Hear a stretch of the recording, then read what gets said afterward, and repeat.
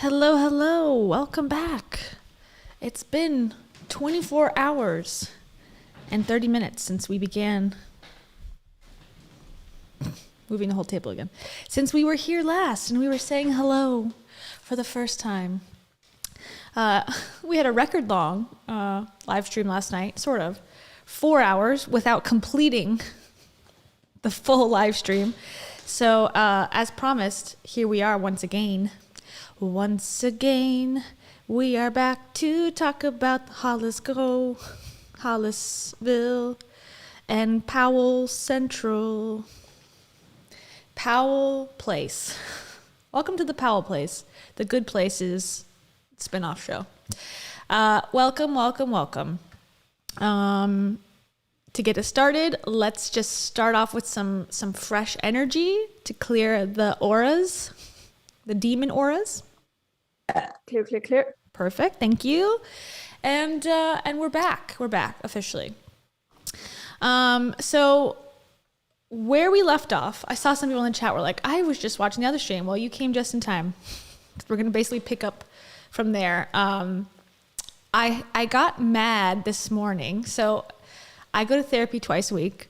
Twice a week, I go to this sweet therapist who fixes all my mental health problems. But for real, I go to therapy twice a week. And so usually I stream on a non-therapy day, if that makes sense. Like I stream Mondays more now, and at least on this channel. And then the next day I have to like process it in therapy. And so today I did that with yesterday's stream, and I was getting so mad about the lying, because that's something that bothers me, lying. You know, like judging someone about something they've done. I have so much more respect if it's the truth, at least. Like I can, you know, give you at least that extra point for like, okay, well, I disagree, but at least you're telling the truth. But when someone lies, because I can't even get a fair assessment. I cannot make a fair assessment if you're lying. And so I started getting mad about some Rachel Hollis stuff. And obviously this is me projecting my own issues onto a, you know, online influencer. I'm well aware of that. But, you know, got to cope somehow, right? And, you know, I was thinking last night, because Rachel, I give her some credit sometimes, like, well, maybe she doesn't know everything. You know, she has a team of, okay, now 2 people. But, you know, I was thinking about other things that she's lied about. And if you were watching last night, we listened to the clip on Rachel's podcast where she was talking about her latest Rach Talk Live tour that's coming to different cities. And she was saying, you know, that she had to cancel cities and no problem. Okay, I'm fine with all that. But then she would throw in these little like comments about, you know, I couldn't just show up for a couple hundred people. But in reality, I don't believe she even sold a couple hundred tickets in those cities. So to me, that's a lie. And it was bothering me. And then she said, I'm coming to see thousands of you. From what I can tell, there's not thousands of tickets sold. And I don't know, over time, it gets me annoyed. And if you were, this is an older, not old, but in the last 3 months, but scandal where Rachel posted a picture of her daughter topless in Hawaii. And, you know, the picture, I guess, is innocent. Obviously, it's just not like you know, she didn't intend to make it controversial. I don't know. Maybe she did. But she didn't intend to harm her daughter by posting a photo. But it's still out there nonetheless, without her consent, because she's 5 years old. And Rachel on her podcast defended her decision to post the photo and said she's a toddler. Okay, her daughter's 5 years old and in school. So to me, the definition of toddler is not 5 years old and having full-on conversations and being able to, you know, be included in content online. So I was just getting pissed. And I was like, you know what? I think I've given Rachel enough slack and leeway. And I think she really does have a lying problem, personally. And I feel comfortable saying that because, you know, I think some of it can be construed as innocent, like, oh, she doesn't know, or her perspective is this, but others are that. No, I think some of it, at least, is bold-faced lies. Bold-faced lie. Bold-faced lie. I need to raise these sound bites. Anyways, okay. So that's like the preface of like, that's the type of mood I'm in today. I ain't taking no lying from anyone anymore, okay? I've done been lied to. I'm done being lied to, if you know what I mean. All right. So I thought we would start with the Heidi. We'll start on a Heidi note, because we have to finish the part 2 of the Lisa Bilyeu interview. And I did go through it and started to comb through it. But actually, I thought since I'm not doing a bunch of other content, we might just watch it straight. And then I can fast forward through parts, because upon rewatching it again, and we left off at minute 19, I started to find things and I'm like, wait, that connects to what she talks about at minute 40 pretty well, and sort of ironically. So let's do Heidi's first. We'll do her part 2. Part 2, this is the metaverse, guys. This is Web 3. I'm going to do part 2 of her part 2. And then if she ever responds, then I'll respond to her. We'll do a response review, and it'll be a full circle metaverse.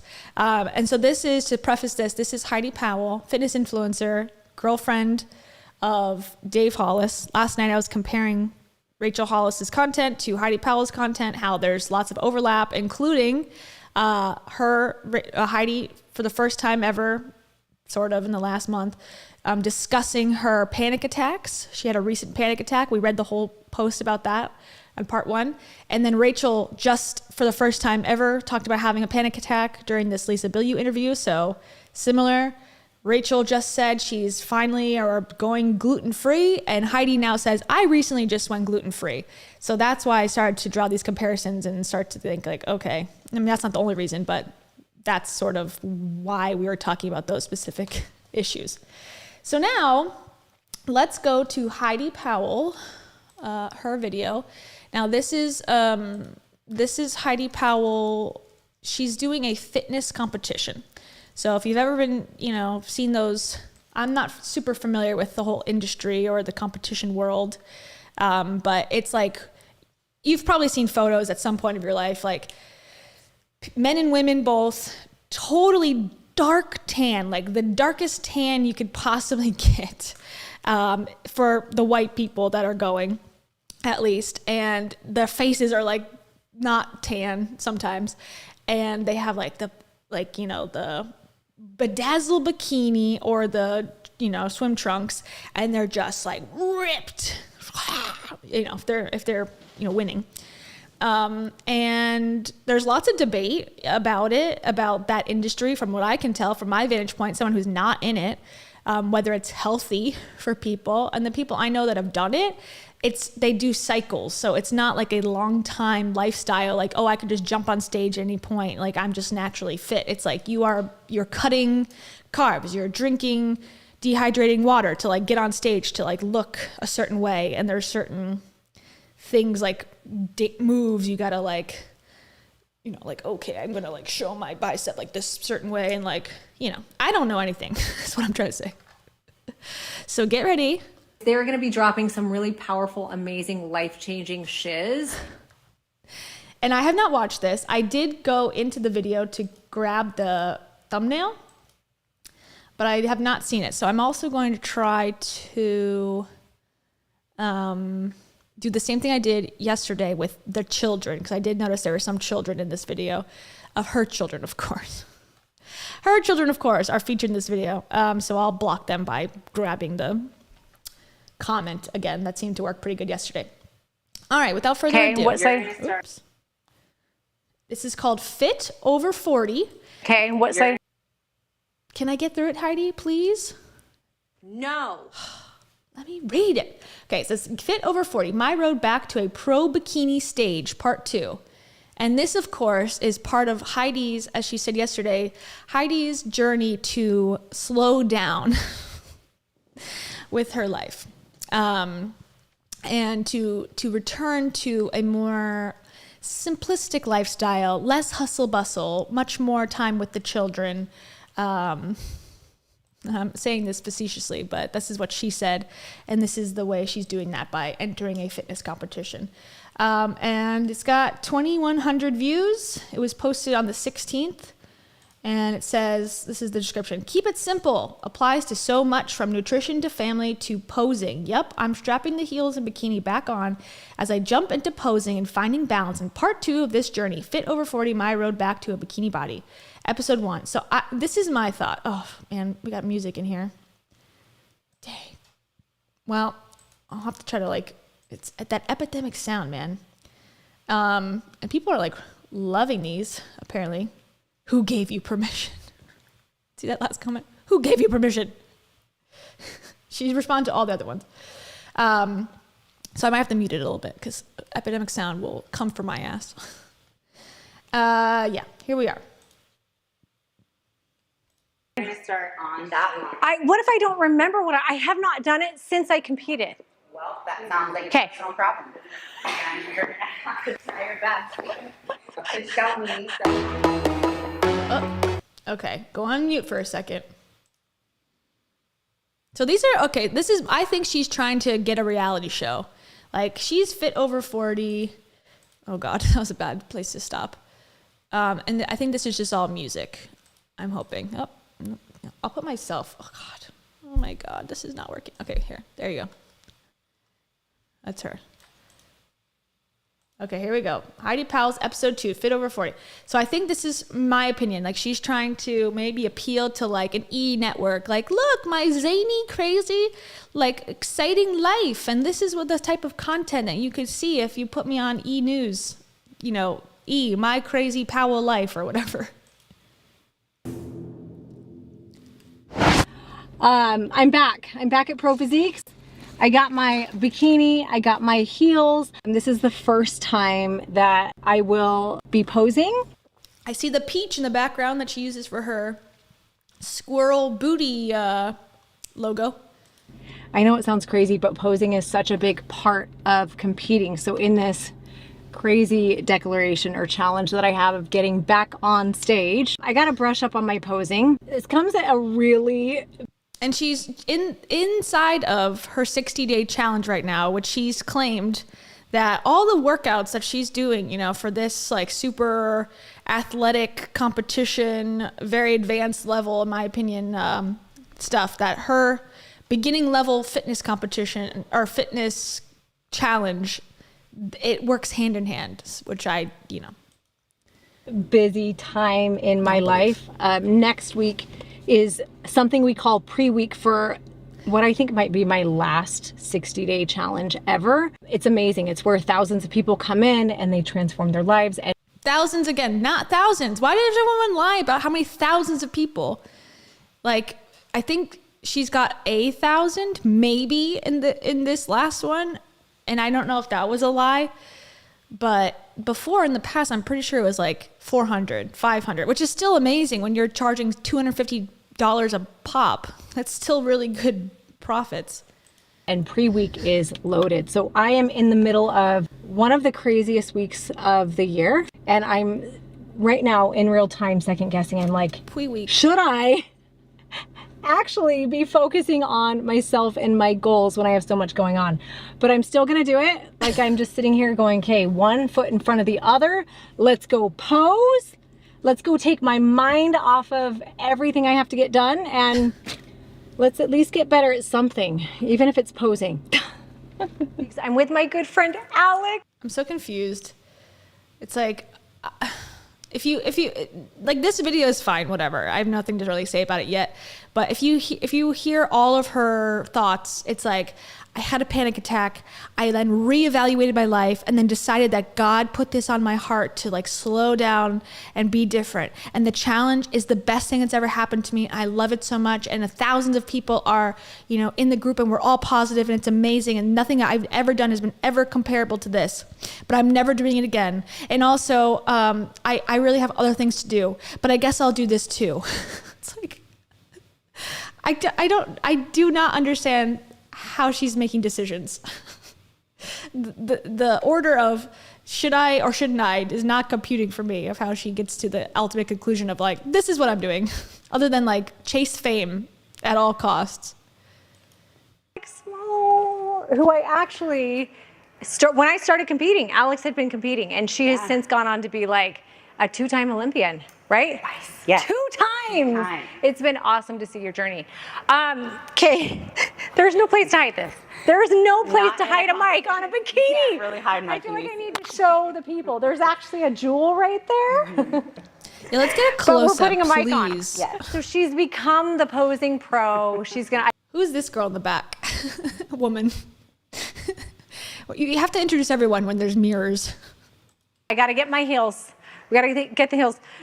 Alex, what, just so I know, like, what's changed over the past Who is she? handful of years? Is it like, I would say There's the cameraman. everything flows. So it's not Dave. Oops, sorry. So it's not Dave. It's a different man in the camera. A lot more. You need to leave them wanting more. Always have to stay true to you. I'm at such a different place in my life now than I was when I competed before. Yeah. So there is like a part of me now that's like, man. Introduce the woman doing a gymnastics routine in the background, please. She's more interesting than this whole conversation has been so far. Me going on stage at 40, I don't want to look or feel That's like me. I'm like, how do I keep it classy? Because it is important to me. You don't want to do. I don't want to be a anything. 40-year-old. She just fell over. Okay, sorry. I'm so distracted by her in the back. Okay. Let me go back. She's talking about, I don't want to be a 40 what? Sorry, I'll stay focused. My bad. Okay, sorry. How do I keep it classy? Because it is important to me. You don't want to do. I don't want to be a anything, 40-year-old looking like I'm trying to be 24. And you're not. And you're not. And Yeah. there's ways to just move your body. You can do like one Like, I thing. want people to be like, she could also be a business person, but I don't want to look like I have on a tie. You don't but you wanna know what be I'm stiff. saying? like, No, I'm a it's- mom of 4. I have a 17-year-old, and like, but the confidence and energy and light without like, And you can do. because that's what they do. You can literally. You know exactly, it. You don't need to do all that. Like. Yeah. There's. I mean, I used to do how it. You carry yourself. It really is. Yeah. It's how you carry yourself. So. Okay. I literally, like, I'm telling you right now, you don't. I'm confused. You have to be, there's a business posing, like you get your Palm Pilot out, like holding your bicep, like Palm Pilot, like writing in my journal, different posing. I'm confused. I mean, you're literally standing right now in a bedazzled bikini, which there's nothing wrong with that, but I think we've taken business casual out of the equation already in this pre-competition video. Okay. Going back. You need to be this ultra, like. Back to the cartwheels. She's me and I am her. I can't do a cartwheel though, but she's fun. I like her. She's like, you know what? I don't know why I got into this room. I don't know who these people are, why there's a camera, but I'm going to do this gymnastics tumble routine until I get it right. You know, they touch and they do all that. Yeah. Like you can do like a little, you can Yeah. do some hip sways. We can add some stuff in. We can keep it simple. Kiss, keep it simple, sis. Oh, that's what I teach in nutrition. It's the same thing. Keep it Keep it simple, sweetie. And then like when, you know, you Okay. have like, most girls usually only have a few good front angles. You hit them My front angles struggle and then a lot. you get to the back. You can do that. 'Kay. You know, and then facials too. That's another thing. And that comes for me from confidence. If I feel good about what I'm doing, great. If You we're need to going. lead with your chest. Like you are confident. You are looking, even when you're on that line. I thought this too, Sarah. I thought this was Derek, but I don't think it is. I think it's a different guy named Brian, I believe. I could be wrong though. I'm not sure. It's hard to tell the reflection, but it's I'll say it is almost impossible to shoot a video that's where you're not in it and 20 other, things you don't want to show are in it when there's mirrors. So, professional videographer tip, don't shoot if you have a choice in a room with mirrors. It's always going to look like shit. Or he could get on the floor. So he's low, but I don't know about that angle for bikini posing. So, you're really limited with what you can do here. And anytime you can see those judges, they can see you. So you're posed, everything's tight, glutes are up, and like you're ready to go. And you are looking at them all the time. Like, Okay. That is your interview panel, right? Okay. That's your judging panel. So your walk, if you look down, that screams, I'm not confident, Okay. right? So we want to lead with our chest. We don't want our hands to be going wild. Just kind of like you got a manicure. It's a little wet, but you don't want people to notice. And we're walking. There we go. Much better. Like that. Oh God. Okay, I'm gonna put the mute on again. We got the slow-mo. Yes, this looks very business. She looks like an entrepreneur. I'm feeling administrative executive with these posing. Jesus Christ. I mean, I'm all supportive. She looks great. Very fit, but I ain't feeling business leader. And I don't think you have to. I'm just confused about what she's trying to accomplish. Okay. There's our girl. Hold on. Oh, The little waist, nice lat, some glute. So you need to think about ab vacuuming and then Biznaz casual. and you always want to have your shoulders squared up to the judges. That's like your key thing. If your feet are not set, your whole pose will be off. Yeah. Let's just do feet 90 degrees, okay? Okay. Placing all your weight on this hip. Point your toe out. I know this is gonna sound weird. Like right about here, you can step that foot out how you usually do. There you Now go. all the weight I was here. on the floor. And then I'm gonna have you turn that knee in while leaving all the weight there. 'Cause This you- one? Yes. You see what your glute just did. Oh. Okay, it's a little tricky trick. And you're a puppet. I'm taking you up, up, up, up. I'm gonna be sore. So do you feel it in the Yes. obliques right there? Right here. Yeah. Wow. Okay. So that's your old pose Okay. right there. And Yeah. that's with your knee turned in. So I go to this thing, watch, I have a system. This side by side. Yes, just because you want to make sure you're like, okay, we've made an improvement. Yeah. Here. I like I said, she looks skinny in both. I mean, she looks more skinny, but I think it's obvious that it's the angle. I don't get this. Okay. Like we're making progress. Yeah. Just finished posing. I got to work out. I'm sweating. I'm going to go do shoulders and back for a little bit, only like a 20-minute workout, 15-minute workout. Before I go home, kids are coming home from school, and I got a lot of work to do. Here we go. Okay, go on mute again. Sorry, everybody. Here's the slow-mo workout. I mean, these shots are good. They look better. Like, videography-wise. You know, he's got the good. Oh, thanks, JB. Oh, she's talking again. It's hard to tell when she's got music or not. JB says, will Mom and Pop Hollis attend the competition? If Mom and Pop Hollis have an issue with Rachel being too, you know, out of the house for a woman, I don't think they're going to this. No. I think that's the answer. Maybe to watch Davy Pooh. Maybe to watch their golden son, Dave. But I don't think they're going to watch Heidi. Because Dave is also competing, apparently. I love you. Mom and Pop. Lolly and Pop. That's Dave's parents' names. Dave's going to be doing this on stage. Oh, I love that sound. He does love that sound. Okay, we're back. Thank you, JB. When I post my Insta videos, my reels, I say increase weight. I increase weight to progressively overload the muscle. So as you do things, try to push yourself. Like you want to try and get to where you have like 2 to 3 reps in you, and that's it. You don't want to go to failure every time, but I will increase. I actually get a ton of questions about the weight belt. I'm going to say it just in case it makes sense, because every time I have tons of questions, people wanting to know why I wear this weight belt. Sure.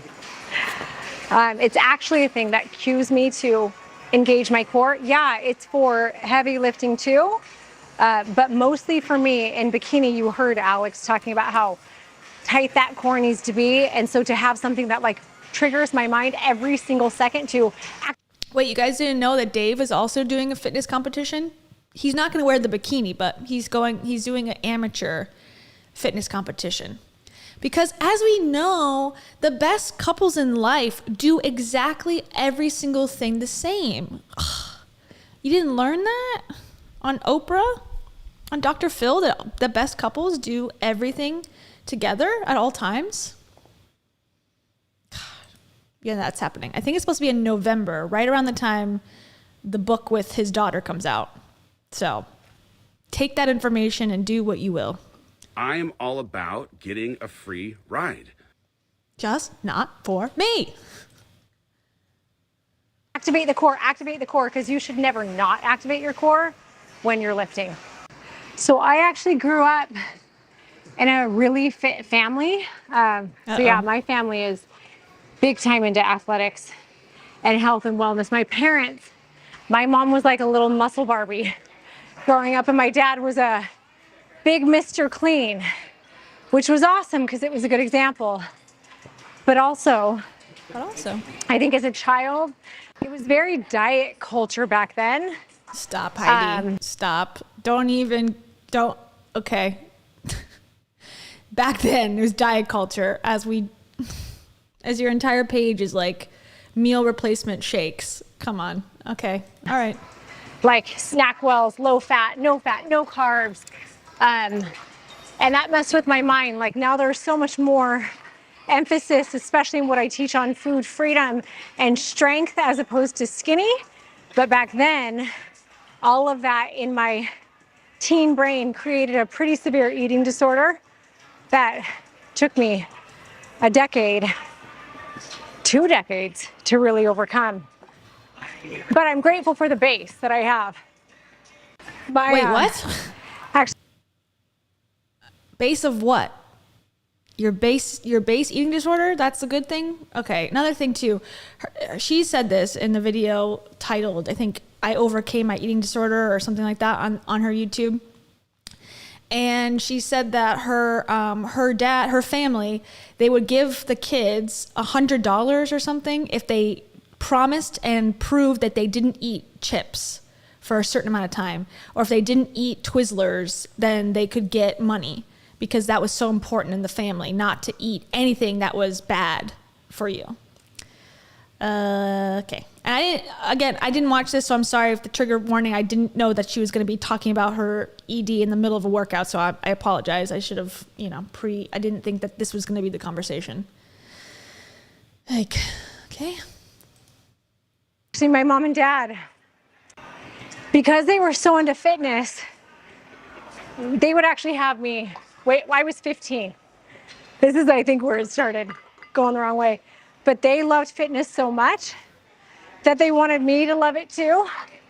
And they'd wake me up at 5 a.m. to go to the gym. And it had nothing to do with like looks. It was like they knew how it made them feel. But like, it didn't matter what they said. Because at 15, when you have to get up and go to the gym in the morning, and like I was 110 pounds, but my mom might have been 105. So I was heavier than her, but it like messed with my head. And so I am so careful with how I am with my kids. And I get a lot of questions because obviously I'm in physique and bikini, and it's like, what message is it sending? My kids, specifically my daughters, they see me eating so much food. Like I eat 2,400 to 2,600 calories a day up until I go on stage. They see me making sure I have enough, and that's a huge source because they're athletic and they do their sports. We never talk about the way bodies look. We talk about how we feel and how much energy we have. I'm going to call bullshit. I mean, we'll take her at her word that off camera she does these things, but I find it like she has her young daughter, Ruby, who's like 9, take videos of Heidi doing squats on like the squat rack bench thing where it's like all her ass out, and it's like, what is this for? Heidi's not in a sport. She's drinking. I never see her eat. That's not to say she doesn't eat, on camera, whatever. She probably does it off camera, but like, yeah, I don't know. I just don't buy it based on the rest of what she does share, which is a lot of content. Like, she's always drinking a shake. I do see her drinking shakes. That's it. And so far, I mean, Marley's almost 16 and she's awesome. Like, she cares about how strong she is. It's so cool. She's a back squat and cheer. But again, all her children are thin, and their dad, well, they have 2 dads, depending. The older kids have a different dad, but they're all into fit. Everyone's a part of the Transform team in some way, so they're all into fitness. So, okay, even if she's not directly saying like, you must be skinny or else I won't love you, like, I think it's sort of part of the family that fitness is very important to them. I think that's fair to say. So, I don't think it's necessarily unhealthy to care about fitness, but yeah, that whole monologue seems like that's what a therapist would work with you on. You don't have to tell the world on your YouTube channel. I mean, you can, but it's confusing for us as viewers, I believe. And I did not know this was going to be this serious. I thought this was going to be like kind of like funny. So I'm sort of let down by how serious this got so quickly. Ooh, I feel it. Is that it for now? Time to go home. I can't even talk. I gotta go get the kids.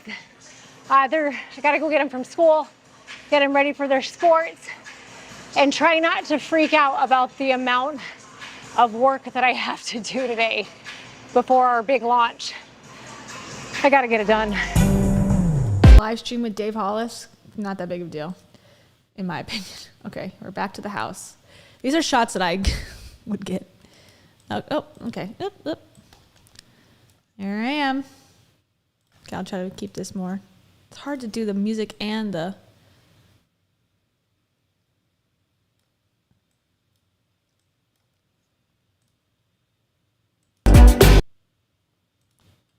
there's Chris. I think. We got to make sure Chris is included in this video. I think he's at the bottom. So just so everyone knows too, I don't know how much you know about the Transform app, and I don't know, or Transform company, and I don't know much either, but Heidi is still a partner. I don't know what percentage of the Transform supplement side. There's two sides, or at least two sides of the company. There's the app, which is like the workouts and stuff, where Chris and Heidi at one point were showing people how to work out. Now that's Chris's 100%, but Heidi is still a partner, or still a part of the Transform company when it comes to protein bars, protein shakes. So now time where I try my hardest to not work, even though usually by this time of day, especially on a day where they have half day, there's so much I still have left to do. I know balancing is my hardest thing, like making sure that I can be present with them and still carry the heavy load that I do at work. It's a struggle. It's a struggle, especially right now when things are... Heidi, I don't think she's aware that most people go to work at, like, you know, I'm not saying most, but a lot of people go at her age, 40, you know, go to work from 9 to 5, maybe see their kids in the afternoon, have dinner, and then go to sleep. They see their kids for a little bit, and they work a full schedule, and they have activities, and it's like she has a pretty flexible life. She works from home on her own time. She schedules her own live streams. Like, she doesn't really commit to a time. She comes late to them. Her kids, she's got two, you know, dads that come and help, and, you know, I would assume take the burden off of her 50% of the time, because they have custody as well. So, like, she's complaining, and I'm not saying that she's not busy or doesn't feel busy, but, like, compared to everyone else in the world, I think you're pretty good. You're doing pretty well. And this is just me being judgmental, but it's like, she talks about how hard she works all the time. It's like, is there something else going on? Like, is this a trauma response in some way, that you have to tell people how hard you're working constantly? Thank you, Just to Becky. Just to Becky picked a character that says, "You rock, whilst showing their pumped bicep." Ugh, pumped bicep. Did you practice pumping that bicep? Why do you follow me if you don't already own my book? Why did you pick the character that's pumping their bicep? What up, homie? Thank you, Just to Becky. All right, back to it. I'm trying to preemptively block the children. So again. busy. Anyway, and like in this time, like I have to have some non-negotiables, and one of them is when the kids are home, if I don't have a meeting or something that I'm already in, I actually set my phone down. I don't even know where it is. I set my phone down. We talk about our day. Ruby's already going Unless I'm recording them to use as content for my social media channels. at it with her chores for the day. And then they'll all start getting ready for their sports. And once that happens, when they're at their sports, I go dive back into work until they all come home. Then we do dinner and we go to bed. How was school? Good, how about you? Good. Yours? It's good. Are you excited for GDC tomorrow? Yeah. Oh. Okay, does everyone know? Hi. Oh, How are you? How was your day? Good. People want to know, do I make my kids work out? No? no, you don't make us work out, but you encourage us to do an activity so that we stay busy. I just like working out. Look at this. I feel. I just do feel, cheer, so I work out. Yeah, so I do yeah. If I go more than a couple days chaotic. without going to the gym, I feel weird. So that's it. And I was actually talking about it with Rick when I was at the gym. Like, my parents made me work out, but without it being like a choice, it like messed with my head. You know what I'm saying? I was like, oh, is something wrong with me that they're making me work out? I encourage them to be active. Like, they do have to do something active, right? Like, I don't want them sitting and playing video games, not because I care about how they look, but I want them to feel good. And I know how I feel when I'm sitting at a desk versus getting movement in during the day. So like Maddox, when he decided this year not to play football, I actually said, well, you have a choice. Like, if you want to drive the truck, because I didn't buy him a truck, I own a truck. And I say, you can drive it when I tell you you can. You own a truck? Since when? I'm trying. Sorry, everybody. There There's at one point 4 children in the shot. All right. Wait, I gotta go back because I'm like, I didn't know she had a truck. She mean her SUV? Play football. I actually said, well, you have a choice. Like, if you want to drive the truck, because I didn't buy him a truck. I own a truck. And I say, you can drive it when I tell you you can, but if you want to drive the truck to and from school or whatever, you have to be active. So if you're not going to play football, if you're not going to play a sport, then I need to know that you are doing something active. And he chose a local place that he trains with a coach. I go every single day except that. Okay, so he didn't want to play football. He didn't want to play football, so now he's got to do a different activity to be able to drive the truck. Is this good? I have no idea. I don't know. I'm not a parent. I was active, like I always did sports, but that was 2 reasons. One, to get out of the house, you know, escape for a little bit. And I like working out, but if someone were like, you can't have this unless you work out or do an activity, I'd be like, I don't know. Maybe it's fine. I don't know. You let me know what you think. I take like 1 rest day a week, and then I just kind of got used to it. So now I like, if I go a day without it, it just feels weird. Max is starting to see his muscles. Started seeing a big difference. Yeah. What would you say about food? Do I make you eat healthy? No, you just have us eat our vegetables, and then we can pack whatever for our lunches, and then you just make us dinner. And you're not gonna make like super unhealthy dinner, but you just make dinner that we like, and then we eat it. This is weird. Like, is this like, okay, proof I'm a good parent video? Like, we're sharing this publicly. Again, why are we sharing this publicly? Why can't you have this, like, and the camera guy's there, and they seem very used to responding to these very personal questions publicly, which is sort of concerning. Like, they're ready to go and talk about it, and they're very comfortable, like, you know, buttoning up a shirt, like, on camera. It doesn't seem odd at all for them, really, which is sort of disappointing that that's their childhood, in my opinion. So I'm gonna go hang with the kids. We're gonna go get them ready for their sports. Okay. And then See, she's drinking a shake. I see no foods yet. Okay. And then after that, I'm gonna get back to work. Okay. All right, love you. I'll see you at 5:30. All right, love you. Ish. Let me see how far I have to go. Can I see your phone? Love you. Love you. Yeah, she's definitely trying to get a reality show. I come home from taking the kids to sports. This is my time to go, and I love it. Maddox walks in with his guitar, and Bass. Let's get that bass guitar. This is my work time. Any song requests? Only Chef's Choice. Are you the chef? All right, we're gonna go some Pixies. Okay.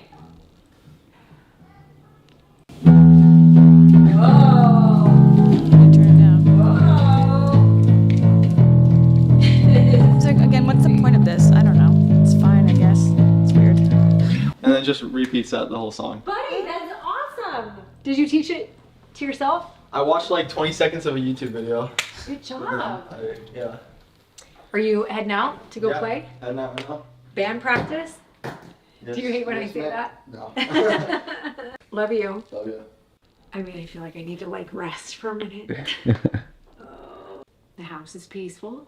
It's quiet. Maddox is making his way out. This is a work block number 1 is when they go to school till when they get home. Work block number 2 for the day is about this time, like 5:30 to 8 when they get done, 8:30. And when they start coming home from their sports, we stop, get ready for bed. And then sometimes work block 3 is after. All right, I'm gonna get to work. I'm gonna let you guys go. I'm gonna get a good killer pre-weekend next week. If you're not doing my challenge, you need to go do it.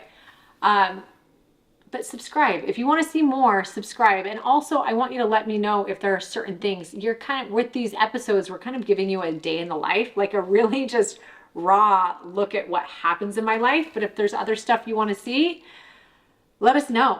I might lay back like this and work for a minute. I need to rest. That was weird as hell. I'm sorry. God. All right. Well, that was a video. Like I said, I don't want to, I mean, I made already too many comments, I feel, about her eating habits and whatever. I don't know what's going on. I don't know what's right or wrong with parents, but that's why you don't put your fucking kids on the internet, because then it like encourages people to randomly, judge your parenting skills and your children's childhood and how good it is. And if that's a right decision or a wrong decision. It's like, let's not do that. But I mean, not us, like, oh, well, it's our problem, but don't even put your kids out there for that type of consumption. Yeah, that was a weird, it was like, not to be weird, but that's like, the POV like pornos where it's like, like, I don't know. Okay, that's too much. So that was, again, I would say my vote on that would be another sad Heidi Powell video. Yeah, I think my opinion on it is that she's looking to pitch it to a reality show. Maybe she wants to maybe be on TV again and like trying to entice some sort of network. Her friend Bruce Pitcher, I forget which one it is. He's got a reality show that he self-funds, from what I can tell. On YouTube, and I don't think it's a good, I mean, I'm sure he's trying to sell like his coaching or whatever. I can't even find it. That's how unfindable it is. Never mind. I was going to show it, but he has like, he's this guy, he's like, it's called like Larger Than Life. Let me just find it. And he does it on YouTube. But I think he also did this to try to get like a TV show. I'll show you. But the views are personally not enough for like how they really edited it and made it look like a reality show. But the views, I mean, this one's 23,000. This one only has 2.7 thousand. So to get more money, he's only got 5,000 subs. I mean, to be able to hire a whole crew of people to shoot it, edit it. I mean, this is what I do for work. So that would be thousands and thousands of dollars per episode to make this happen, unless he's like, using people. But this one's like a whole episode and it's like got 800 views. And how many times we've taken the easy way out? It's supposed to be like Biggest Loser, I guess. A long time, right? Life is hard. Like we talked about today in the workout, the reason we do these workouts is because we have to get better in life. And Janine, you said it for a second there, but then the doubt creeped in. Are you giving enough? It's a yes or no question. No. Why do you feel you're not giving enough? You just said you were. Okay, you know how they say, like, if you're yelled at as a kid, like, you'll maybe, if you don't deal with, like, how that made you feel, you'll yell at your kids? That's what I think is going on with this guy. And this is, again, my personal opinion. Don't know this guy in real life. But he was on Extreme Weight Loss. No, God damn it. I got it right yesterday. Extreme Makeover Weight Loss Edition with Heidi and Chris, from what I understand. And they just yell at you. They yelled at their, contestants and encourage yelling. And so now he's created his own reality show on YouTube where he yells at other people. So the cycle continues of yelling to lose weight. And, similar vibes to like, don't be a victim, keep, growing. Seen that before. Yeah, so that's something maybe we can look into at some point in the future, looking at Bruce. Because he's like, obviously these are real people, but, they put themselves out there. I've been trying to figure out, maybe this is like a little philosophical, but like, people will say to me, and I don't disagree. That's the thing. I think about this all the time. Like, is this ethically correct, what I'm doing? Like spending hours a day, on a live stream, dissecting someone's content, one person's or two or three, or a group of people who are all connected. And I thought like, okay, probably not. Like on paper, I'm not like, yeah, this is an amazing idea with no flaws or no ethical issues. Like or moral issues. I definitely think there's, moral gray area where we're at. But then I thought, well, if I was doing this to the Kardashians because they have a network show, would that be less weird or more weird or the same weird? I'm like, it would be less weird because it's like, I'm just watching a show. and dissecting it, it's not that big of a deal. I could say like, oh, episode 1, episode 2, it like, it's not as weird. But because these people don't have shows, but they push out content on their own platform so much. And because everyone can do that, it almost seems like I can interpret it as like I'm crossing a boundary. But I think we're at the point in time where it's like, since everyone is their own TV network now, and they could go private if they'd like to keep it within an insular group, I do think I have a right to look at it in deep detail. And I was thinking like, well, what if I did, Heidi one day and then never looked at her again? Is that better? And it's like, not really, because like not to go deep into something doesn't make it like more okay. So I morally have just decided like, we're in new territory.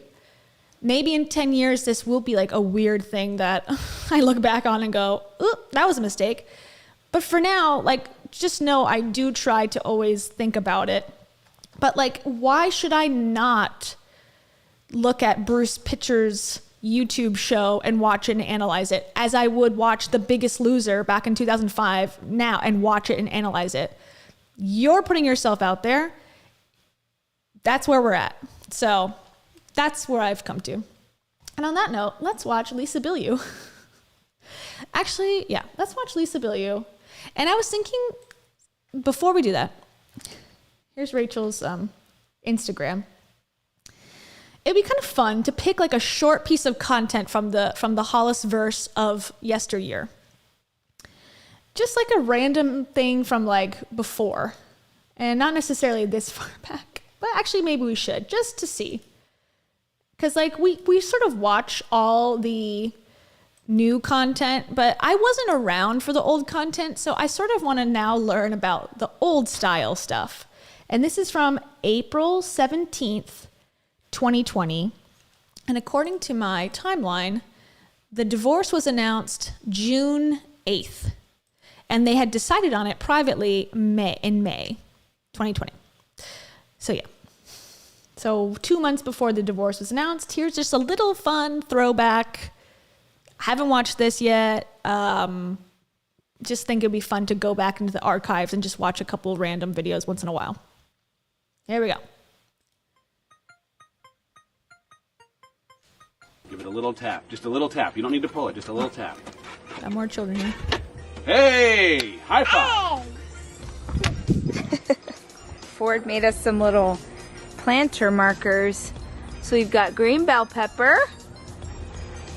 And then this is our yellow squash.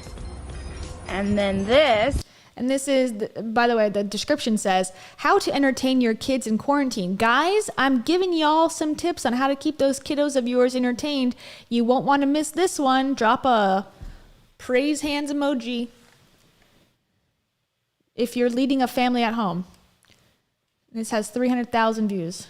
This is our Roma tomato. And then a little baby cherry tomato. But Noah, did you water our plants today? Yep. You did? Yep. It doesn't look like it. They look pretty dry. Where's your watering can?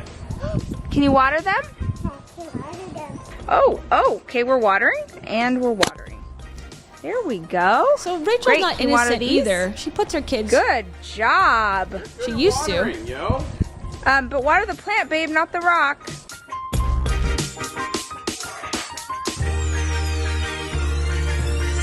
What you do? 2 TOO. Missing an O there. So I give Rachel a lot of credit too for not putting her kids online as much, as Heidi. But I mean, back in this day, it looks like exactly Heidi style videos. So maybe she just stopped because she got canceled, not because she's got, better ethics about children on camera. Oh, I can make it full screen. Oops. Okay. Sorry. Doing? We take these cookie dough bite things and we put them in a cast iron skillet so that they can all bake together in the oven. And then once they've all been baked, we take them out and then put ice cream on top and make it into like a cookie pizza. Yeah. Jackson, what are you doing? I'm making buttermilk Okay. because we don't have any. What's the buttermilk for? a chocolate cake. That you are also baking. Yes. Jackson. All right, tell the judges, there are no judges, but tell us what kind of cake you made. It's What a tips am I getting? chocolate cake with cream cheese and buttercream icing. I'm excited to try it, brother. Good job. Thank you. Who made this cake? I made this cake. That is correct. Who's eating this cake? Is that just straight lettuce? This is called kale. Yeah. Kale. Kale, coming in. If only Will you you knew. say, drop the beat?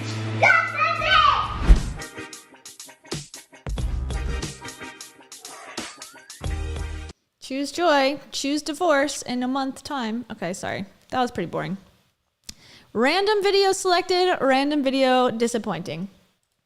All right, now let's watch the real reason we're here. Lisa Bilyeu, and we're at minute 1924. So if you have not watched it yet, the beginning of this, you might want to watch part 1. But there wasn't a whole lot of, juicy drama yet that you missed because we were kind of in the beginning of this whole shindig. But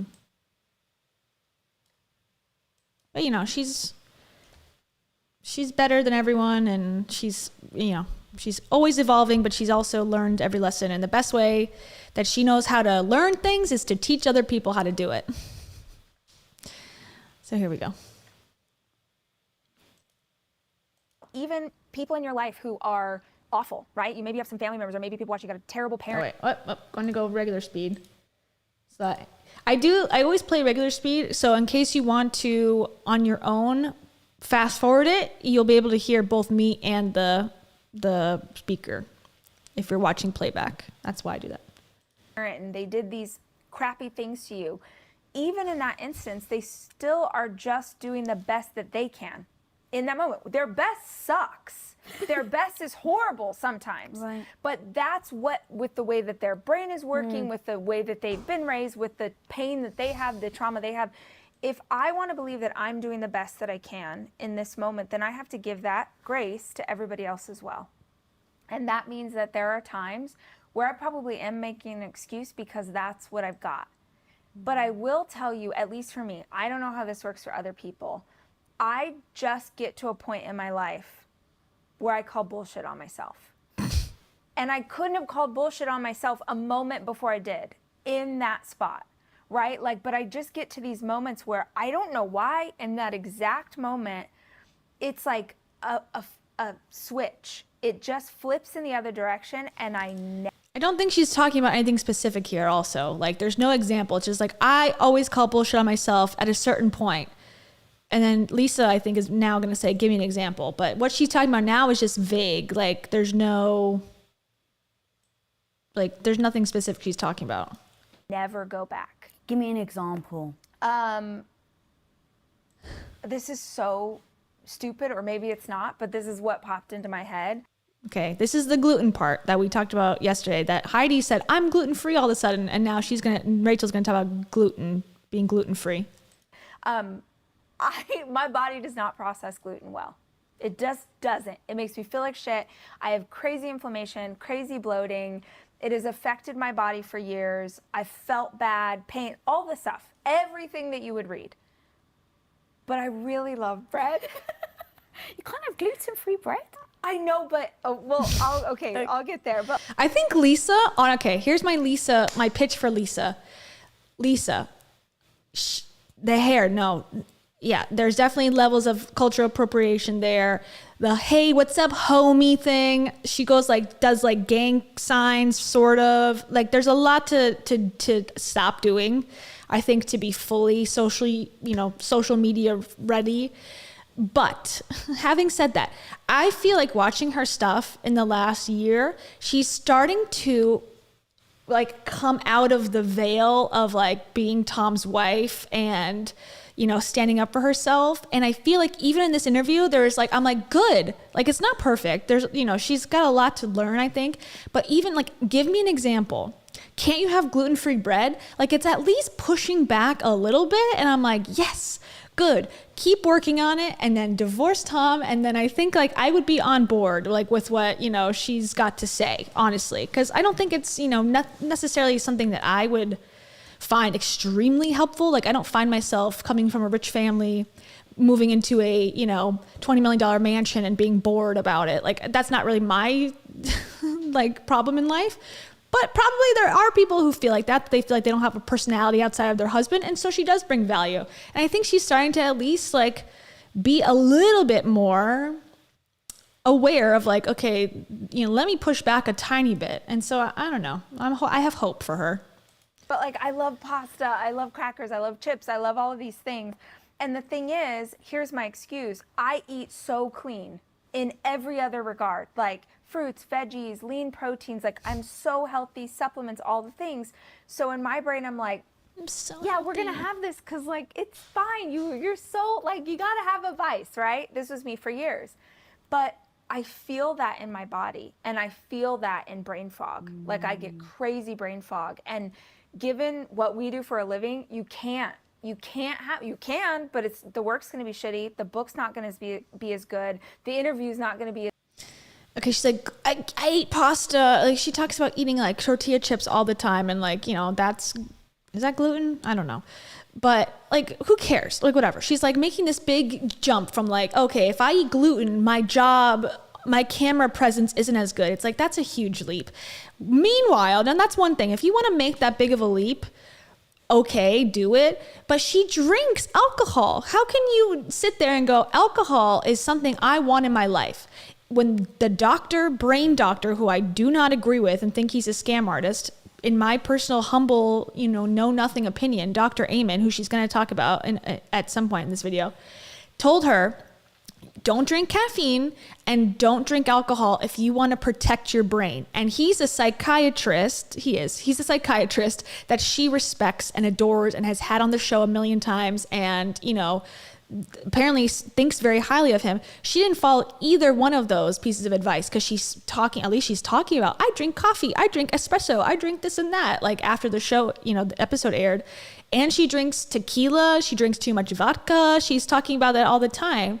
So don't tell me that gluten could possibly affect your work performance, but you're totally fine drinking tequila and that has no effect on your work performance. Give me a break. Come on. Is good. Like, you're just not going to be on it. So forever, I've just made this excuse for myself. And it's crazy because I'm feeling pain in my body, but I'm doing it anyway. And then I was at a yoga class one day, and this part pissed me off, by the way, the part that she's about to say, because it's so much like, yeah, if it was that easy in life just to go look at myself in the mirror and say, we're done. Like this Mel Robbins, you know, thing. 5, 4, 3, 2, 1. Anxiety, we're done. 5, 4, 3, 2, 1. Alcoholism, we're done. As if like that's how people stop doing things, just by proclaiming it in the mirror of a yoga studio. It's such like, yeah, it's bullshit, first of all. And it's like unrealistic. And it's just another way for her to be better than everyone else. And here we go. Here it goes. Was, you know, in yoga, you're moving around, obviously. And I was just feeling the pain of like whatever I'd eaten the day before. And it wasn't even like a celebration or whatever. I just had like eaten whatever I wanted. And I just remember looking in the mirror and I was like, we're done. We don't do this anymore. Like, this is not who you are.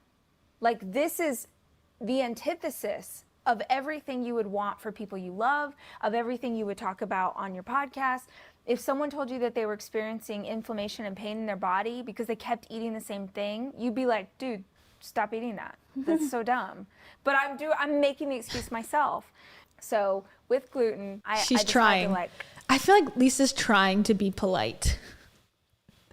Maybe not. Maybe I'm misreading this whole thing. She was also fooled by Natasha Grano, who is like the biggest liar ever, and literally was like, I was homeless, but I was also bedridden in my home. It's like, how could you be both? Don't ask questions, just listen. And Lisa's like, okay. So maybe she's not as good as I'm thinking, but I don't know. Like her facial expressions are like, in her mind, it's like, say something. Then she's holding back maybe. Stop. and I feel so much better. And every once We're in a while, done. there'll be something like the most amazing homemade pasta or something where I'm like, oh, I'm gonna, and I'll feel it the next day, but at least I'm conscious in that moment. But so what about the times though where we don't even realize it's an excuse? It's really just that we haven't done the work. And what I mean by that is trust is a huge freaking thing. And when we're talking about, especially like even in relationships, so being resilient, overcoming things, when someone has like, I can only take it from my perspective. If Tom broke my heart, I just tell him to his face, if you ever cheat on me, I trust you so much. I need you, literally I stare him in the eyes and I'm like, I trust you so much. You realize that if you ever cheated on me, you would not only obviously break my heart, which remember that. Yeah. But you would destroy my belief in trust in humanity. Wow. Because I felt it so true to my core. And as mine and Tom's relationship grew, that was one thing I was a little protective over, was how much can I trust him? Especially when you want to be vulnerable with someone, right? It can be really difficult. Yeah. And I've had an ex-boyfriend that was just mean. So I was very reluctant originally to open up to Tom. Then as we started to be together for long, it was the trust issue. And so now I've given myself over, so much so that I #joke, don't really joke. If someone was to text me and say, hey Lisa, I just saw Tom walk down the street with his arm around a woman, I would go, oh, it must have been a friend. I wonder if it was his sister. I wonder if it was a fan that was crying. Like there would be no space in my mind where I would go to, oh my God, he's cheating. Now, cheating isn't even like lying and things like that, everything. So trusting to me is so imperative that if it was ever broken, I honestly don't know how I would heal from it. And I think part of me would just switch off the healing part. And I would just be bitter, and I would just use that as an excuse of why I never had a successful relationship again. Right. How the hell do you rebuild yourself, become resilient in general, to then build back things like trust? I'll just say that Lisa hypothetically goes through these scenarios where she breaks up with Tom, or that he cheats on her, or they break up and she moves on, like more than the average person, I think, or at least publicly. She's like, hypothetically, like if Tom and I were done and we never had to see each other again, this is what I would do. It's like, okay. Independence, things like that, so that you can go into a relationship without excuses of why it's not going to work. Such a good question. What up, homie? I got something free and new. Okay, this is a built-in ad from What Up, Homie, Lisa Bilyeu. Okay, we're done. 5, 4, 3, 2, 1. Lisa Bilyeu commercial, we're done. And that I don't have to worry as much about trusting a partner if I trust myself completely.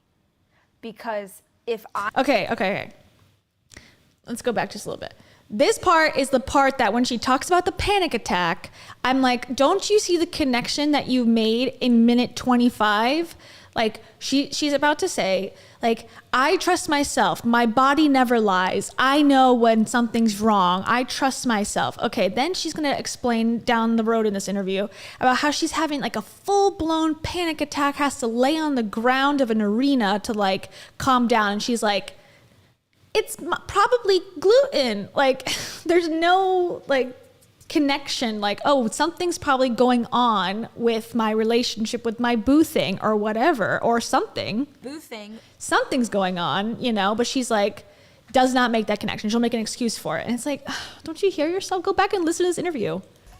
I've learned that I don't have to worry as much about trusting a partner if I trust myself completely. Because if I am in touch with my intuition, my body, my spirit, like, this will tell us. We freaking know. I would challenge anybody who's listening to this to think of someone in their life where it went really wrong. A business relationship, a romantic relationship, a friendship. This is my favorite thing to do. Like, think of someone, you don't have to say who, but think of someone and think of when it went wrong. And then think of when you had the first red flag that something was wrong. It's never the same moment. It's never the same moment. Something in us tells us. I gotta screenshot this. When you're listening to Rachel Hollis talk about gluten, Oh my God. Okay. I'm sorry. I'm going through your comments. They're coming in so fast. They're coming in so fast, guys. I'm like so popular. Like you guys are telling me so many things. Oh my God. No, seriously. I got a little behind, so I'm trying to catch up with them. Okay. Sorry. It was perfect timing. She's like, okay. That analogy makes no sense. And we don't know what it is. There's a really old book called The Gift of Fear by Gavin de Becker, which is, he was a private security guy and he's talking about how important fear is. But in that book, he says, humans are the only animal that will sense that something is wrong and keep walking towards it. And women do this all the time because we do not want to hurt anyone's feelings. We don't want to be a bad girl. This trusting your intuition and trusting your gut, we have been so separated from ourselves, from our bodies for like. When you hear Rachel Hollis say something not backed up by facts, the meme. Maddie, this interview is from like this week or last week. 1,000 Reasons. September 14th. So very, very recent. Just so you know. And okay, so here's my thing that I always bring up when it comes to intuition talk. And this is not just Rachel Hollis. This is any self-help person. They will talk about intuition, follow your gut, go with your instincts. Like we're ancient warriors who, we walk into, they always like bring up these old comparisons. Like when we were in the forest and there was a predator, we would feel like whatever. Okay, fine. We have fear for, like the parasympathetic nervous system. You have that built in so you can fight off predators, but we don't have it anymore. So blah, blah, blah, blah, blah. Okay, so it makes us more anxious. All right, great. That's one thing, but listen to your gut. Okay, go for it. But then at the same token, usually in the same fucking speech, it's like limiting beliefs. Push past your fear. Get over your fear of failure. Don't let your limiting beliefs about money, about health, about relationships hold you back. So what is it? How do you determine intuition versus a limiting belief? And they have no answer because there is no way. It's like discernment. And it always looks clearer in hindsight. If you get married to a guy like Rachel, big red flag when Dave was like, in the beginning of their relationship and she felt like a booty call. Okay. But then she said, oh no, my limiting belief was that like he couldn't change. He did change. So my intuition that he was a good guy is true. Okay. Now they break up 20 years later. It's like, I should have followed my intuition. But then what about your limiting belief that he wasn't a good, it's like none of it makes sense. And it's so convenient that they never address that ever. So here we go. Trust what you know is best. Since I could talk for 5 hours about this.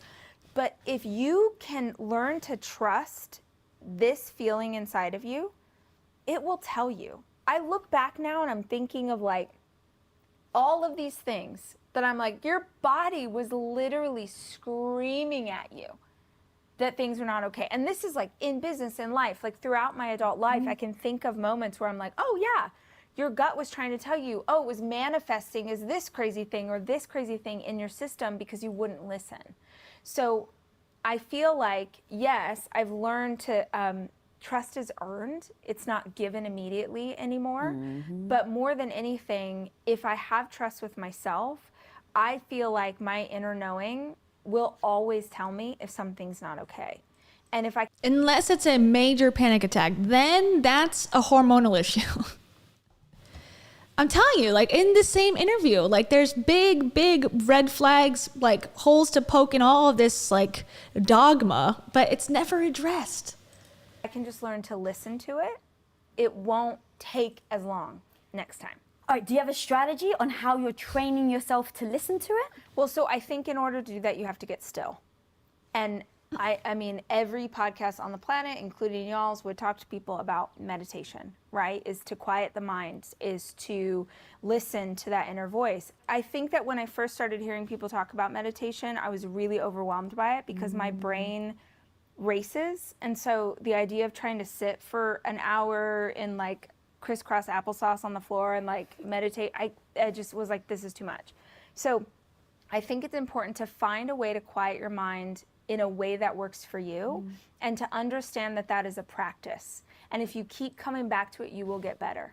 So now I actually can meditate for like 20 minutes. That's impressive. I know, right. But in the beginning, it was like, 10 seconds, I'd be like, what did I need to get at Whole Yeah. Foods today? Like, I just couldn't. It's nails on a chalkboard for me in meditation. It is. But you can find things that are meditative to you. Same, so Lisa, honestly. One of the greatest meditations. I can do it sometimes, but since I got out of like the woo-woo lifestyle, I really don't do it much. It's not anything wrong with meditation. I just don't think it's for everybody, and it's pushed on everybody. And I think sometimes it's like, here's my hot take on meditation, not for everybody, but it seems like leaders, like, you know, people at the, and we've already talked about at one point, like, you know, mindfulness is the wrong response to like a kind of a broken society. You know, instead of like fixing a toxic workplace, they will put a mindfulness course, you know, for you to take, or they'll have like free yoga class during lunch break. And that's like, you know, a pizza party version of, you know, fair pay, when like, you know, there's like a bunch of workload on you, mental health issues, and they're like, meditation class, you know? And I think that's been widely discussed. But the other part is, you know, meditation on its own, sitting in silence and just letting things be. Hot take, maybe that's not the right thing to do. Maybe we should feel some anger, some feelings of I'm being wronged in XYZ situation, and I'm going to stand up for myself and do something about it, as opposed to just like, I'm going to be the bigger person. I'm going to sit here and let it wash over me. Like, I don't think people in politics are meditating and letting things go. I think they're planning, they're strategizing, they're taking risks, they're like, you know, cutting people's throats, and that's not necessarily good. But I don't think all the time just letting things go is good either. You know, I don't know. Maybe it's to keep people in control, you know, being under control. Let yourself let things go. Does that always help you? Sometimes, but sometimes maybe you need to like let the person know that you're pissed off or hold them accountable. Okay. In my life is running. That's not for everybody, but for me, that movement and the repetitive nature of doing that again and again quiets my mind. So anything that can quiet your mind so that you can listen to what is going on, because I believe that our body is always talking to us, and I'm more of a hippie than you are. I believe that guides, angels. I'm more of a hippie than you are. I know I have to write that one down. 2902. Am I the only hippie? I know I'm more of a hippie than you are. I believe there are so many things around that are trying to tell you this person is not okay, or this situation is a red flag, or whatever, you know. But if you're racing from one thing to the next, if you're constantly bombarded with music, if you're constantly, you're listening to a podcast, we love our podcast, but if you're doing all these things and never allowing your thoughts to come in, you're not gonna even be able to differentiate what is that intuition and what is just noise. I love that. Now I think about, what is it about gut intuition that we keep saying we keep ignoring? All right, well, think about it. If you're a kid, you start to... I gotta say too, I also love Yoga with Adriene. She has not become a self-help cult leader. She does yoga with her dog, and it's free, and I love it. And I think I love her voice, and I mean, I don't love her like in a deep relationship way, but I love her content. And the guy who helps produce it, I don't know if it's her husband or somebody, he follows me on Twitter, which I think is so cool. I'd never post on Twitter ever, but... Side note about Yoga with Adriene, there's a little sliver of connection between us. You train yourself, right? So you sense something, you see a micro expression in someone, and then 3 weeks later, they're extremely aggressive and you see them flip out on someone. And so now, over time, as you get older, you start to make the association between the gut feelings that you're sensing and then what's actually happening. Right. Oh, I'm so excited we're talking about this. Keep going. Sorry. No. So when I just think about, oh, it's all been a training. So the only thing that we're doing now is we're ignoring the training that we've had. Yes. Well, here's the other thing is I've been seeing this so much in the last few days, and now I feel like I've been seeing it because we're supposed to have this conversation. So I think, yes, training, but more than anything, I think we're trained out of trusting ourselves. Oh, yes. So I just saw this yesterday. So I had to go get blood work ddone, and I was waiting to get blood work done, and the preface, I don't believe this story. She did say she had to get blood work done because her hormones are out of whack. So there is some sort of maybe truth to her getting blood work done through the Amen pipeline, the Dr. Amen thing. Like, I feel like these people don't do anything that isn't in their like their wheelhouse of influence. Like, oh, she has to get blood work done. She's not going to a regular doctor. She's doing something related to a story that she did, a podcast that she did, whatever. But this part of the story, I just personally don't believe. Maybe it's true, but I just I'm like, I don't think this happened. But I'll let you decide. There was a family there ahead of me, and they had 2 little kids, and there was I walked into a waiting room. Noah was in the waiting room, but this little 4-year-old boy. And I was like, what is going on? So I'm a mom. So I'm like, I can hear the parents in the room with the phlebotomist, and his sister is screaming bloody murder because she's having to have blood work done. Obviously, she's little, she's scared, it hurts. Same girl, but I'm not allowed to scream. So I sit down with this little boy, and I'm like showing him, YouTube Kids is an app that you can get, and there's these videos where like people make dominoes fall over. It's very zen, Lisa. I feel like you might vibe it. So I'm just like showing this little boy because this little girl's screaming, and I'm trying to like distract him from the screaming. And then I hear the parents and the nurse, because the little girl's very upset, and it was a lot. I'm not gonna lie, it was very intense. Everyone was like, dear Lord. But they kept saying, it doesn't hurt, you're fine. It doesn't hurt, you're making it worse. It doesn't hurt. They kept telling her that, and I just feel like, how did she hear all of this? Like, what doctor's office or phlebotomist, like the child's there, Rachel has to take care of the child and show the child YouTube videos. Okay, so they don't, like, the parents are just fine with the kid that's 4 years old, on his own, while also she can hear everything that's going on in the room. That also ties in perfectly to the lesson that she's trying to tell Lisa. I don't believe it. This happened just the other day. It's like very pastor, which makes sense because her dad and her grandpa were both Pentecostal, preachers. And I feel like a lot of times I was sitting at Starbucks and I had a Frappuccino, and it made me think, Frappuccino, I don't like the Lord when he says that. I don't know. It's like the worst example possible. But that's how it feels. Like they take this happened to me, my daughter, my thing, I was watching in pop culture, and then they tie it into like the lesson of the day. So she's doing that without the she's doing it with the hippie element, not the religious element. Went through this whole thing. I got my blood work done. I went and got in the car, and I was like almost in tears telling my boyfriend like what had happened. Yeah. Because my boyfriend, something about that bothered me so much, because how often, this happens to all kids, but especially little girls, how often are we gaslighting little girls and telling them things that doesn't hurt, you're not hurt, you're fine, it's not scary, it's this, our kids are telling us how they're feeling. And there are ways to talk about that, to help them unpack it, to help them understand. But how often do adults tell a child that what they're feeling is not what they're feeling, which is the definition of gaslighting? When you say to someone, you did this and it hurt me, or I feel scared, or I feel anxious, and the other person is like, no, you're not. That's not what you're feeling. That's not what you're thinking. That's like this. I am not problematic. Like, that's an example.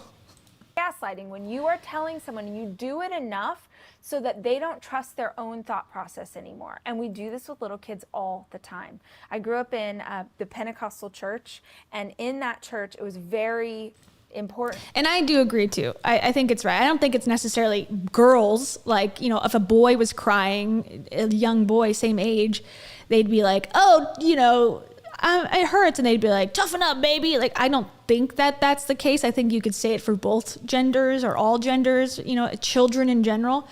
So, I know what she's trying to say, like women, and it is true, I guess, like that women aren't, included in studies for medical studies, and they aren't, respected in the hospitals as much, and they don't, especially women of color, like they don't get treated with the same level of urgency as white women. I've heard, I don't know, I've not looked at studies, I don't know for sure, but I've heard that around, like that is a real thing. So I'm not disagreeing with her point, but I think, she does gaslight as well. So I will agree, but also say, but also. But also, she kind of does gaslight people too. and I'm not sure why, but all the women had fabulous hair. Weird, but it was a thing. Okay, so she's saying I'm gonna go back a second. She's in the church, and all the ladies in her church had fabulous hair. But all the women had fabulous hair. Weird, but it was a thing. So all the women had fabulous hair, which means that all of the girls had to have fabulous hair. And my sisters and I all had very long hair down past our butts. And my mom would do these elaborate braids and these whole thing. It happens in quite a few different religious things. I have the most tender head, Lisa. Like, if you try to brush my hair right now, I would probably start crying. Still to this day, I'm almost 40, a very tender head. And I remember my mom every single day, and she would do our hair more than once because you had to look perfect at all times. So it would be like morning and afternoon. And I remember like my whole... This story, am I the only tender-headed woman? This story, I never heard her, she doesn't talk about her mom much in anything, ever. And I always remember like Rachel's interpretation of like at least high school. It was like, I was such a nerd. I was in band. I was a drama nerd. I didn't know how to do my makeup. I didn't know I was overweight. So like this narrative about her mom had to do their hair multiple times a day because their lifestyle was so perfect. It's a new narrative that I did not know about. I'm not saying it's not true. I never heard her really talk about it much, this perspective. Child at every freaking day bawling because it hurt so bad. And my mom saying, this doesn't hurt. You're fine. This doesn't hurt. Because she was frustrated or she was annoyed, or maybe she thought it really didn't hurt, or maybe she thought I was being dramatic. Whatever the case is, how often do we do this, little girl, so that you go into your adolescence, you go into teen years, adulthood, you don't know how to trust yourself. You know, it's like that stupid shit that they still tell little girls where it's like, this boy punched me, he pulled my hair. Oh, he must like you. He likes you. So that a little girl learns that if a boy likes you, he's mean to you, and that's okay. Like, these mixed signals are crazy. I agree with what she's saying here too. Like, I think that's a outdated thing that we should get rid of. That like, oh, he likes you. Oh, someone's treating you shitty. Oh, that's like, he likes you. Don't be mean to him back. It's like, and that does seem to be like a girl thing. Women are told or girls are told that more. And that's anecdotally, obviously, I don't know that for sure. I don't have everyone's life experience in front of me, so I can't say, but I have heard that myself as a girl, as a former girl, like, oh, he punched me in the face. Like, oh, that's cute. He's got a crush on you. It's like, is that the best thing to tell kids? No. So I agree with her here too. Wonder that you get to your adulthood and you don't know which way's up. You don't know how to trust. I know that people... But again, like, okay, and I think this comment's funny. Lauren's comment's funny, but it's like, okay, I can agree with all these points, but like, what's the point of this content? Like, it's like, I could talk about this with my friends, or, if I had friends. No, I'm just kidding. But I could talk about this with anybody. And, I have no expertise. They don't have to have expertise. It's something we could just kind of like shoot the shit about. But like, if I'm watching this to glean some sort of like expert, I need to give you money because you have, done something for me and taken the time to get an expert level opinion. Like, I'm just lacking that because there's nothing special about this conversation between Lisa, who is, the wife of a rich man, and Rachel, who is the former wife of a rich man. Like, what am I getting special out of it? I'm not. Watching this will have those memories from childhood where someone made you feel weird. An uncle, or you went to church and there was like, and you just got a weird feeling, but you were taught to be respectful. You were taught, don't you, be Hug a good that girl. creepy uncle. Exactly. Like, this was so important to me when I had kids. My kids do not have to do anything that they don't want to do with their own body. And it's really interesting for grandparents. Except I will post a photo of them while they're exposed to the internet, to my followers, which I have 1.5 million. I think the message is good here. Yeah, I think everything she said in the last 5 minutes is probably, if I was a parent, I would agree with, but it's don't be a hypocrite. I think I expect now her to follow the doctrine in which she is laying out for others, and I have not seen that personally. Parents who are from an older generation, because they'll say to my daughter who's 5, they're like, oh, come give me a hug. And she just, some days she wants to give a hug, some days she doesn't. And I'm like, no, we don't. She's not feeling it today. And grandparents are like, what? I'm leaving for the airport. I'm not going to see you again for 3 months. Like, come give me a hug. And I'm like, no, thank you. We're trying to teach her that she has autonomy over her own body. And if she doesn't feel like she wants to do that, then she's allowed to say no. But do you think we got that in the 80s? No way.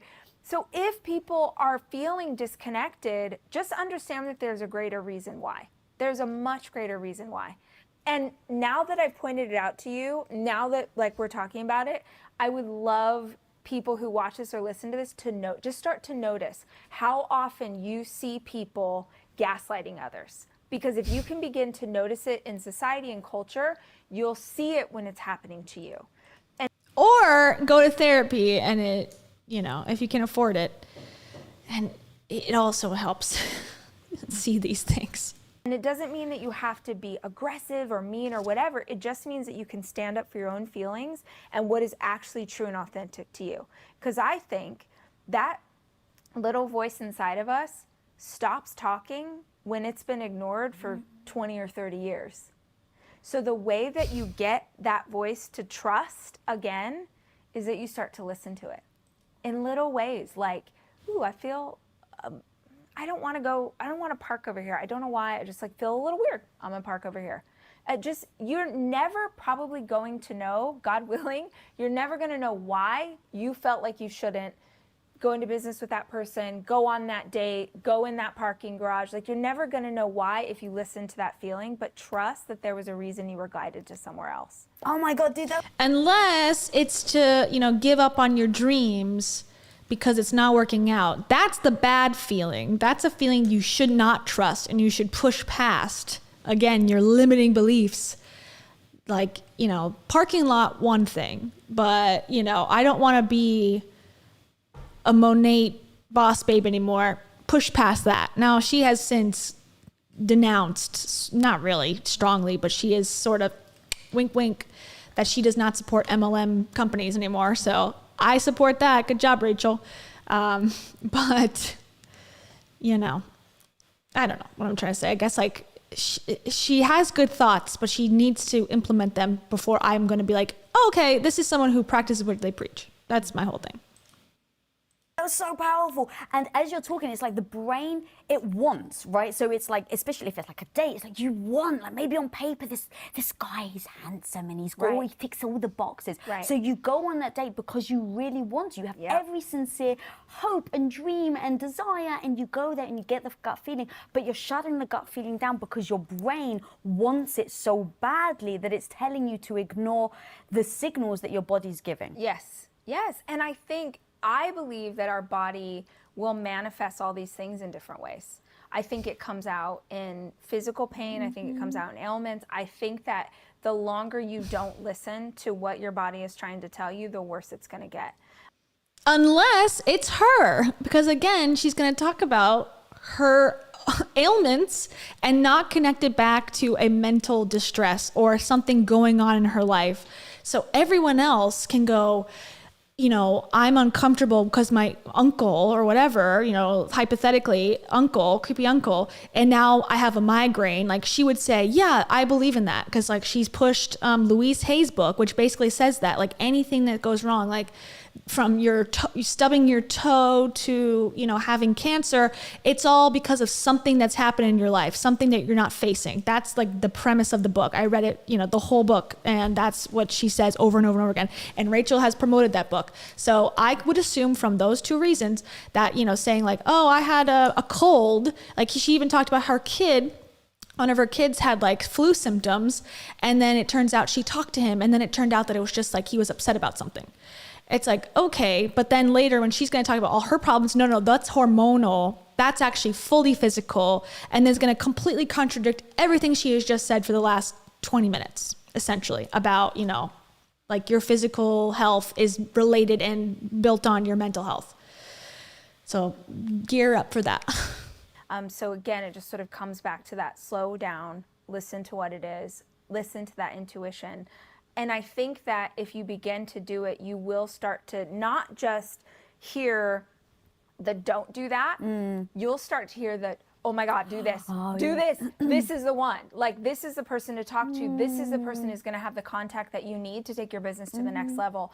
You have a weird feeling that you should go to a specific coffee shop and like work on your pitch that day, and then you overhear a conversation that gives you this idea. Okay, so now we're getting into the secret, I think. We've gone past psychology of like, trust your instincts, you know, there's certain triggers that might pop up in your stomach or whatever that make you feel like uncomfortable and you should listen to that. Now we've gone straight over that into the woo-woo. Oh, I chose this Starbucks over this Starbucks because I was guided by my spirit guide. My guardian angels, my spirit guides. And now I've, you know, got a insider's perspective on whatever, you know, now I'm out again. That you turn into something else. When you learn to listen to that, I believe we are never guided incorrectly if you're listening to true wisdom inside yourself. Oh God, that's so powerful. Two things. One, as you were giving that example of the body, I started to think, oh, the little girl screaming. I started to remember. So when I was 4 years old, I got salmonella poisoning. No one knew what salmonella was back then. So they just thought, they were like, I have no idea what's wrong with her. Right. So they put me in a glass cubicle in the hospital. Oh God. And I have a very, very vivid memory of sitting down and crying. I don't even know, I think they were trying to give me medicine. And I remember being a glass, all that was in that room was like a metal bunk bed and like a metal toilet because scary. They literally had no idea what was wrong with me. And I remember crying. And I so remember this. The nurse is like, come on, you're okay. Look at that boy. So there was like a boy in the next glass cubicle next to me, and he wasn't crying. He was older than me. I was like 4. And he was like 7 or something. And they're like, look, see, he's not crying. He's okay. There's nothing wrong with you. You're fine.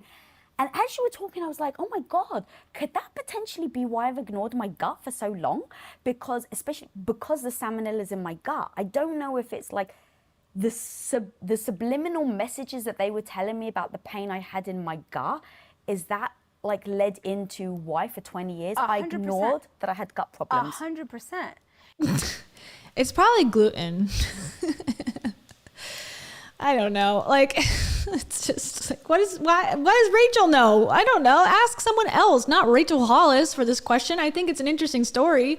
I think Lisa's examples are at least specific, so it's like somewhat compelling and interesting.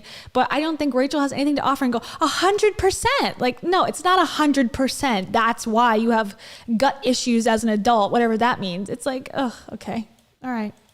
In fact, in sort of spiritual thought process, which will get you over to that side eventually, the gut is the seat of all your intuition.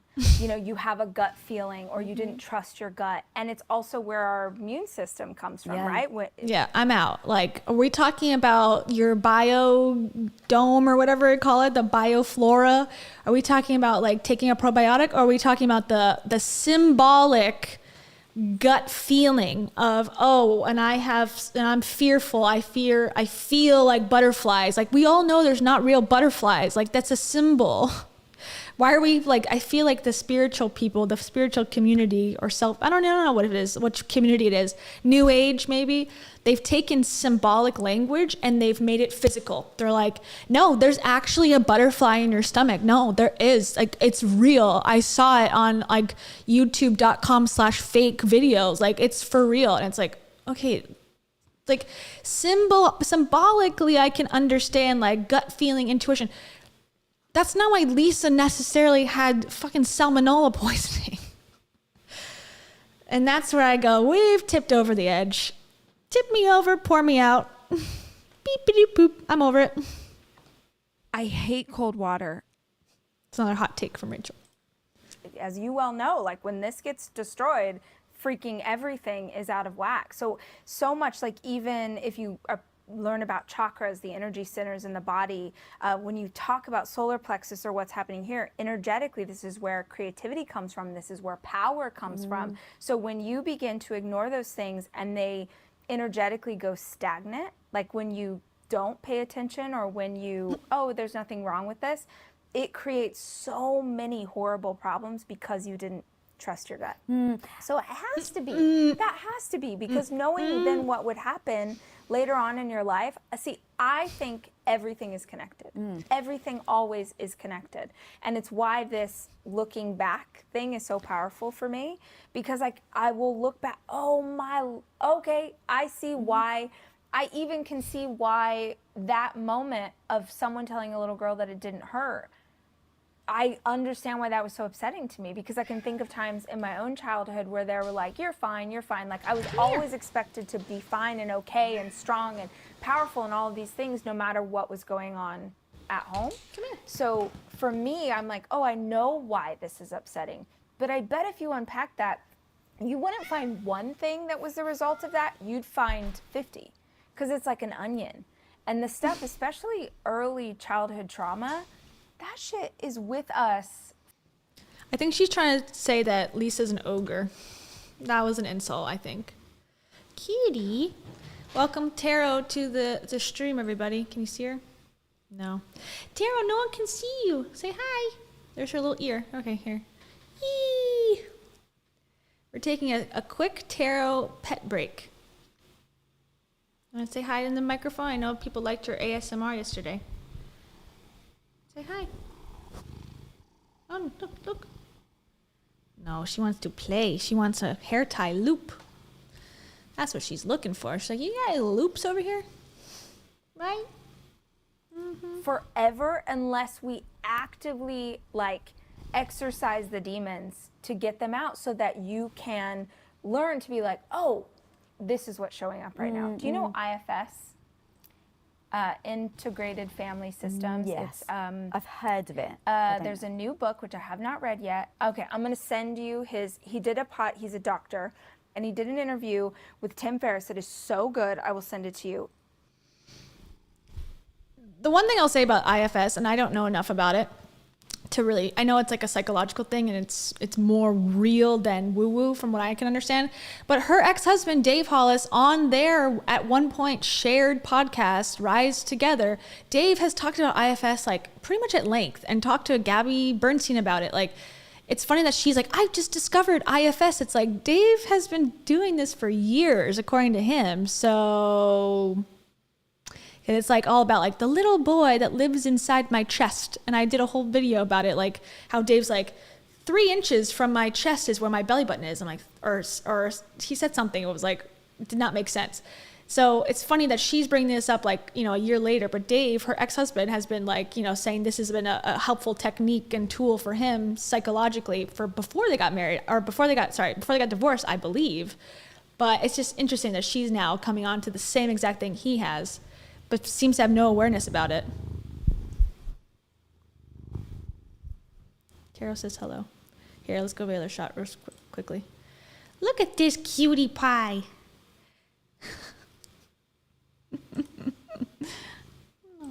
You'll die. You're like, damn it. Why did I think of this podcast? It's so good. So in the podcast interview, Tim does a session with him, which is so vulnerable and so beautiful and so helpful. You'll love it. But even if it's not IFS, learning to understand which age of you is showing up in a moment. So 4-year-old Lisa, who is in a glass box, wow, I feel like we could unpack this for hours. Like, who's in a glass box, who's scared, who's alone. There's like... Yeah, exactly. This is like the belly button runner boy, like that conversation we had, you know, a while ago. That's the same thing that we're talking about. You know, everything's stark. There's nothing that feels comfortable. And this nurse is telling her, and like that little girl is still in you. Every age we've ever been is still in us. Yeah. And those ages show up and shake shit up in ways that are not helpful, because she's still there. And what is one of the most profound and powerful things that I have learned over the last couple of years is to just ask, whoa, what age just showed up right now? The funny thing is, as you said that, I've actually done that. Yeah. In turn, just almost like by myself. Yeah. And I don't know if I told you the story, but when a literary agent first approached Tom for me to write a book, so she pinged Tom and she's like, hey, would Lisa would Lisa be interested in writing a book? So Tom comes into my office and I'm sitting there working. He's like, oh, babe, you just got enough. And I was like, oh, that's nice. And I go back to work. And he's like, what the hell's wrong with you? Yeah. Like, it's a book deal. Someone's just offered it. And I turned to him and I was like, well, who would buy a book from me? Now, this is a year ago, right? Yeah. And so in that moment, literally, I paused and I was like, the 14-year-old She's still still there. I literally said it out loud, and I said it to Tom. I was like, the 14-year-old. Yeah. And so in that moment, I think it's super freaking powerful of identifying what is showing up. Right. And then going back to, I've done the work so that I can, and when she shows up, I can give myself the grace. Right. And I literally go, bless her. Yeah. Like, she's still insecure. Yeah. She still worries about what other people are going to think about her. So I totally hear the power of that. I've never done it far back though to like 4 years old. Oh, the only reason I have not recommended this person for you is because she's so woo-woo that you'd be like, Rachel, what are you doing? But I mean, she'll go like, let's talk about when you were in utero. Literally. And I'm assuming she's talking about Kimberly, the energy healer, but yeah, I'm out as well. I'm with Lisa. I'm out. Tell me about when you were in utero. Well, you know, it was warm, and I heard a lot of baby Mozart music, and that's why I hate classical music, because, you know, it was really hard to listen to that much baby Einstein in utero. so wild, dude, because you're like, I don't know what you're talking about. I don't remember. And she'll be like, oh, let's think about it. Yeah. Because that's what's coming, because she's intuiting, right? So she'll be like, that's what's coming up for me right now. And then you'll be like, well. That's what's coming up for me right now. You in utero. So stupid, in my opinion. Oh, yeah. I mean, I guess in my instance, when this came up in the story, my mom didn't want a fourth kid. I mean, 4 kids is a lot, right? So she had 3, that was a lot. It was so many things, and she was already struggling in a lot of different ways, and my dad really wanted a 4th baby. He felt like, his story is like, oh, he felt like if we didn't have this 4th baby, then, you know, someone would always be missing. And so I'm thinking, oh, what must that have felt like? She's like, at the baby shower for me, my mom had a box cake, and that's when all my issues began in utero. The funfetti baby gender reveal cake. It actually started it all. For my mom to not want something, and in a lot of ways not have the same access or resources that I have as a mother, or the help or the means, and then sort of feel like she needed to have this baby because my dad wanted it, and that baby was me. So, you know, even from a scientific standpoint, a baby is absorbing what its mother is going through or feeling. And not to say my mom loves me so much, she's my biggest fan, like. Don't say from a scientific standpoint. Let's say from a spiritualistic standpoint, please. You're absorbing your mom's, like, desire not to have you. I don't know. It seems a little strong and mean to your mom. Like, not that I'm mean to my mom. Trust me, I've talked a lot of shit about my mom. But it's like, I don't think that, I wouldn't blame my mom for like having thoughts of, you know, whatever she wanted to have thoughts of when she was pregnant with me. Like, that's unfair, I think, a little bit. All those things. But that was a very real feeling that would have permeated my entire time inside of her. So like, yeah, when someone asked that question, I'm like, okay, damn, yeah, there was stuff going on when my mom was pregnant with me. But what I love about sessions with her is she's asking questions and kind of guiding, but she's not giving you answers. You're literally, she'll be like, I have this feeling like, let's talk about when you were 7. And you're like, nothing happened when I was 7. And then she's like, just sit with it for a minute. It's called cold reading. Like, do you have a brother? No. Oh, okay, yeah. But what if you did?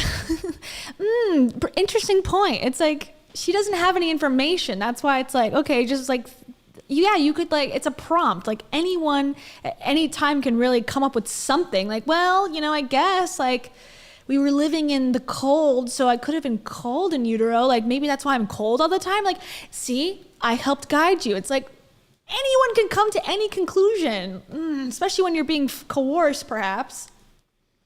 And then you're like, okay, when I was 7, and then something will come. That was just in me, right? So it's just sort of a different way to approach healing, and at least for me to understand why I'm doing some of the things that I'm doing. We called it, I don't know if it was on this channel or if it was on Cringefluencers, but we called it like cold motivating.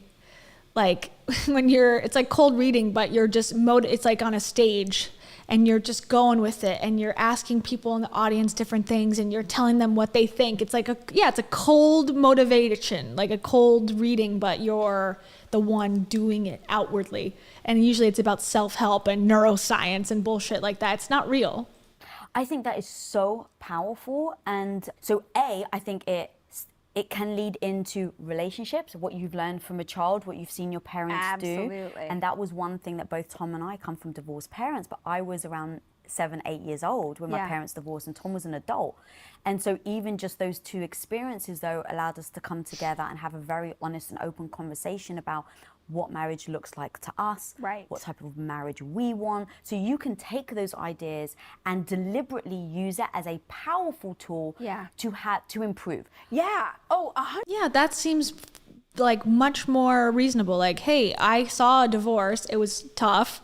So when I got with the partner and we were discussing divorce or marriage, we had to lay it out. That sounds much better than think about when you were in utero and let's blame your mom for having a bad feeling, perhaps. Yeah, I agree with Caffeinated Angel. I agree with your comment very much. 100%. Like, even we just had this situation the other day where I was telling my boyfriend a story about something that had happened to my boyfriend. Okay, she's gonna talk about how amazing her boyfriend is, of course. My boyfriend. He has no flaws. He does, but. And he got so mad, not at me, at like the story I had told him. And I felt sort of taken aback because I could just tell he was like head in his hands. He was like so frustrated. And I was like, I should have told him that story because I didn't mean whatever. And he's like, no, baby, I'm not mad at you. I just like hate hearing the stuff that you've been through. And we finished our coffee, sort of went our separate ways. And about an hour later, he came in and he's like, hey, I want to tell you, like, that wasn't about you, but I realized that it reminded me of exactly what my mom had gone through after she got divorced. And like, it reminded me of something and I just hated, like, it was a little. Okay, Cupcake, sorry. So Kimberly, who is, I believe, the person she's speaking about, this energy healer who she's had on the podcast twice and on her YouTube channel at least once. And she also spoke at the last Rise conference in person in Austin because she's in Austin. She got the what's the thing that Teal Swan does? It's like a certification. It's the completion technique or whatever, where you basically, role play with a person and they go, oh, like pretend I'm your mother or whatever. And it always turns out, so it seems like that there's some sort of repressed sexual abuse. Now it's very controversial. It's not proven by anything. Teal Swan is obviously like a cult leader and she's got no psychological training. But Kimberly, the person that Rachel's going to, is certified in that, and it's on her website. So she is somewhat of a Teal Swan follower, if not even a super fan, because she went and took the step above and went and got certified in the thing that she teaches, the completion process. So the pipeline is right there. There's one person in between Rachel and Teal Swan. I'm not saying she is a Teal Swan fan. She's never talked about it publicly, but I would not be surprised, to be honest. So good point. Boy version of me that just showed up and got really mad, but it wasn't about you. It was more just, so having those tools, because before I would have been like, oh, I did something wrong. I shouldn't have said, I shouldn't have been that vulnerable. I shouldn't have told that truth. I would have made it about me. And to understand why is a totally different way of being in a relationship. That's so beautiful when you're aware of how to communicate, aware of the tools that are to your disposal, and then having someone that you can trust to be open with that communication. Mm-hmm. But what about the opposite, where we've learned a bad lesson? We've learned a lesson that we think from childhood that we then bring into our adulthood, that we don't go, oh, I see that, I don't want to do that, so I'm going to change. Instead, it's the opposite. Oh, I see that, so I'm going to be it. And the perfect example I'd love to give is growing up, my mum was borderline anorexic. So I saw her from after my parents divorced, I saw her eat basically 1 yogurt and a pita bread a day. That was it. That was her food. And I remember as a kid seeing that, and I would ask her, like, oh, why aren't you eating dinner with us? And she's like, oh, no, I'm fine. And I remember that linking in my mind with like how people look, and that people were giving her accolades for how she was looking. So the attention between how you look and what you eat was very tied together for me. So by the time I got to 16, I had very low self-esteem because I was bullied and picked on for my looks, but I was skinny. And so at 16, that was the thing that I was praised for. And at 16, of course, my hormones change. I start to fill out. I'm no longer praised for it. So I start adopting a very bad behavior with food. Take that into my adulthood. That's the backtrack and the backstory of why I have such bad health problems. Now, I don't blame my mum. I've looked in my past. I've acknowledged where it's come from. And I go, my mum just did the best she could to what you've said. Yes.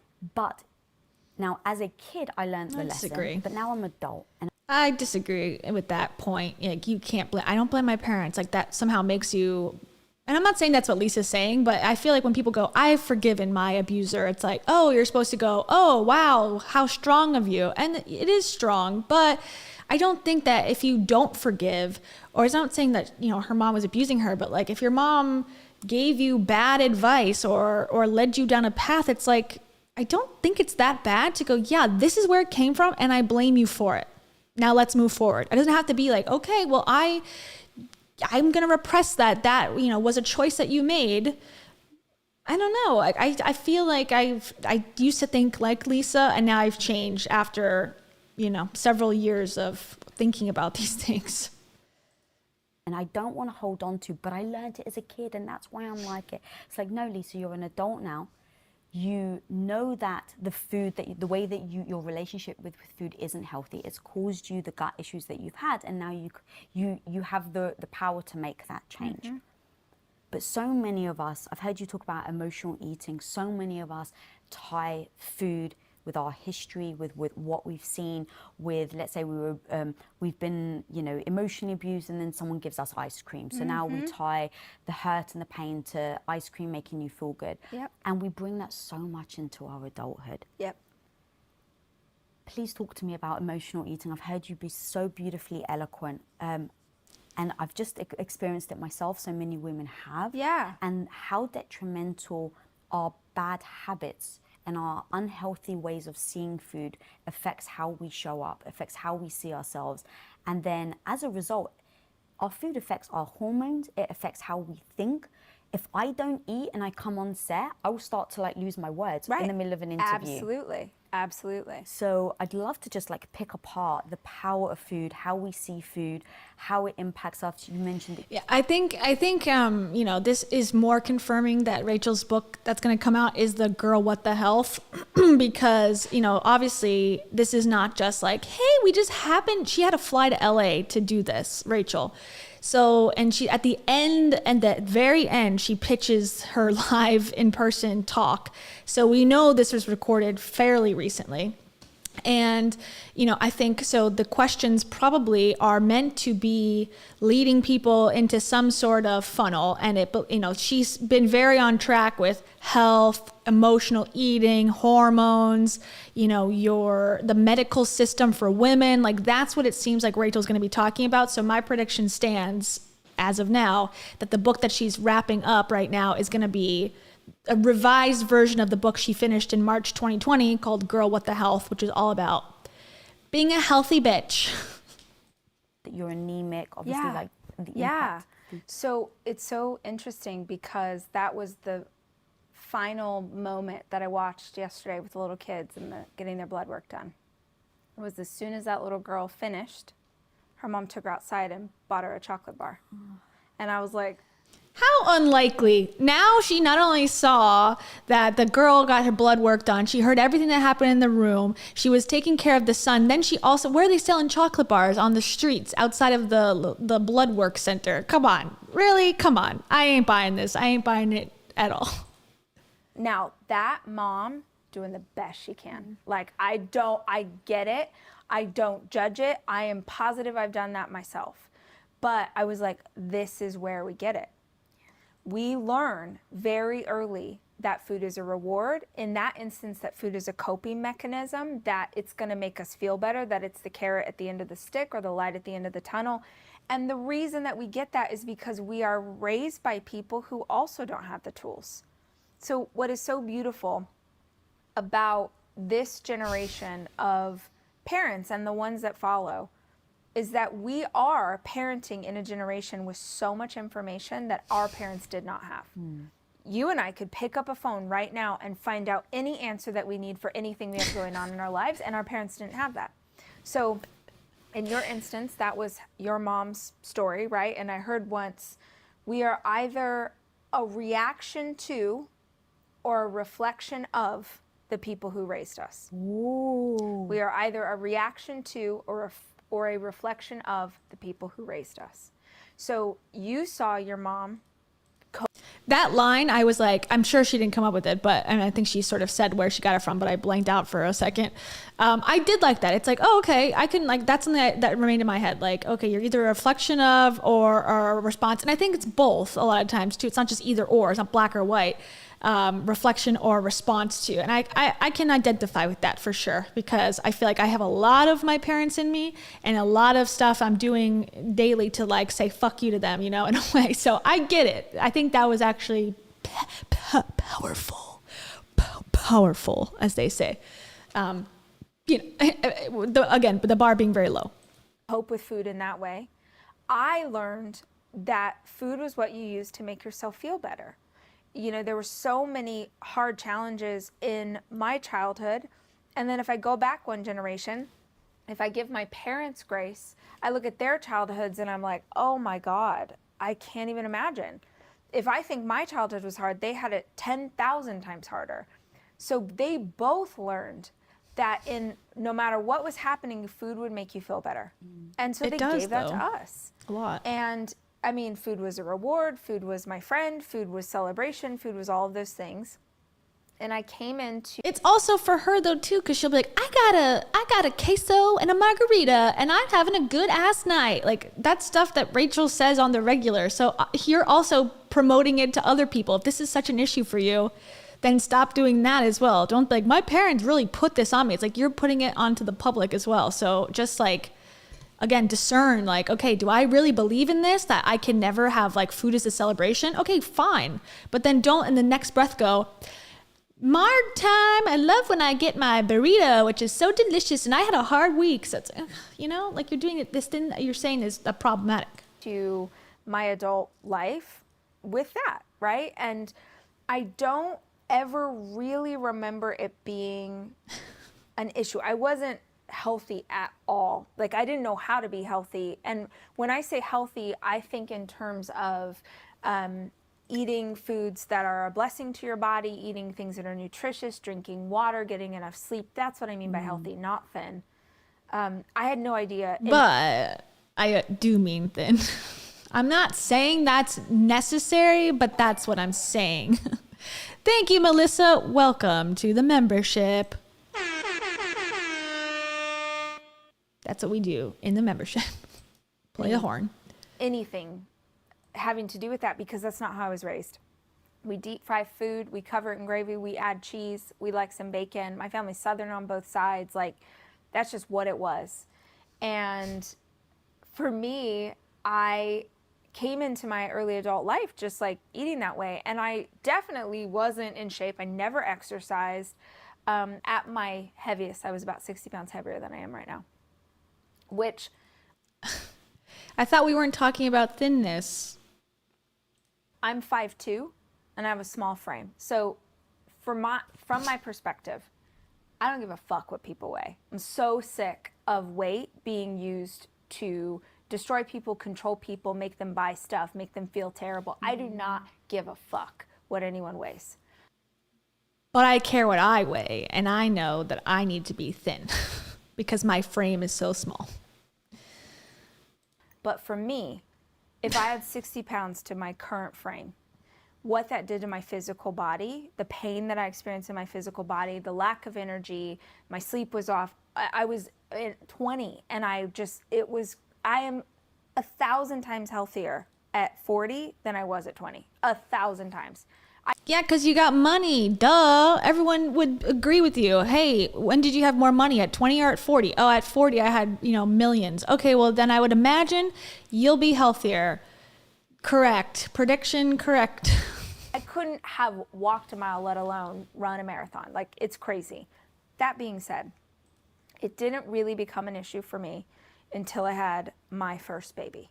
Because then, if you liked food before, try some pregnancy hormones on for size. Because then we went ham. Then it was like, what can't I eat? Well, I mean, let's go. I was so sick, and the thing that made me feel better was like chicken strips and vanilla milkshake. So I went there every day, all the time, and that's when I gained the most weight. And I still didn't care because I was pregnant. Whatever, I thought this is what we do when we're pregnant. Then I had the baby, and I didn't, he didn't weigh 50 pounds, so that was really weird for me because I was like, what is all this? Well, famously, in the Hollis universe, her and Dave, there's a picture of probably of less than 60 pounds on Rachel Hollis's tiny, tiny frame. Okay, you want to get down? Okay, sorry. And sorry, everybody. There's a picture of her and Dave playing croquet or something. And, she's probably like, I don't know, like a tiny bit. I couldn't even really tell, to be honest, like how much bigger she is in that picture. And it's like, we look like we were stung by 1,000 bees. Okay, so that's not talking about thinness. That's not talking about how you look. That's not saying like, oh, I couldn't breathe walking up the stairs when we were looking like that at that time. No, she's like, we look bad. We've improved our look so much. Okay. So again, like what she's saying now is fine. It's the more, acceptable way to talk now in the self-help space, I guess, at least with women. Men are more like, you gotta work out and be ripped or else you are an unworthy male. That's a whole other problem. But yeah, I don't buy it. It's not real. Like maybe she's changed, but she hasn't said like, 5 years ago, I really cared about thinness. I struggle. I personally, Kayla,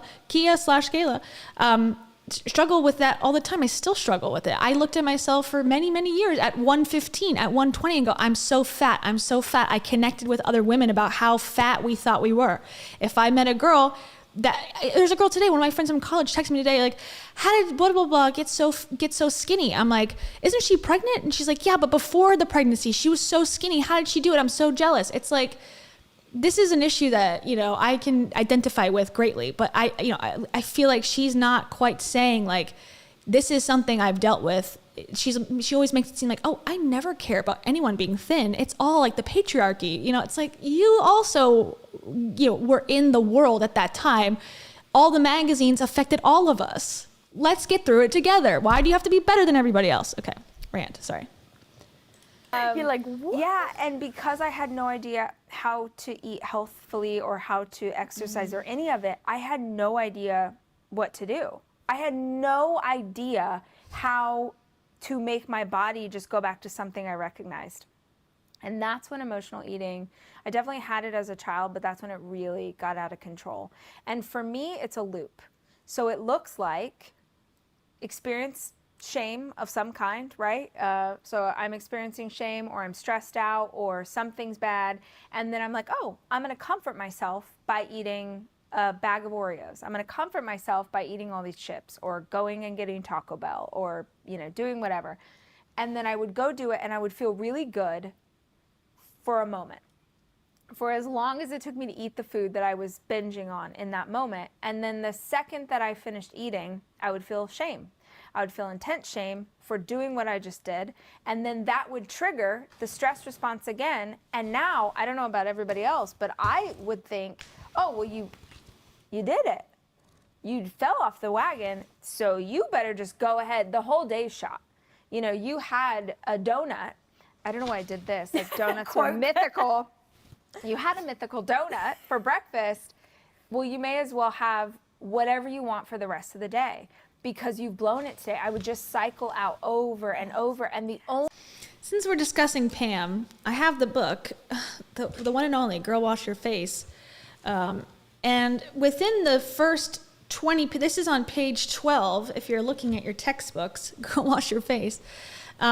So people, okay, so if you haven't read this book, there's a character named Pam, which now we've sort of come to know is Rachel. Rachel's like arch nemesis that also is Rachel. I believe she is Pam. That's sort of the conclusion I've come to. Now, she writes about Pam I think in all 3 books, I think Pam is mentioned. She talked about Pam as like, the person who's always judgmental, the person who claims to have the perfect marriage. But now it's come out sort of that Pam is Rachel, I believe. And I forget exactly why I thought that. Like, there was some like epiphany moment where she told the story from Pam's perspective, and then she told the story later from her perspective. And I was like, wait, are these the same things? But let me just read you. It's only a couple chapters. I'll just read you a couple chapters real quick, a couple paragraphs. And so if you haven't heard it, or if you were, has been a while, you'll understand the message of how she thought, at least back in 2018, not that long ago, about dieting and how important dieting was and sticking to your diets. And there's also another chapter, I think it's in the next book, the other one, Girl Stop Apologizing, where she says I don't care about weight, but also animals aren't overweight. The only species that's obese are pets and humans. So don't do that. So, okay, this is from Girl Wash Your Face, from the chapter called I'll Start Tomorrow.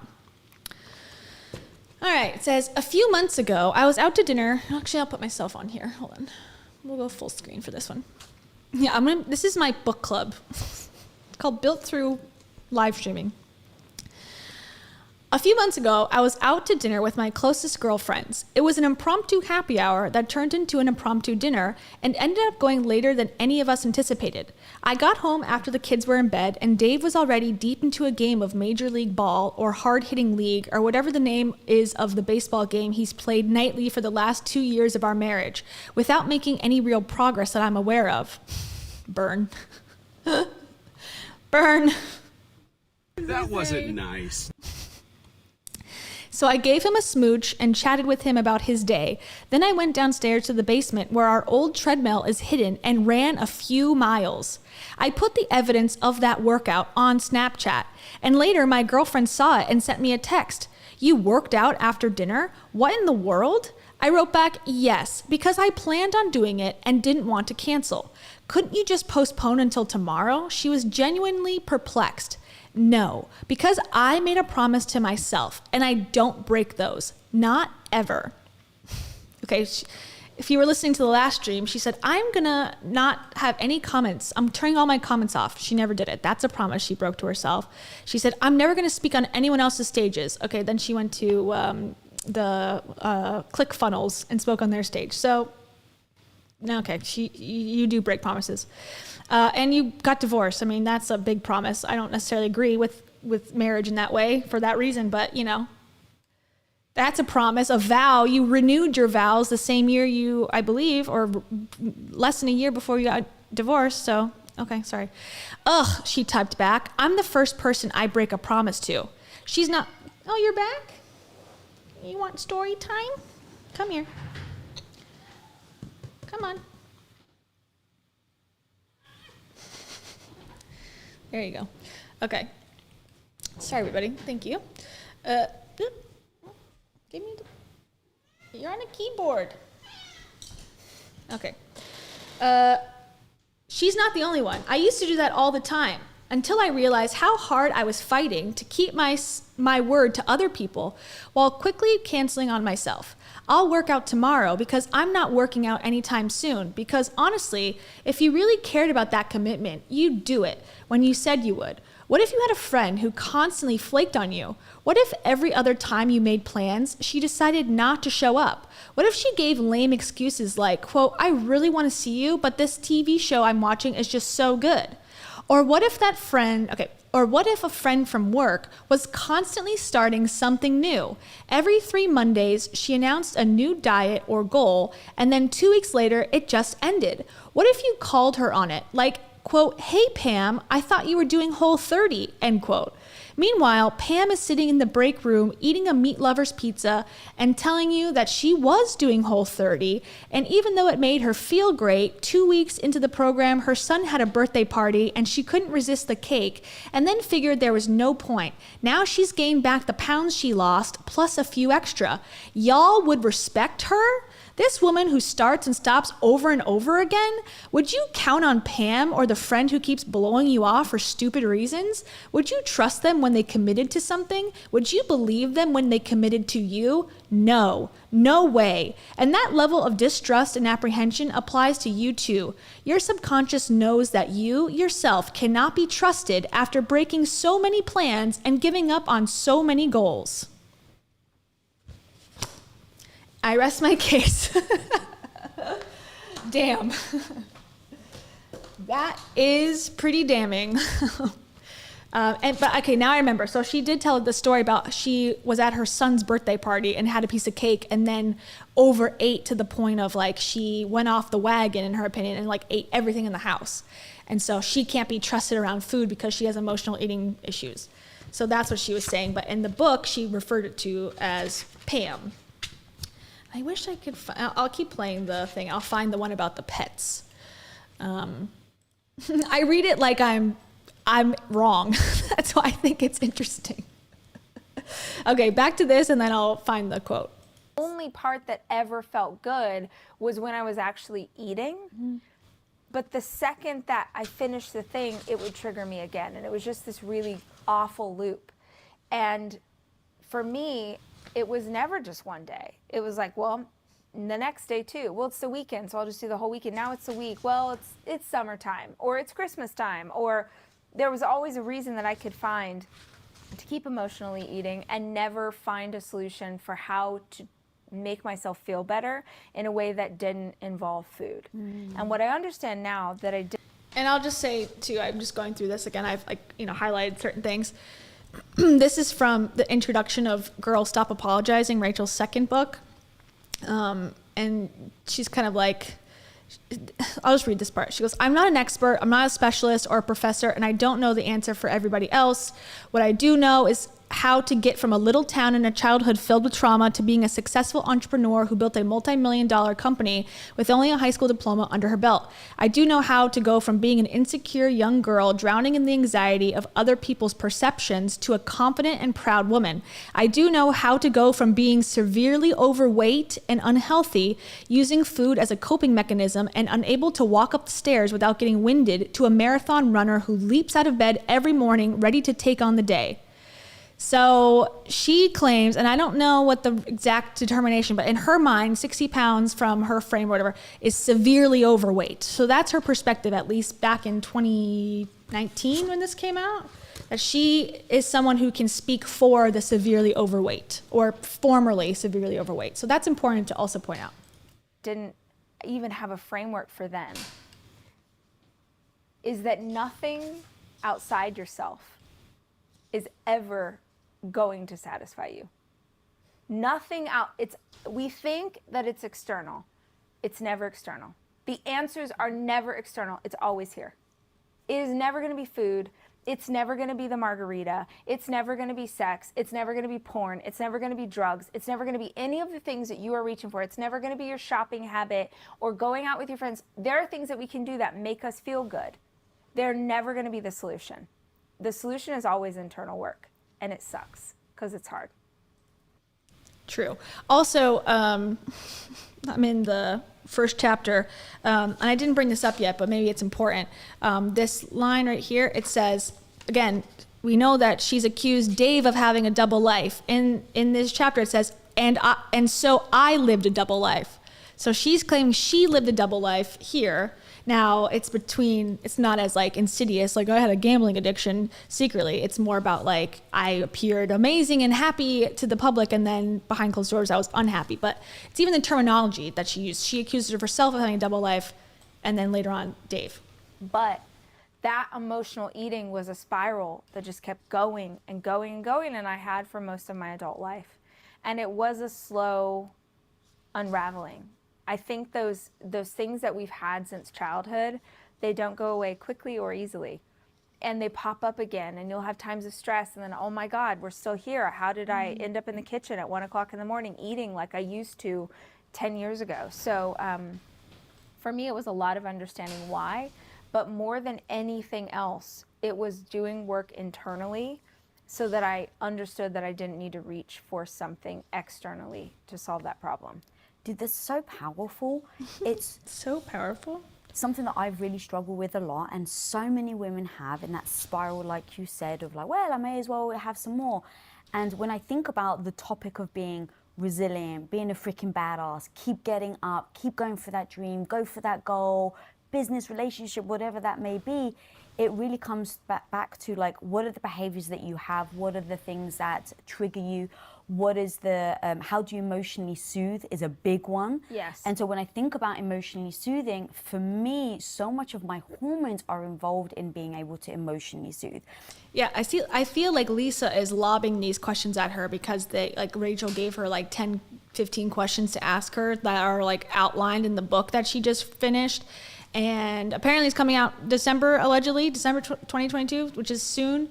And that sort of follows the timeline of what Rachel's been talking about, that she's like giving in her book to be edited soon. So yeah, every time, it doesn't seem natural. It seems like she's asking about things that like are set up for her to respond like, yes, I'm so glad you were talking about this. It's like, yeah, because you sent the questions in advance.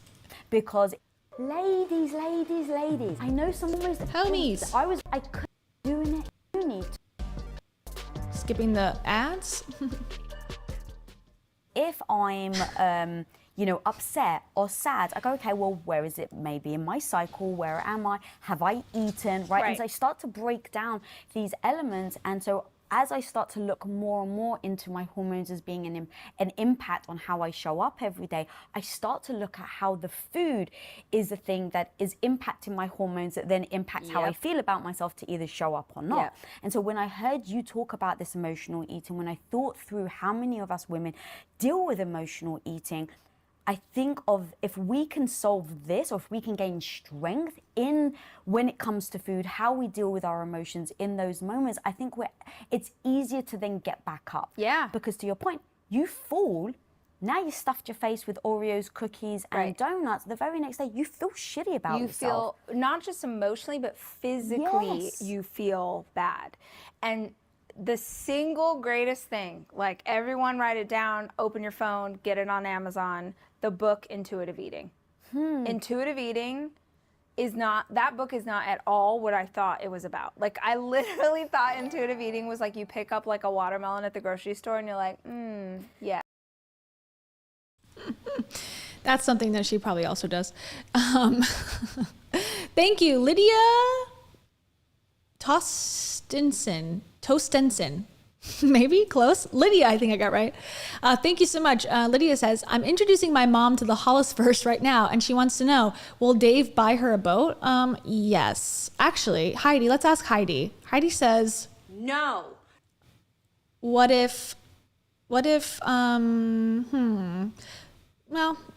okay, we'll ask Dave. Dave, what do you think? I will slowly buy you a boat. Dave disagrees with Heidi. So there it is, folks. And I think buying a boat would give you life, right? It's giving me life. And let's play a song just as like a little intermission. Why do you follow me if you don't already own my book? Thanks, Lydia. And welcome to Lydia's mom. Sorry, we have a lot of mom we're a little anti-mom on this channel, just slightly a little bit, but you're welcome here. Just anti-my mom. I don't mean anything by it. Okay. Thank you. I appreciate it. Yes. This is gonna feel real good in my body. Like I really did. And I was like, what a beautiful, like someday I'll reach the level of nirvana or whatever where I'm spiritual enough where I know if this like kiwi is gonna make me sick or not. That's what I thought it was. And I was talking, hormone's a big thing for me on the show as well. And it's something I've learned so much about. It has literally changed my life to understand my hormones and my cycle. And I had this guest on, and we were talking about food. And I said, she was talking about intuitive eating. And I was like, if people want to learn more about this, where can, and she was like, you read the book Intuitive Eating. I was like, there's a book? I had no idea. It is a game changer. And it is the opposite of every piece of advice you have ever heard about food, ever. And I was like, there is no way this works. And I know I say things are life-changing a lot, but it is literally life-changing. It's basically like these 10 different principles to change your attitude around food. But the two biggest ones that I remember, or at least that were very powerful for me, is that number one, you honor your hunger. Yeah, explain. What do you mean? When you are hungry. That is, honestly, everyone at home, including me, is like, Rach, what do you mean you eat when you're hungry? That's not what we're taught as women. When you're hungry, and that most women have ignored their hunger for so long, they don't actually even know when they are hungry. You're like, whoa, I'm lightheaded. Whoa, it's hard to focus. Unless you're hungry for gluten, then you ignore that feeling and you don't do it because it makes you feel bad. And we looked in the mirror and said, we're done. Because, whoa, it's all of these things. I'm irritable, I'm this. And it's like, oh, I haven't eaten in 6 hours because I've been working, or I've been taking care of these kids, or going to school, or doing whatever. So the first is that you honor your hunger, that you teach your body that when it is hungry, you will feed it. Because right now, most of us, our body does not trust us to actually give us food. And if you are someone who struggles with emotional eating or binge eating, it's often the psychological response of your body going, I don't freaking know when you're gonna feed me again. So I'm gonna go as hard as I can, as fast as I can in this moment, because there's a chance that tomorrow you're gonna wake up and not eat until 5 p.m. again. So the first one was really powerful for me, was honor your hunger. And the second one, this is so wild, and I know it seems untrue, but I swear every woman I know who I've made read this book is like, this shit's crazy. There's no bad food. Oh, yeah. There's no bad food. That psychological... Except for gluten. Sorry. There's no bad food is unbelievable.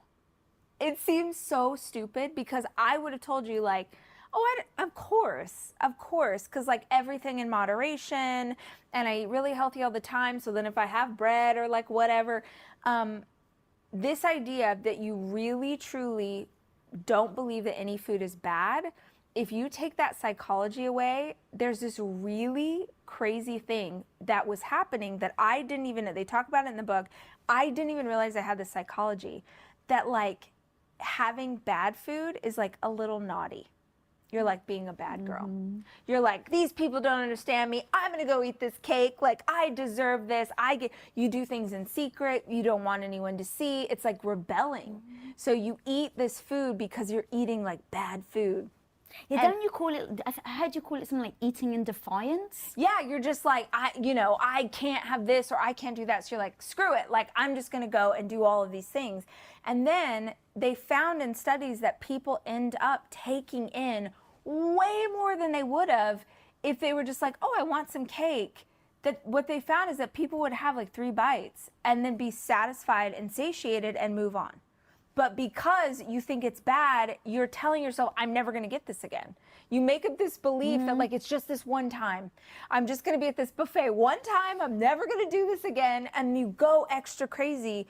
And if you just believe that there wasn't bad food and that you would always feed yourself when you were hungry, you would just make way smarter choices. Smarter. Okay. That's the key word, like smarter choices. I thought there was no bad foods. So again, it's like almost like, no, this is reverse psychology. Tell yourself, like, it's almost like from what it sounds like she's saying, because it all comes back to eating less, right? Like, that's the key. That's the good part, is like, oh, well, this reverse psychology actually allows you to eat less, which makes you thinner. So it's not just like, oh, this is a different way to be and eat. It's like, oh, it always comes back to, well, actually, it's going to make you skinnier, which is always the goal, as we know, you know? God, what was I going to say? It was a point about that. I forget. Never mind. And for me, when I read this, I was like, I'm going to try this because I just want to experiment and see if it works. But it doesn't even matter because I don't believe any food is bad. Literally that day, I go into the kitchen, and in like what popped in my head was I wanted a turkey sandwich. I don't eat a sandwich on Tuesday for lunch. I'm like, I have greens and lean protein. Like, that's what I eat all the time. This is my, and so I was like, oh no. And I went to go make a salad, and I was like, oh my God, that's a bad, I'm not eating the thing my body is craving, because in my brain, it's like a bad food, or it's like a weekend food, or it's something I would eat if I was gonna go do a long run, or I was like, oh, I do this, I totally do this. It was so crazy. So it was a really hard place to get to accept that there wasn't bad food. But the caveat I will add is that there isn't bad food, but there is food that is incompatible with my body. So I had to kind of swing in the other direction. So I was like, okay, all foods are good. I'm going to eat when I'm hungry. And then I started eating a lot of bread. And this is how I got to this place where one day I was like, you're feeling like crap, whatever. And I was like, wait, no, but I'm trying to no bad foods. And then I thought, okay, but actually you want to honor and take care of your body. You want to be as healthy as possible for a lot of reasons. Then you also have to understand that gluten and bread isn't bad, but it could be hurtful to you. Well, oh God, I did so much to unpack I it. know, sorry, I just went on a please soliloquy. no, I love this because, so A, it's the dopamine rush, right? Where you're like, it's naughty, I'm not supposed to be doing it, so you get this freaking rush. Tom and I used to do it. Rachel, she also has a thing, she did the whole anxiety episode where she was like, how to overcome your anxiety, which I, obviously ripped apart because it's something I can relate to, and having anxiety pretty severely at times in my life. And also her being not an expert to give advice about anyone curing their anxiety issues. And in that she said, we're addicted to adrenaline, and we are secretly, people who have anxiety, like really extreme, like panic, like that is motivating, and it's like a drug, and you have to keep being more anxious and more anxious to get shit done. I'm like, that is not my experience. No siree. But it seems she's got this addictive, I don't think it's an addictive personality, but she thinks everything is addictive.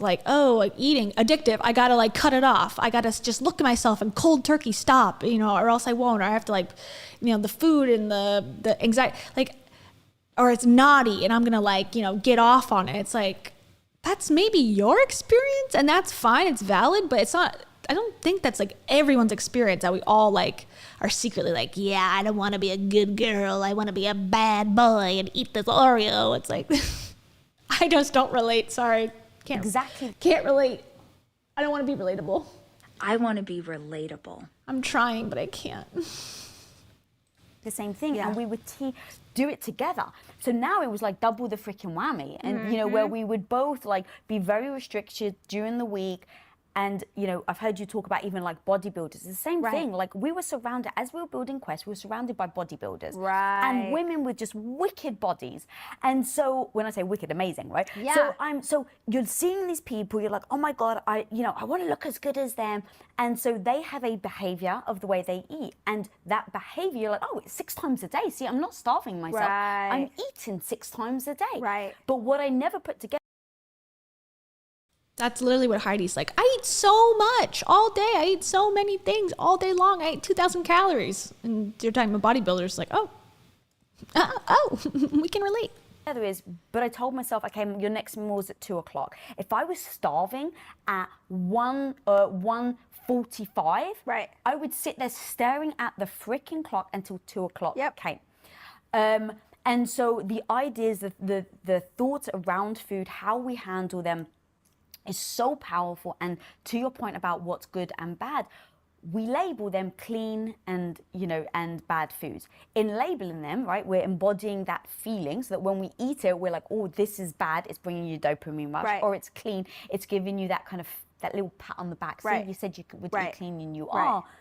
But where's that line between, no, this actually is good for you, and it's doing great, you're feeling great, and now you're pushing it too far, you've gone over the edge. And for Tom and I'll share, I don't know if we've told you this story before, but we just went extreme. So it started off, it was great. Wait, you guys went extreme? I know, can you believe That's that? crazy. So we were doing it. We both had our, habits. We were loving it. We were noticing the difference. Neither of us were really like feeling the burn. It wasn't really bad. And then it just got too much, where we were becoming more restrictive because the quote unquote cheat days felt even more special. Right. Till one day I wake up. I think it must have been like 10:30 in the morning or something. I wake up and Tom's not here. I'm like, where's my husband gone? So I'm looking, and him and my brother was staying over, and I'm like, where's everyone gone? So I call him, I'm like, babe, where did you go? He goes, I'm outside the cheesecake factory waiting for it to open. All right, that's a sign that maybe you've taken your cheat days too far. A little too far, right. Literally, so he was standing out there because they were ordering fries, pizza, cheesecake. Right. Before it even opened, they were Right. standing outside. So that's where you go. Now, here's the funny thing. In the moment, it felt so special. It felt like Christmas was here. And so It's long. If you got shit to do.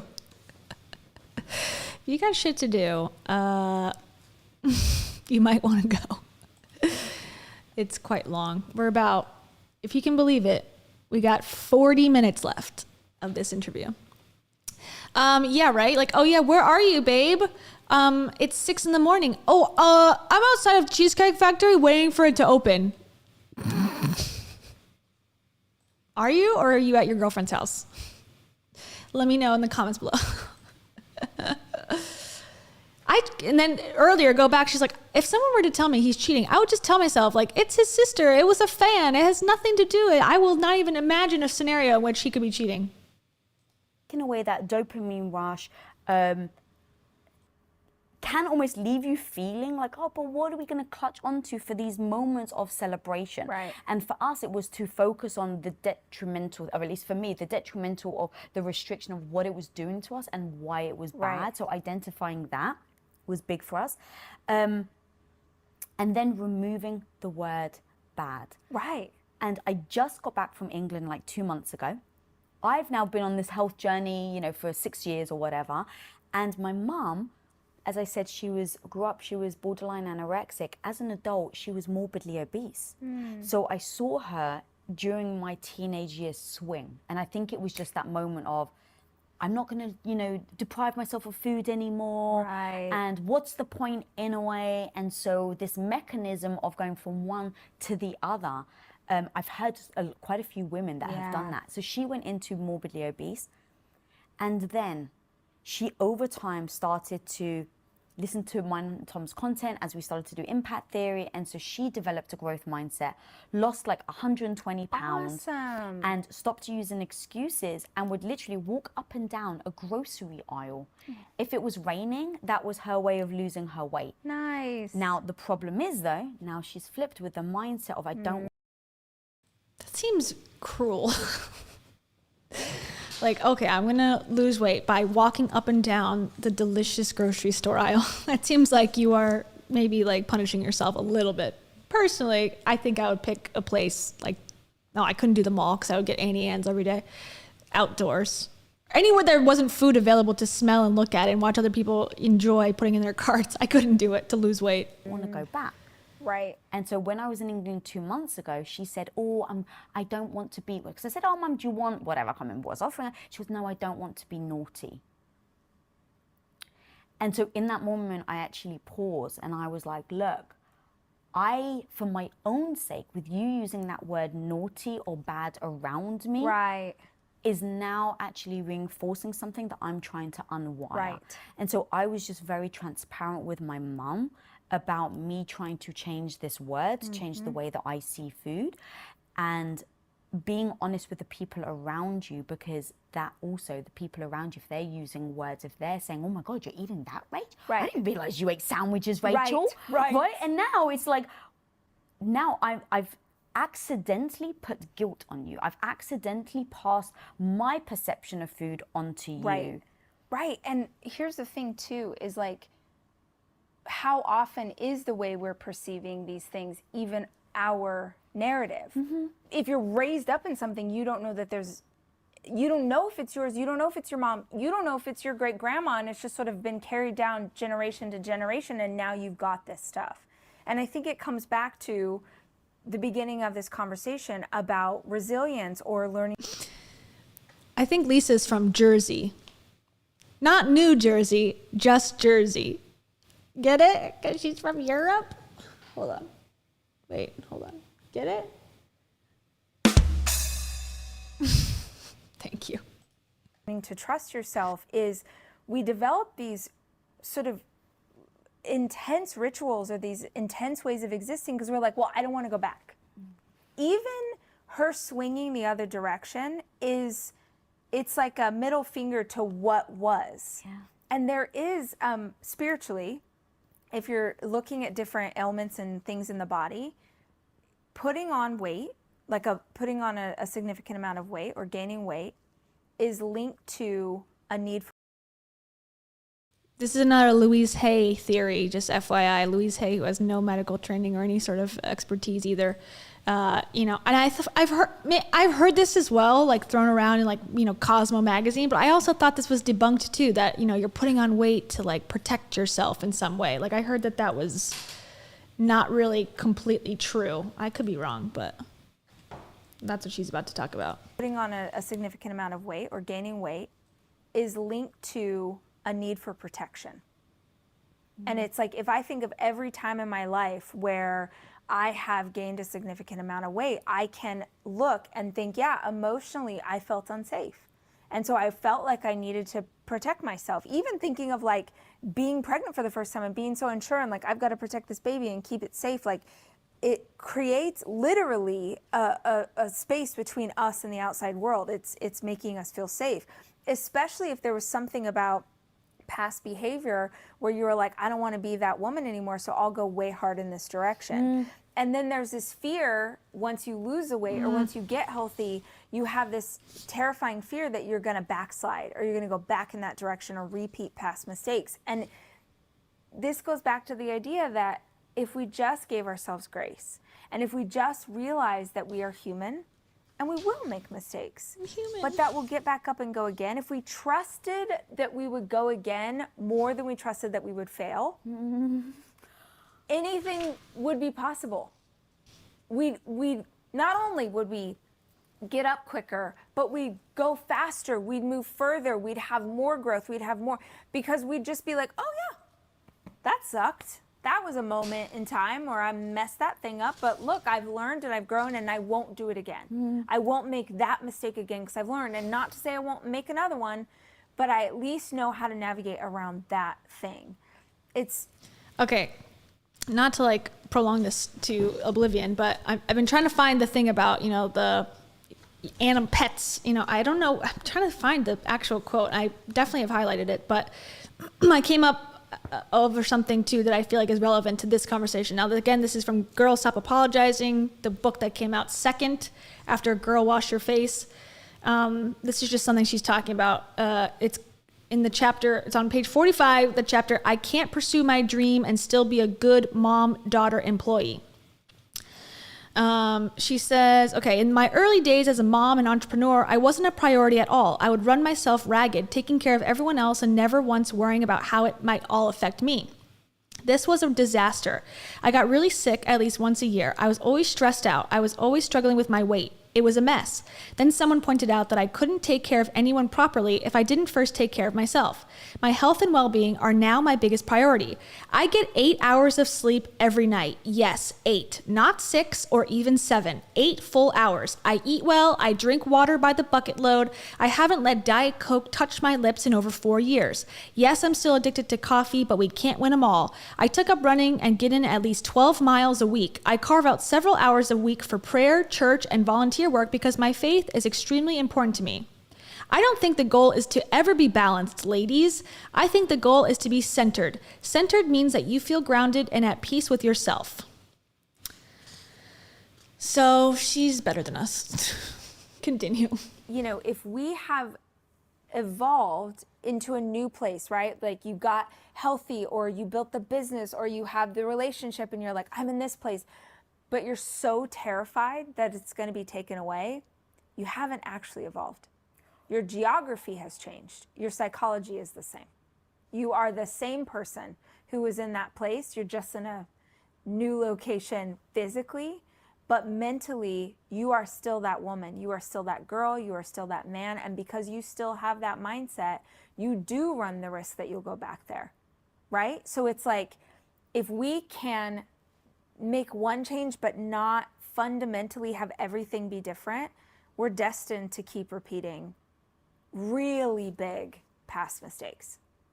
I mean, I think that's so powerful and so common, where we will go towards something and then see, I'm here now, so I'm no longer that person, right? Sometimes it's like, are you running away, right? Like, are you trying to go in another direction to escape your past? Right. Or are you going through a direction as an evolution? And I think it's so hard to do that evolution where you're looking back and you're assessing who you are, you're assessing where you want to go.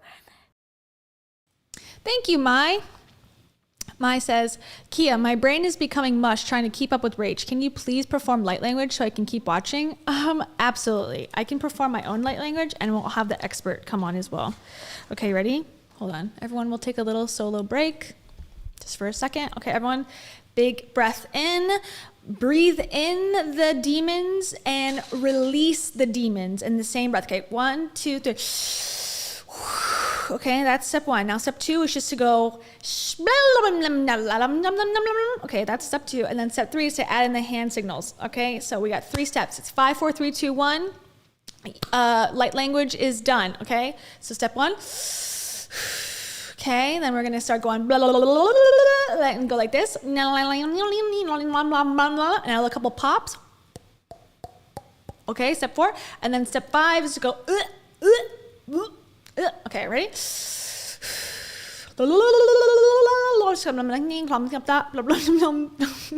Did it work? Click, click, click. Pop and bleh. Everyone's healed. Everyone's healed. You're healed too? Huh? Are you healed? And now we'll bring in the professional. Clear, clear, clear. Click, click, click. And Kitty is healed. It actually brought the demons out of her spine, so she had to do a little stretch to get them out.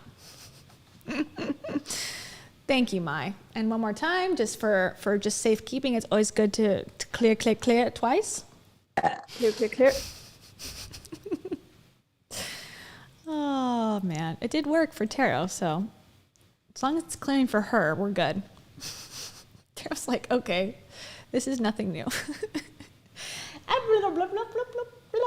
Hold on, let's see. Taro, can you respond?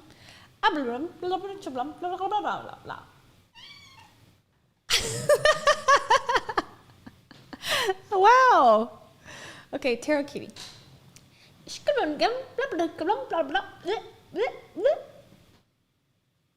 Are you clear, clear, clear? I don't know.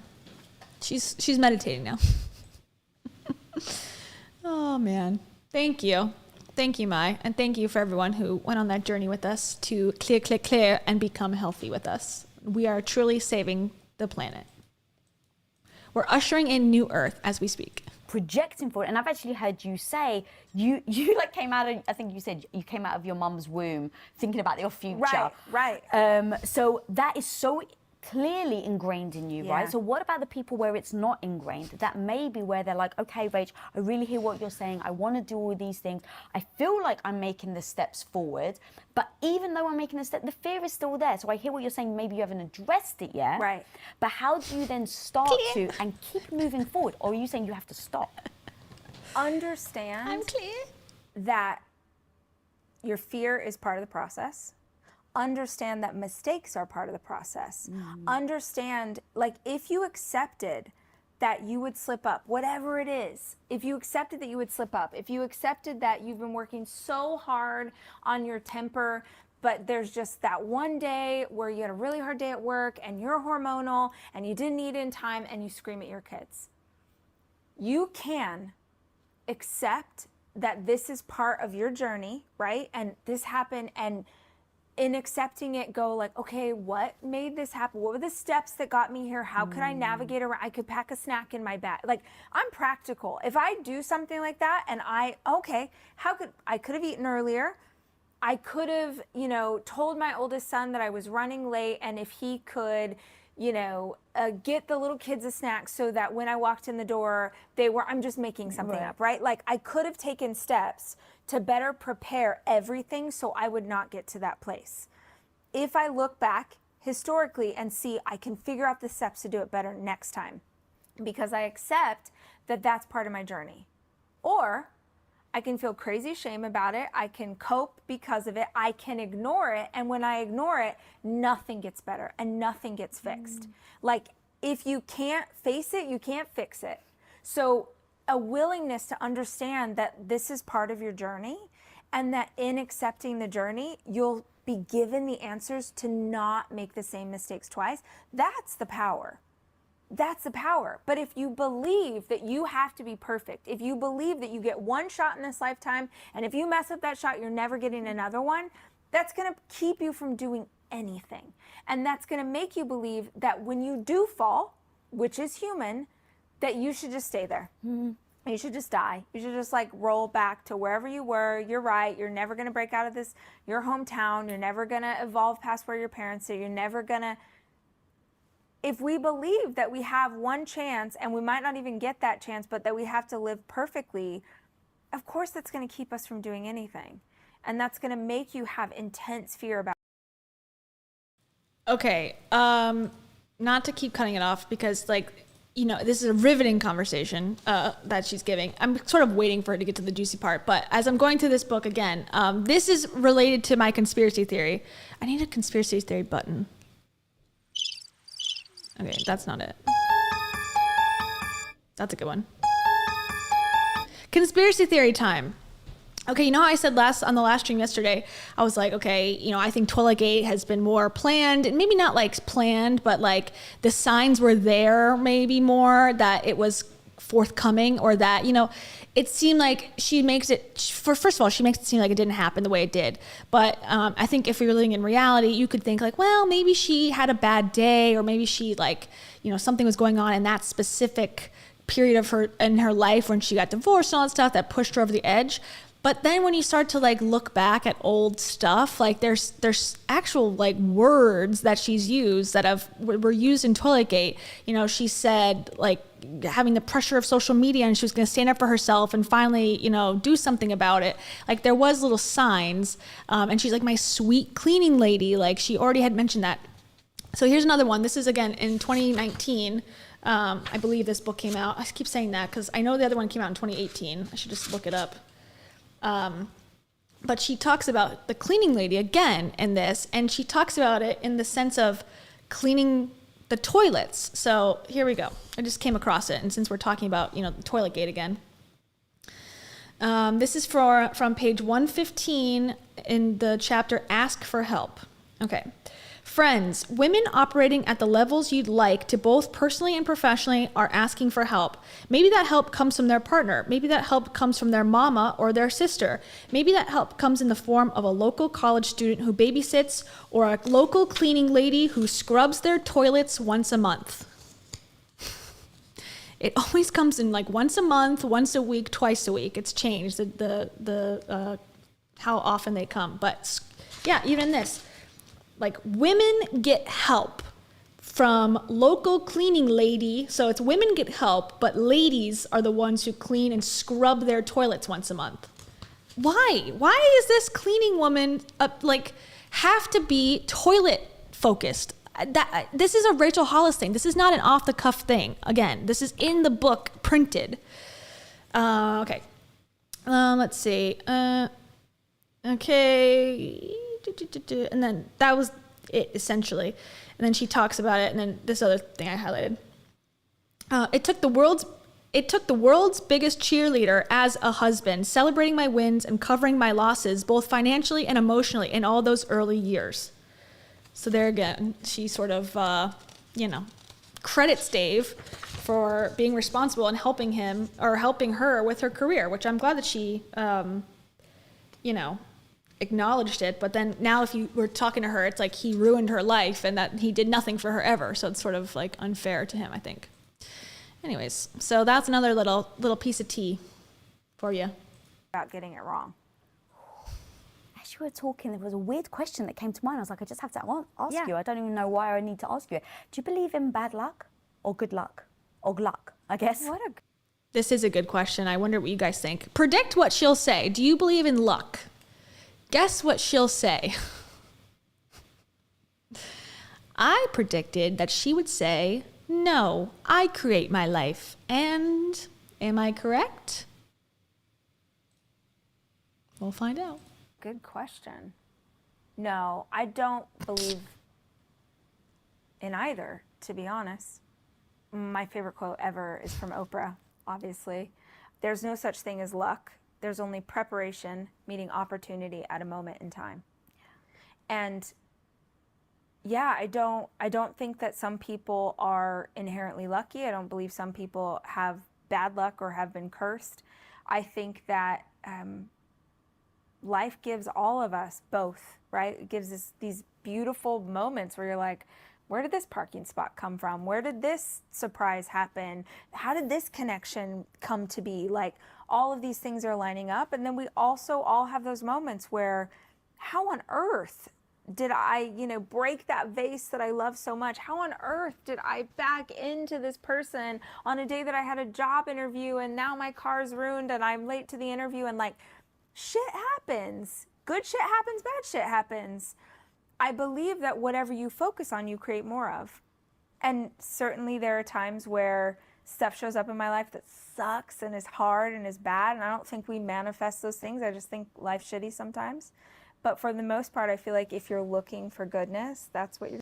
So life is up to you unless you do believe you're always guided and always make the right choices, and there's no such thing as luck, and good things happen and bad things happen. But if you look for the good, more of that will come to you by manifesting. Like, it's like, none of this makes sense. None of it, like, pick a doctrine and stick to it, because it doesn't really, it's like, take what you want from it. But then they all don't, they're competing ideas. So I'm confused.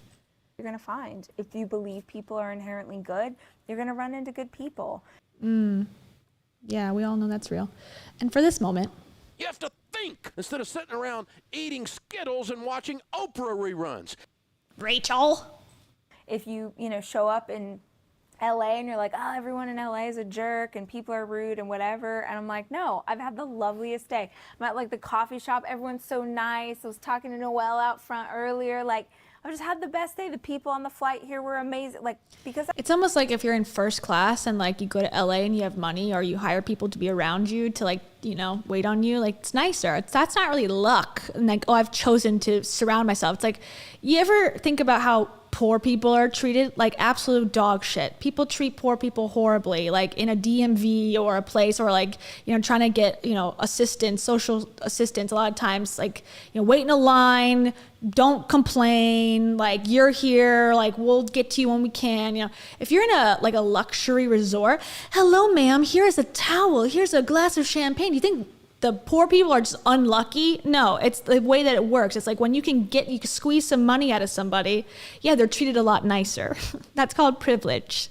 That's called Built Through Privilege, the book written by Dave Hollis, a white man's journey into mediocrity. Read it. Okay, sorry. that's what I'm looking for. Certainly the opposite is true too. Yeah, good point, Emily. And it's like on the flight, people are so nice. Literally, Rachel did a whole episode about how she hates talking to people on a flight, and she's so annoyed by anyone who wants to talk to her on a flight. And that when she was on the flight with her boo thing, some guy was talking to her and was hitting on her because she had a Nirvana t-shirt on. She's like, bro, I'm not talking to you. It's like, get your story straight. God. But what you look for, you find. So again, this is why I think it's so powerful to review your past, is if I ask anybody to think of 5 times in their life where they had really bad luck, they can find it. And if I ask anybody to think of 5 times in their life where something felt divine, felt like guidance, felt like you were in the right place at the right time and you met your partner, you were in the right place at the right time, you got that job offer, you got to meet this amazing person, those simple things, those are also true. And it's just, I mean, you're a science person, right? This is like the law of attraction. This is, oh God, my brain's not firing. What's it called? Ma'am, the law of attraction is not science. Despite what Mel Robbins said on her dumbass YouTube channel, it's not a science, ma'am. It's a science field about energy, and we create energy. I'm sure she means quantum, I'm assuming, which is not what it's used in the new age space. Oh my God, please do not put this part in. So actually, can we leave this part in? Okay. Because I want to talk about... Right. It's going to come to me, though. What is it? This... I don't even know what you're talking about, Okay, to be honest. see? But You keep talking, and I'm... Lisa, I really like you. She's like, I don't know what the fuck you're saying. Their building's bigger than yours, and their furniture's nicer than yours. That's science. I'm going to... All right. I'll keep talking while you're trying to think about it, but I really want to talk about, as we were talking about food, health, hormones, being a freaking badass, showing up, being resilient. One of the things that we were talking about before.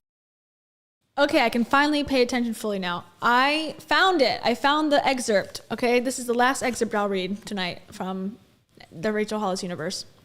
But this deals with emotional eating and weight and all that. So since we're on that subject, I think it's important to give a little context when it can be done. Okay, so this one is from Build Foundations for Success, the chapter, page 126 into 127. Okay, citing my sources, everybody. This is from a paragraph called number 4, Move Your Body Every Day. All right, so I'm going to skip a little bit and go down to the highlighted part. All right. You don't have to be a certain size or a certain weight, but you do have to have energy. You are a freaking animal. An animal like a cheetah or an antelope or a wolverine. There are no overweight animals in nature. It's not a thing. The only overweight animals that exist are the ones that live in our houses with us. Animals are not overweight. Pets are overweight. You are not a pet. You are a powerful, beautiful, bold woman, and you will treat yourself as such. Studies have been done on the highest performers, the people who are the greatest athletes, the greatest businesswomen, the greatest in the world. Out of the highest performing people, it's something like 97%, I swear you can look this up, who work out at least 5 days a week. It's not because those people were given some special workout genes that you don't have. It's because those people know that energy begets energy. You want to achieve your goal? Get moving for those 30 minutes every day and make sure your body is ready to act on the vision you have for your life. So just a little insight from Rachel Hollis's weight theory. Just wanted to add that because I remembered that and I was like, ooh, calling women pets. Okay. Before we started rolling, is how scarily often I think, or you were saying yourself, and then I was chiming in like me too, but like the brain fog, the forgetfulness. Yeah. And dude, I don't know if you find this, it knocks my self-esteem for a loop. Oh, there's nothing I hate more for myself than being low energy. Literally, nothing. And I know why. We can go back to an earlier conversation. I had a lot of depression in my family. And so a lot of memories of my childhood is my mom in bed with severe depression. And that was not something she could control. But as a little girl, that most of my childhood, that put me into situations that I shouldn't have been in at such a young age. And so I have sadness about that, and resentment about that, and fear about that. And so whenever I start to get low energy, there's something in the back of my head that's like, you're getting depressed, which is like my greatest fear. Yeah. I think this is true. I think this is an honest admission from Rachel, personally, because I think that is a legitimate fear, and it makes sense as to why she tells people, I am the most positive, upbeat person ever, because she's like manifesting that, womanifesting that into existence, because she's got fear that she's going to have, you know, an issue like her parents had or someone in her family has had. And she said that many times, that she's afraid to, you know, have mental illness. And I understand that fear. As a family that has mental illness, I am very scared of like, oh my God, am I thinking right? Am I like, it's almost like you become mentally ill by trying to prevent becoming mentally ill. So I will not criticize her too deeply on this because I think it's accurate. Now I forget what she says after that, so I could be, taking it back shortly. Yeah, so the brain fog does like a whole bigger thing on me for So sure. it attaches to the emotion. Oh my God, totally. So for me, yes, again, this interview is from this week, the 14th of September this year. Have gone on a journey for the last year and a half, 2 years, where something was off. Something was not right, something was off. Terrible brain fog, really hard time focusing, unmotivated, extreme mood swings. I didn't really Okay, take in mind, this is the part now where she's going to start talking about like her issues, and then rewind to what she said, like, my body, I trust my body will tell me if something's wrong. If you have an ailment or some sort of thing, it will let you know, trust that. Okay, right? She just said that like within this conversation. Now she's going to talk about all her symptoms and then never reconnect it.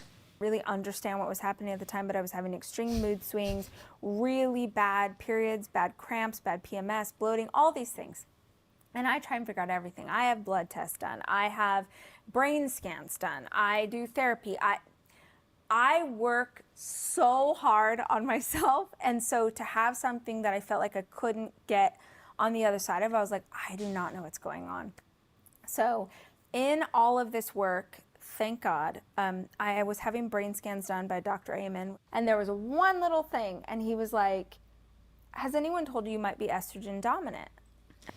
Okay, so again, Dr. Amen is a, controversial figure in my life in the sense of I don't buy what he's selling. He's a psychiatrist, give him credit for that. The rest of it is like, like aura reading, like his scans are not accurate for detecting mental health, issues. They are okay for like detecting having a stroke or other reasons, but there's better scans that are out there. But he has invested in these like SPECT scan machines. So he's going all in and saying like, this can tell you if you're like, a Gemini essentially. Like that's what it's like. Oh, I can read in your brain that you are a nice person like that. It's like bullshit. And there's been, many Harvard professors to say this is bullshit. Stanford people. I did a whole video about it if you want to see like where I'm getting this information from. Albanese, thank you so much. Albanese says, my money is on Rach not having an actual therapist. Yeah, I'm in that camp too. She has a life coach. She is clearly in need of deep therapy. Yeah, I agree. When people say I'm in therapy and then they go, my therapy is running. I'm like, uh-oh. Red flag. We have a different description of what therapy is. And they've never specified, like, what is it, a marriage and family counselor? Is it a social worker? Is it a psychologist? Is it a PhD, certain thing? Like, they never psychotherapy, like, they never go into it, which is their business not to, but it's hard to, really know when that word is very much different to different people. So I agree. Let me see. When you don't specify, some people could say, this is just stupid. Their building's bigger than yours, and their furniture's nicer than yours. Scott, woman festing is the word of my life. Don't take this away from me. Thank you. Woman festing is the best word, okay? And if you think otherwise... This is just stupid. And I have... nothing more to say about it. Okay. What was I saying? I forget. And I was like, what? I don't even know what you're talking about. He's like, let's have some blood work. Oh. Okay, that's what I was gonna say. She'll believe Dr. Amen when it comes to like going to this specialist that she's estrogen dominant or whatever and pursue it to the depths of the end of the earth, right? She'll go and like, this is the thing that's causing me problems. This is the thing that I need to work on and deal with. Okay.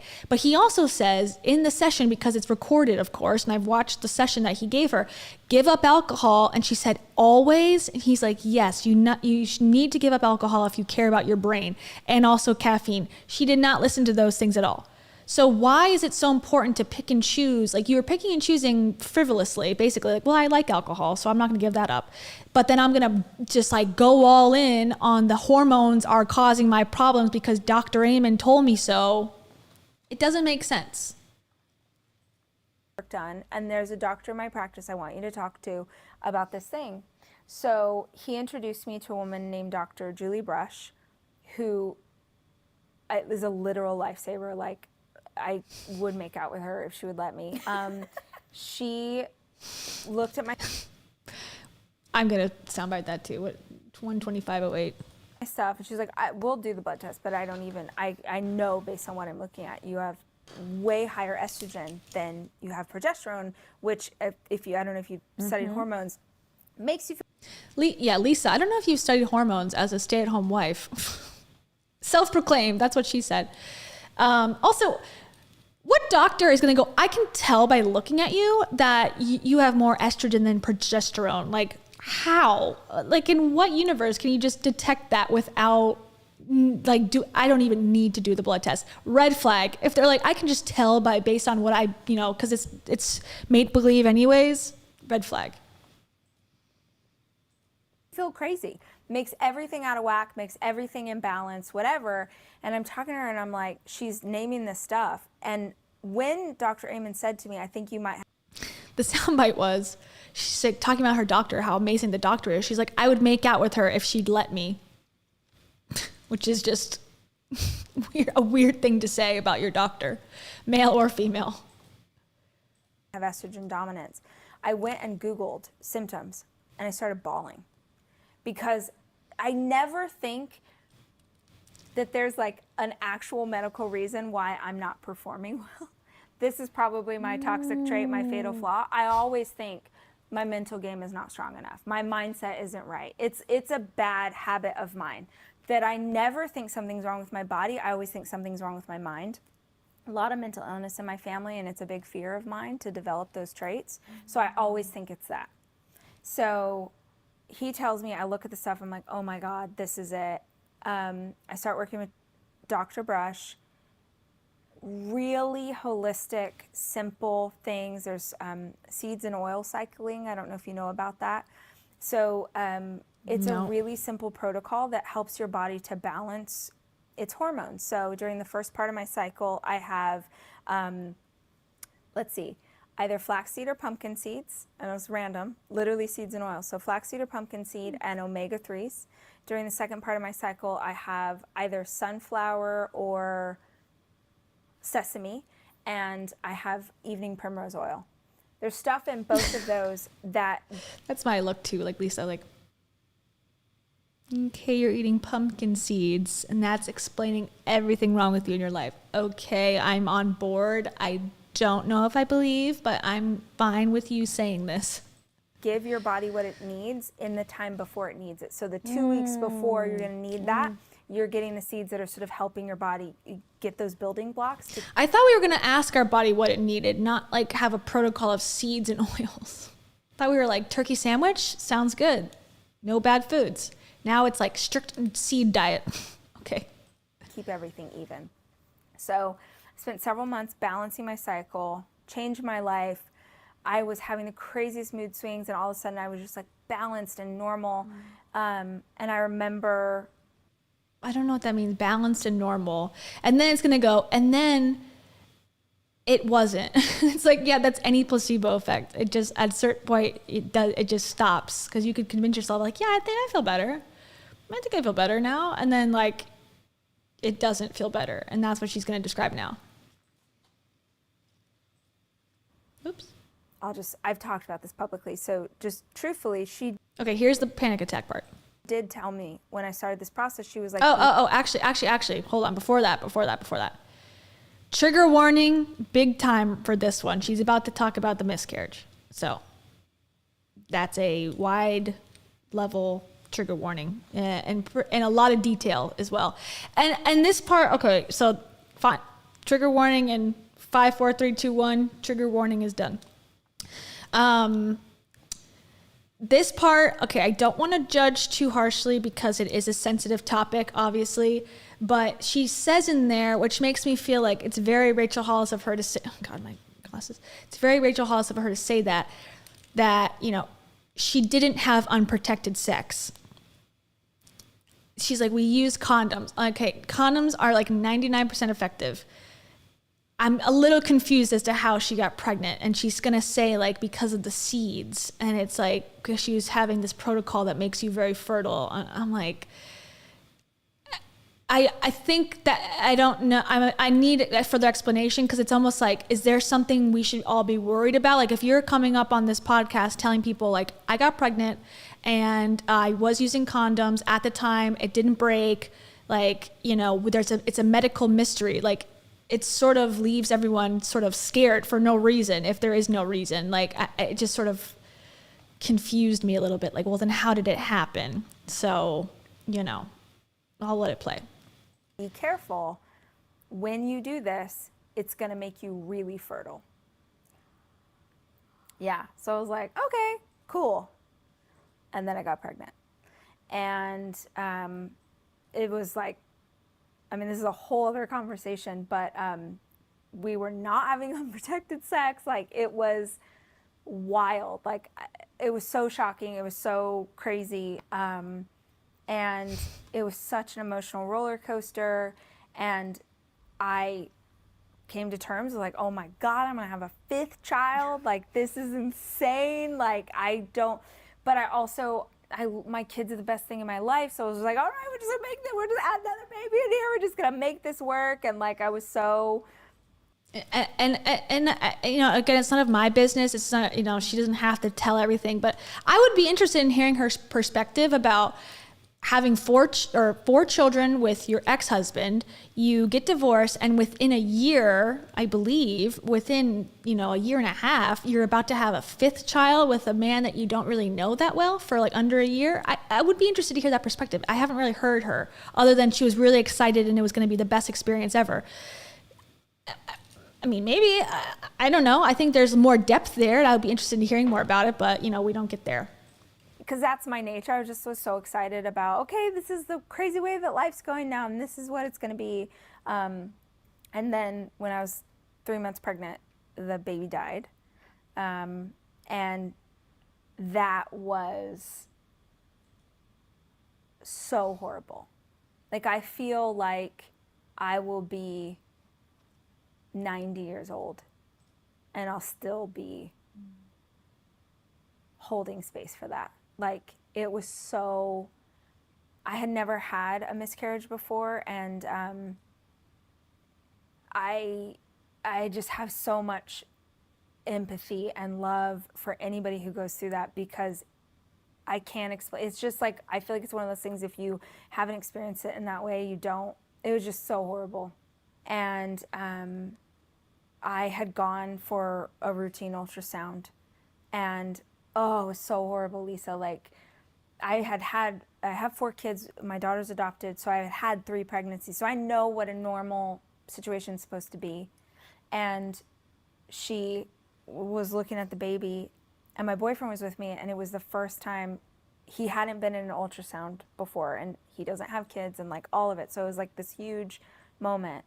And she said to the nurse, oh, can you shut the lights off? I'm having trouble seeing the screen. And I was like, I've never heard that ever in an ultrasound. I was like, what? And she just like wasn't saying anything. Oh, it was so horrible. And she was like, oh, honey, there's no heartbeat. And I just couldn't even understand what she just said to me. Like, I couldn't, I was in such shock. And it was like, and we don't know how long there hasn't been a heartbeat, and your body, this could really hurt you. And so we have to make a decision about, like, basically right now what we're going to do and how. Separately, and again, this is her story to tell, not me to pry too deeply into it, but, you know, she lives in Texas. Like, this could be the perfect story to talk about the political issues. She says she's the biggest liberal ever. I'm surprised, again, that she's not sort of tying it into, because she's saying we have to make a decision about this. I would assume that involves, like, some sort of, you know, medical intervention, pills, I would imagine, to, you know, safely release the pregnancy, you know, because she's going to an ultrasound not even knowing that the baby's not, you know, living anymore. Then I would imagine it's not naturally happening, at least at this point. So that might have been prevented if this happened later in time because of Texas's ban. You know, I'm sort of surprised that she has said, you know, I think she made one post on her story, I believe, about like her being upset about Roe v. Wade being overturned, but not really going more. I'm not criticizing her for it. I'm just saying that, you know, as someone who lives in the state, who has a public facing platform, who has talked about the miscarriage many, many times at this point, at least 9 times in different ways on different podcasts, on her own podcast, mentioned it randomly throughout other, you know, content. It would make sense that she could, you know, contextualize it into the greater, you know, narrative of where she lives in America. But we don't, you know, I have not heard her make that leap yet. It was so horrible. And I couldn't, any of it. I just couldn't. It was, ugh. And then I was also in the grief trying to, because I believe everything is connected and we're being led and guided, and I cannot understand. This is like the thing in my life that I'm like, I don't understand why this happened. Why would I accidentally get pregnant while using condoms? Why would I get to the place where I was excited about the baby only to lose the baby? Like, why? Why? And I don't have an answer. And I don't know that I'll ever have an answer. But I spent all of these months trying to... That's what we're saying. I think that's what we're all saying when she's like, I'm guided and everything in my life is, you know, meant to be. And I'm going to, you know, get a parking spot and I'm just going to, like, you know, listen to my intuition. It's like, but then when things like this, these big things happen, and it's like, explain this. And it's like, I can't. It's like, well, then you can't necessarily go, well, I'm guided and nothing ever is a mistake. There's no such thing as luck. It's like, well, those are, again, conflicting, like, opinions on life. And so if I'm trying to be guided by you by watching you do podcasts and read your books, it's confusing. It's like, you can't believe that, like, Jesus is the only one, while also being like, but also, you know, I believe in this other religion too, where they don't believe in Jesus. Like, you know, it's like, okay, well, we got to pick one, or like, you can't believe, like, I believe in both fully. I mean, maybe you can, but it's hard for me to, like, logically follow the steps and how that is true. To get my hormones back. And I remember I had an appointment with Dr. Brush in March, and I remember telling her, like, oh my God, I feel so good. Like, it's taken me a really long time, but my body felt like I felt clear in my head and my heart. I wasn't crying every day. I wasn't, you know, I was feeling really good. And then in April, I have not said this publicly, I had a panic attack for the first time ever in my life. Whoa. Like, bad. Okay, so she's gonna talk about panic attack finally. But if you can, she just told this horrendous story, right? And I agree, horrendous. Like honestly, like, I don't say this like lightly, and I, you know, I don't know her, whatever, but my heart does, like, go out to her. Like, you know, anyone who has had a miscarriage, I can't imagine.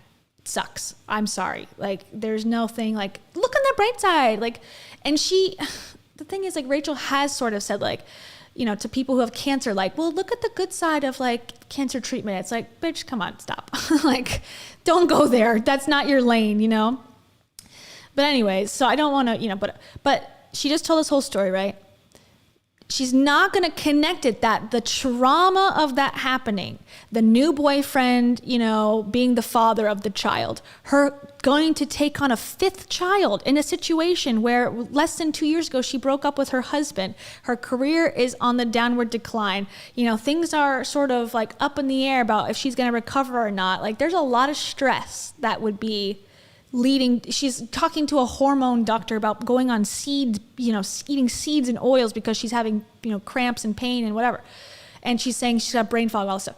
Not going to make the connection that it's the trauma of all of these things happening that could have caused the panic attack, which seems to me more logical. No, she's going to say, no, the hormone balancing, I needed different seeds. Like, it was a different protocol I should have been on. It's like, you're so close. You're so close. Just make that final connection and we'll all be on the same page. I didn't even know it was happening because I had never had a panic attack before. I had anxiety for sure. Have you ever had a panic attack? No. This is a whole different, this is crazy. So I was at a Paul McCartney concert, like my dream. I thought you were going to say some super stressful, No, like... my dream moment. Freaking Paul McCartney. Amazing. Like the video, Kez had taken pictures of me that night. I'm just like singing Blackbird and crying and like living my best life and just so having the best time. Had to pee, go out of the concert to go to the bathroom, came back in. And as soon as I walked back in, I was like, man, it must be the second half of the show. Like the lights are so much brighter. The lights are really bright. And I got back to my seat and I just kept thinking, the lights are so bright. And God, the sound, they turned the volume up. The volume, this is weird. And I'm just sitting there going, wow, like, God, this song is not loud, but I'm feeling, and then I started to get hot. And I'm like, this is really, I'm getting hot. And I just stood there for a few minutes. I'm like trying, because I didn't know what was happening to me. So I'm like, there's so many people here. There's so many people. And I tend to be a bit claustrophobic anyway. And I thought, okay, you haven't been to concerts, COVID, like maybe this is, you had all these years with no crowds and now you're in a crowd and that's making you feel weird. So I was like, this is weird. And Kez looked over at me and he was like, are you okay? I'm like, and this Paul McCartney, like we both wanted to see this so badly. And the concert was nowhere near over, so I don't want to ruin it for him. So for me to say, I was like, I don't want to ruin it for him. I don't care about myself. I have no feelings. Again, like I only care about others. I only care about the tour representatives in all the states. I don't care about my own, like, you know, being embarrassed at not selling tickets. No, I only care about others. Okay. no, I'm not okay. And he's like, okay, all right, let's go. Because it was so dark, he's like, he couldn't see me, whatever. So we walk out, we're on the floor, we walk out, and we just make it into like, literally right outside of the arena. Like we're in front of the concession stand. And I'm like, I'm dying. My body is shutting down.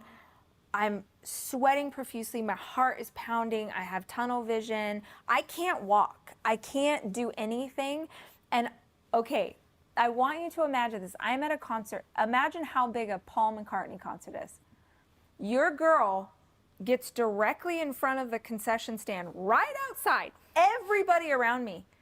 And I lay down on the floor.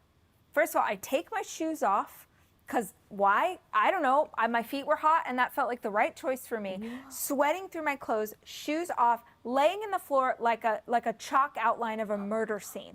And I'm pressing my face. You don't know this, but I'm like super grossed out by like public places. Oh, I am pressing my face against the dirty concrete while 200 people are in line trying to buy a margarita and looking at me thinking, this girl's drunk off her ass. Right, that's what I was about to say. Yeah, I was not drinking. I was like freaking out. It was horrible. Horrible, horrible, horrible. Had no idea what was happening. I lived, yay. It was a whole thing. But yeah, let's talk about how you left. What was Kez doing? Did you take medication? Did you go see a psychiatrist? Like, why does it end there? Like, it was so quirky. I was an outline of a murder victim. It was so funny. I was like the concession stands. Like, I mean, as someone who's had panic attacks, my experience was not like that. And I think someone said in the comments, like, they don't always happen in the most like, shocking places, like, oh my God, I gotta get out of here. It's like, I've had them in classrooms. I've had them in, stores where nothing is happening, but it's like your body feels like, oh my God. But I just need to go outside, like in air. Like, I'm like, okay, let me get outside. Like, I can't be around people. That's my way of handling it. I've never laid on the ground and put my face onto cold concrete personally, but that doesn't mean that's not what happened. But also, I wonder if she was drunk and she just publicly was drunk and just wanted to explain that away in a more empowering way. I don't know. Maybe that's too far, but you could also jump to that conclusion. But I was like, what the hell just happened? And the next day I'm like, am I stressed? Like, I'm trying to unpack, am I stressed? Because sometimes I'll just push myself really hard and I won't know. And I'm like, no, literally nothing is happening. Like, what do you mean nothing is happening? Nothing's happening. It's like, I just listed off 20 things that were like very legitimate. That's the thing. It's like, Like, and I don't think that she has got many fans that are listening to her every word anymore, which is good. But, you know, if you were someone listening to this and really believing in everything she had to say, I would go, you know, oh, well, look at her life, look at all the things that are going on, and go, nothing is happening. I'd be like, oh, I guess I shouldn't complain because I have panic for literally, you know, less reasons. I guess I should, you know, fight through it or look at my, you know, hormones or something. Like, even just the divorce, it hasn't been that long, is enough. Just normal life stress is enough to have panic, I think. You know, maybe it's more than that. Maybe it's her childhood. Maybe it's her brother, whatever. Like a million myriad reasons of having panic. The fact that she's like, there's nothing wrong. It's like, it's hurtful to other people on their like self-discovery of why their panic is happening. I'm like, is this stuff from losing the baby? Am I like processing now? I could not figure out what's going on. Next month rolls by. I get really intense anxiety around my period. I'm like, whatever. I've had anxiety in the past. I'll be fine. Next month rolls around. Really intense. Like anxiety gets really bad. For the first time in years, I'm taking holy basil, which is an adaptogen to help calm me down. I don't know what Don't that is. ask why I'm so dumb and it takes me so long to figure stuff out. So this last period, I've, since the beginning of the year, since I lost the baby, really heavy periods.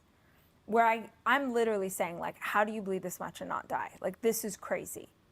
And so this last period, I knew that I was getting bad anxiety around my period. And so that month, or this month, for the first time ever, I in advance took holy basil to just keep the anxiety at bay. And it did. But in its place, I felt the worst depression that I have felt since I had postpartum depression with my son. And I don't get depressed. I might have intense anxiety and apparently panic attacks, but I don't, depression is not something that I really have experienced except that one time. And I was really low, like so low that I was like, something's wrong. Something's wrong. Not just like I'm sad and I'm low, but something's wrong with my body. And that was in a... You're human, as they like to say. You're a human being, Rachel. You're penetrable. You are able to have depression like other people. Even though you choose joy, you're still capable of having panic and anxiety for the same reasons everyone else does. That your life is chaotic and hard sometimes, and it puts us in these states of chaos. No one has it all under control. No matter what seeds you eat, no matter what balance of hormones you have, like, you're just like us, unfortunately. Sorry. That's what I'm taking away from this. Like, she cannot admit that, like, lots of people have stress and it comes out in anxiety. Lots of people have, you know, negative things happen. They come out in depression, but not her. She cannot accept that. And that's what's frustrating hearing this. The morning, by the afternoon, I was fine. And I was like, this is hormones. This is hormones. So I send a note to Dr. Brush, who takes like 2 months to get an appointment with her. And I'm like, hey, I need to get an appointment with you. Like, I need to do a follow-up. And because I always get the parking spot, her assistant calls back and is like, this is so crazy. We had a cancellation today for today at 3:30. I'm like, yes, I can. Thank you, spirit guides. And I get on the phone with her and I'm like, so that's guided. Okay, cool. Dr. Brush, we fixed my hormone cycle at the beginning of my cycle, but now the backside of my cycle, something's wrong. And she's like, okay, that doesn't make sense, but tell me what you're feeling. So I walk her through, and she's like, well, you are naturally anemic, and my family runs my family to be anemic and to have low blood pressure. And I'm like, yeah. And she's like, and you just told me that for 4 months in a row, after losing a child, you've been experiencing really heavy bleeding. And I'm like, yeah, I have. She's like, do you know what happens when you get severely anemic? And I was like, no. She's like, oh, okay. So it will express itself in every way that you just said. You're going to have intense fatigue. You're going to feel brain fog because iron is how the oxygen gets to your brain through your blood. If you're not getting oxygen to your brain, it's going to make everything feel low. It's going to make you feel depressed. It's why you're having a panic attack. It's why you're all of these things. And I'm like, oh my God. Oh my God. I'm thinking, I'm going crazy. I'm having all these, it never occurs to me that my body is experiencing something, which by the way is very easily remedied. Iron, just take some iron pills, you're gonna be fine, Rach. But it's gotten so low at this point that the reason that I'm struggling to find words with you, and the reason that I'm like, I feel almost like high. So not only because the one time in this interview, this 2-hour interview, she's like, I can't think of the name of the, like, quantum is probably the thing that's bullshit anyway. She's like, I can't think of the word. So now she's excusing that away because of her hormones. That's how much she needs to be perfect at all times. I feel like it's kind of a nice place to be because I'm just like super chill, but my brain is not working the way that it should because everything is so low. So it'll take a while to get iron stores back up in my body, but I'm anemic right now. And the reason I tell that story and try and be really honest about my health. Yeah, let's bring it back. Bring home the train back to the station. Let's get this is Dave's problem too. He'll talk about like, okay, the question that a reader sent me is, how do I have more courage? Well, when God was making me in heaven, I was like, oh no, this is never gonna come back. Like, bring it back. Like, all right, Rachel, bring it back. Like, I don't even know what the question was. We were talking about seeds and hormone balancing, and now we're talking about, panic attacks are caused by anemia. Like, okay. Health stuff is that I think so often women don't understand that it's something that there's actually a solution for, and so they just suffer with it. There's incredible books on our cycles, on our hormones. My favorite is a book called Period Power, but a smart doctor would refer to your cycle as your 5th vital sign. So for women, whatever's happening with you hormonally is a sign of what's going on with you holistically. If you're having intense cramps, if you're having heavy bleeding, if you're not bleeding at all, if you're getting headaches, all of those things are a sign that something's wrong. Usually, I'm going to make a sweeping generalization and say that usually it's the result of stress hormones, not sex hormones. But the stress hormones are in our body so much that it throws off the sex hormones.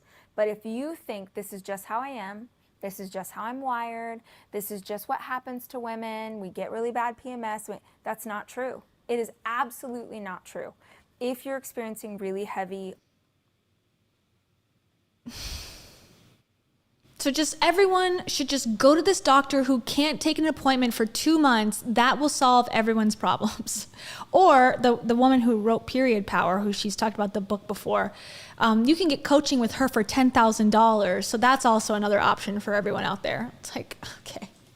Hard. I feel like she's getting scammed, and she's retelling this scam about this like doctor who's, there's a lot of debate whether hormone.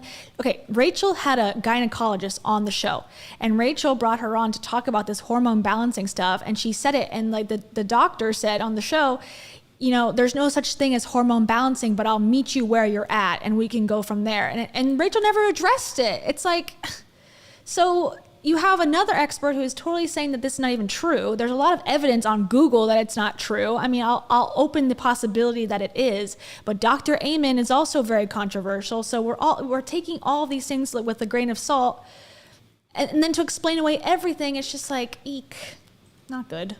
Painful symptoms. Talk to a doctor. Talk to a female doctor. Not that men can be great too, but like, talk to someone who specializes in that, and ideally talk to a naturopath doctor who will give you tools and supplements and foods as medicine instead of trying to put you on a pill to make you better. There's nothing wrong with being on pills either. Can we stop like pill shaming everybody? Like, oh, if you took fucking Xanax over holy basil, whatever that is, like, I'm not going to look down on you, Rachel. Like, I would think, probably studies, that have been at least clinically studied in some capacity are better off than FDA makes no claims on this. Like, supplements have their place, I guess. If you want to take them, go for it. But like, I'm going to pick the FDA, and they're not perfect, but at least they're doing something to like have some safety protocols in place for this stuff. And that doesn't make me feel like you're better because you don't take medicine. So yeah, super anemic right now because it didn't occur to me. I'm like, oh, I'm perimenopausal. I must be bleeding a lot. And this is just my life. So I got myself into a pretty bad place because it didn't occur to me that it wasn't normal. So thank you for sharing that. Yeah. You even just, as you started the story there, I didn't want to interrupt you, but you said something like, oh, I don't know, I must have been stupid to not have realized, or something like that. And I literally wanted to be like, no, we all do it. Right. And you almost just ended like it. Right. We beat ourselves up for like, I can't believe I was ignoring this for 4 months. And yet at the same time, we kind of know that, A, we're getting misinformation. It's something like, because I'm so into interviewing doctors now about hormones because it's so freaking powerful, to your point. It's our superpower and we don't tap into powerful. it. It's something like you have to go to the doctor 9 times to get an accurate diagnosis. Right. So now, I think, to your point of like kind of what you just showcased, is we still beat ourselves up though for not recognizing it sooner, but sometimes maybe that's the process we need to go through, right? Maybe you need those... Lisa, coming in with the reasonable perspective. Thank you. 5 months of just utter freaking disaster where Give you're yourself a fainting. break. Maybe it took you to, it actually took you, in fact, let's be honest, it took you to fall on the floor at Paul McCartney's concert for you to go, maybe this is serious. Right. Well, here's the thing. If we're being honest, I didn't take it seriously when that happened. I didn't. I waited until something happened that was my fear. Ooh. So I had a panic attack, but I was like, okay, I had a panic attack, crazy. And I assumed that there was something in me that I needed to fix mentally that made that panic attack happen. It wasn't until I experienced depression, which is my fear, that I actually did something. And this is like you saying earlier, you know, how do you get to those moments where you will stop making excuses or whatever? You have a catalyst that is so strong that you are like, I am never going back there. Thinking that I was developing like something that I'm afraid of exposing my kids to was my nightmare.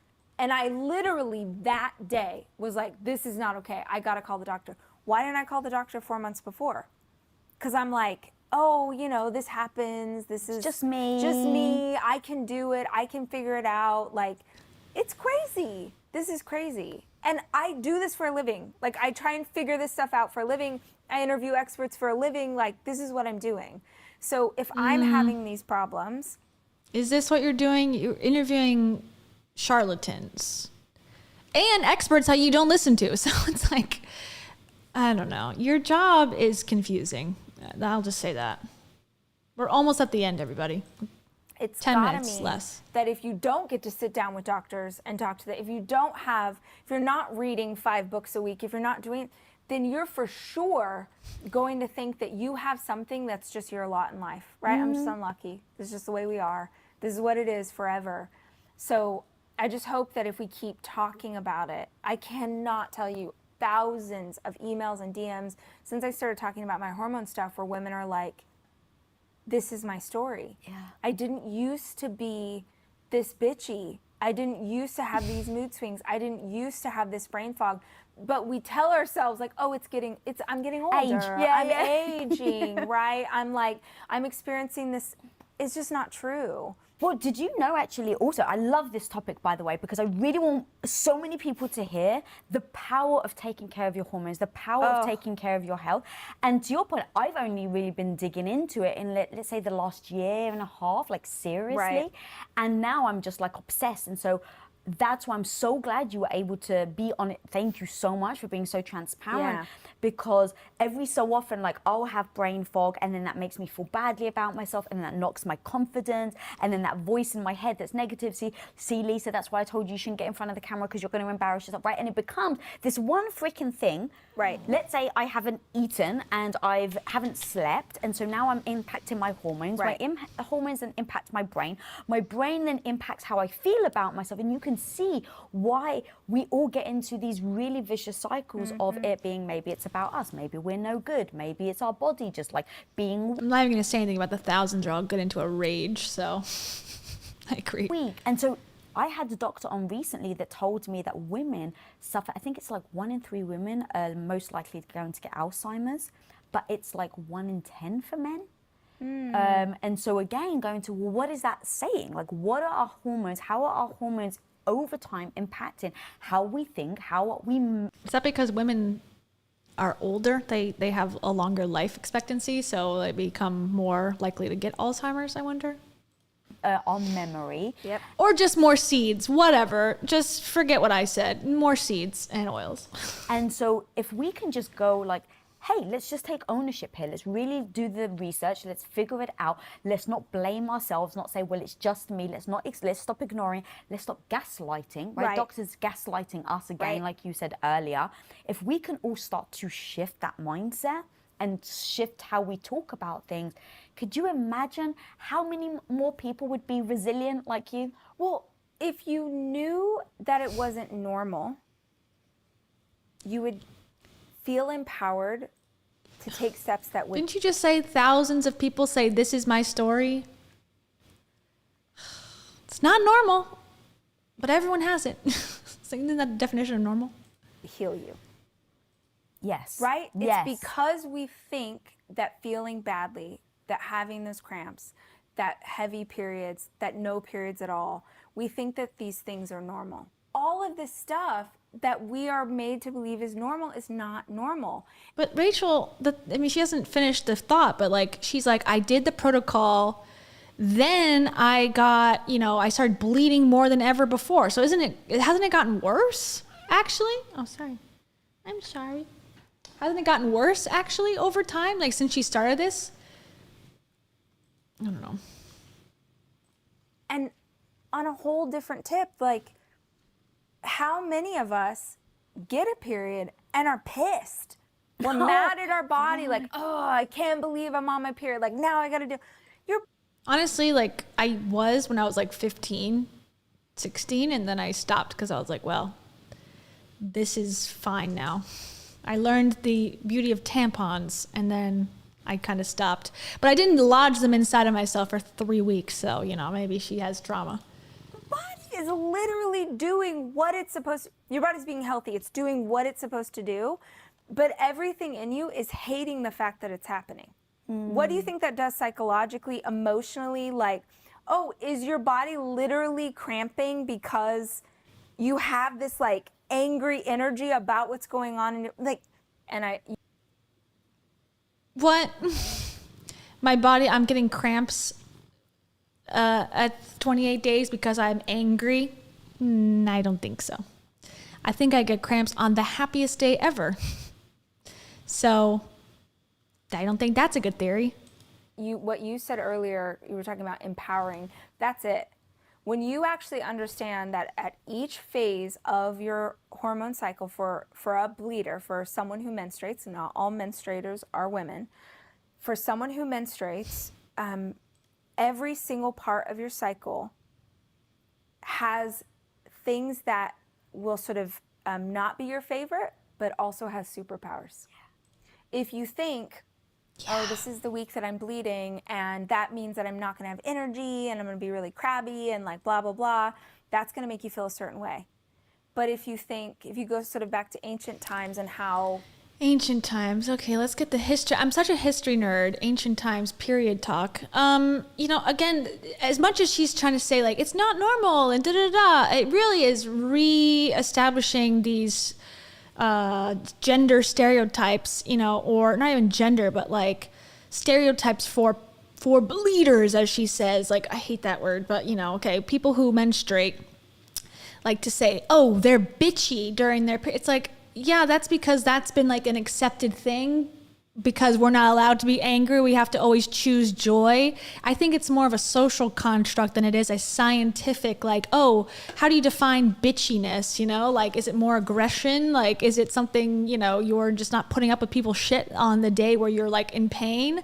Like, it's like she's trying to make it scientific, like, oh yes, on day 14 of your cycle, which of course is like, it's hard to predict day 14 or week 1 if you have an unpredictable cycle, which is very common for women. So this is like, again, like this is one woman's perspective from a very limited place of knowledge and from a place of gullibility that she is being misled by people who have been called out by other people in the profession that have scammed people. So I can't take it. Like I'm trying to like find where, I'm trying to find holes in it for sure, but I'm also trying to find like where it could be true, and I'm struggling. Bedouin women would, explain the process to their daughters. You would say, oh, this is the week where you're really centered, where you're really close to the earth, where you can hear things better because you slow down, where you're wiser, right? When you change the narrative of how we talk about these times, and when you understand that there is a power in each part of your cycle, you feel empowered. Culturally, in different cultures, those that celebrate menstruation and recognize it as this time where women gain wisdom and that they become more powerful, those women end up being healthier. Those women end up having better relationships with their bodies. Oh God, I can't even start. Can I just throw in one thing? Yes. I know that we're like, so the Greeks, you're not allowed to go to church if you're on your period. Yes. You're not allowed to take communion because it's considered dirty. Yeah, you're dirty. You want to talk about the message that you... 100%. Yeah, you're dirty.